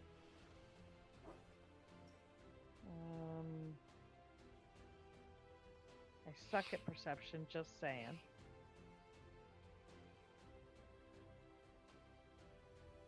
Yeah. 9. Do I have a D8? You Hold do. on. You can use it if you like. It's I'm going to wear using off it. anyway. Yeah. It's true. exactly. Oh, Doesn't help much. It only gets you 2 more, so it's to 11. He muttered something like, something about a door. And then he goes muttering on about the pretty rocks and how the river makes them smooth. Oh, the river Yeah. makes him calm. You guide him back to the wagon. You lash up the horses and put the two townsfolk into the wagon, into the back of the carriage. I think it's worth noting it's the only time any of these people ever see me gentle Mhm. or compassionate or caring in any way whatsoever. Yeah. With him, I'm, rubbing his back or his hand or whatever, trying to keep him, peaceful and like. He is visibly soothed by your efforts, and a lot of his mania slips away. He's like, "Oh, yes, I would like a nap. It's been a long 3, 4. Thank you." He climbs into the back of the wagon. Yeah. All right. And I'll go and try to rustle up some of my arrows. Yeah, absolutely. You guys get a bunch of crossbows if anybody wants a stock crossbow or anything like that. You guys can just pile everything in. Benkuhm and Johannes have the obligatory argument about who did what, and Benkuhm convinced that Johannes, why do we keep him? This useless dead weight. Can I ask a dumb question? Yeah. Can I break down the guy in plate armor to make half plate for myself? Maybe next round. I'll let you do essentially an armor check later. But Cool. Cool. I'll make a note to remember to do that. Yeah, do that. So you chuck that into the wagon. There's a lot of room in this wagon, so it's awesome. It's like an executive. It's like a limousine of its time. It's more of a carriage, fancy lacquered glass. Yeah. So if I know anyone's watching Kragg, they're just like very distant in their look with this sort of inspecting this. Benkuhm climbs up on the top of the wagon in the Ramps. driver's seat on the good side that hasn't been smashed, and takes the position of the driver, looks around, finds a top hat. Actually, no, he's got his wig of disguise, so he'll brush his head and like puff up his what's normally a headband and makes it into a top hat. And he looks down happily and is like, let's go. I'm going to spend a plot point. I'm going to walk up to the remains of the woman, the cult. Absolutely, yeah. And as I walk over to her remains, or ashen remains, I remember there is that some scene skeleton again there, yeah. when I was hiding and they were looking for me. And in the end, one of the farmers, the farmer that hid me, that helped me, she killed him. Yep. And I had to watch, and I was in a rage, silently fuming. Again, I had to watch, and I just looked down at her remains and smile. All right. You guys load yourselves into the wagon and the one outlying horse that you have, I'll take that. and we will pick up from here next time we meet. Thanks, everybody. Nice. Thank you, Todd. Good Thanks. night, everybody. Hey, I'm super glad, Right, Jay, you guys. managed to jump in. That's awesome. And thanks very much. It was a long haul. We went way over time. That was a 5-hour game. Sorry, people. Yeah, it was. So thanks very much for watching, Internet. And don't forget to check out our Instagrams and all that. Make some suggestions. We need a mom's name for Darmita, Nostriel. We need a town. No, town is named. It is now Nos Omelette. Thanks so much to Gemini Twin for jumping in. Oh, and hey, we got a bunch of other people. Rumplefugs. Thanks very much for joining us tonight. You got in at the very end. In fact, if you want to join our contest, you can do that too. Just do a recording of saying the Umber follow. de Sera, suba luna plena. Fica de corona de stella, suba luna plena. All right, so if you can record that and send it to our either Instagram or Twitter account or something like that, I'll splash that on the screen. You can get in the draw for an upcoming starter box for Shadowrun 6. Not that this is Shadowrun, but you know.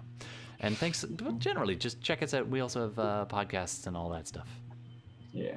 If you want to hear that played back, you can go find a link to Google Translate saying it. It's on my Twitter, which is twitter.com/theboyd. That's THEBOYD.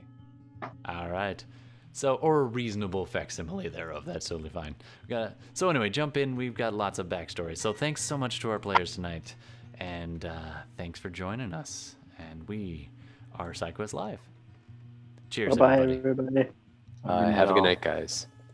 You've been listening to SideQuests Live. Thanks Okay, so much take it for easy, tuning everybody. in. We try to record all of our games as much as possible, whether that's Dungeons & Dragons or Shadowrun or another tabletop role-playing game. Just a quick side note about all the licenses and copyrights involved. Our music is all Creative Commons attribution music on our live stream video feed or YouTube replay or Twitch VOD. We always attribute each individual artist, so be sure to check out those individual artist attributions.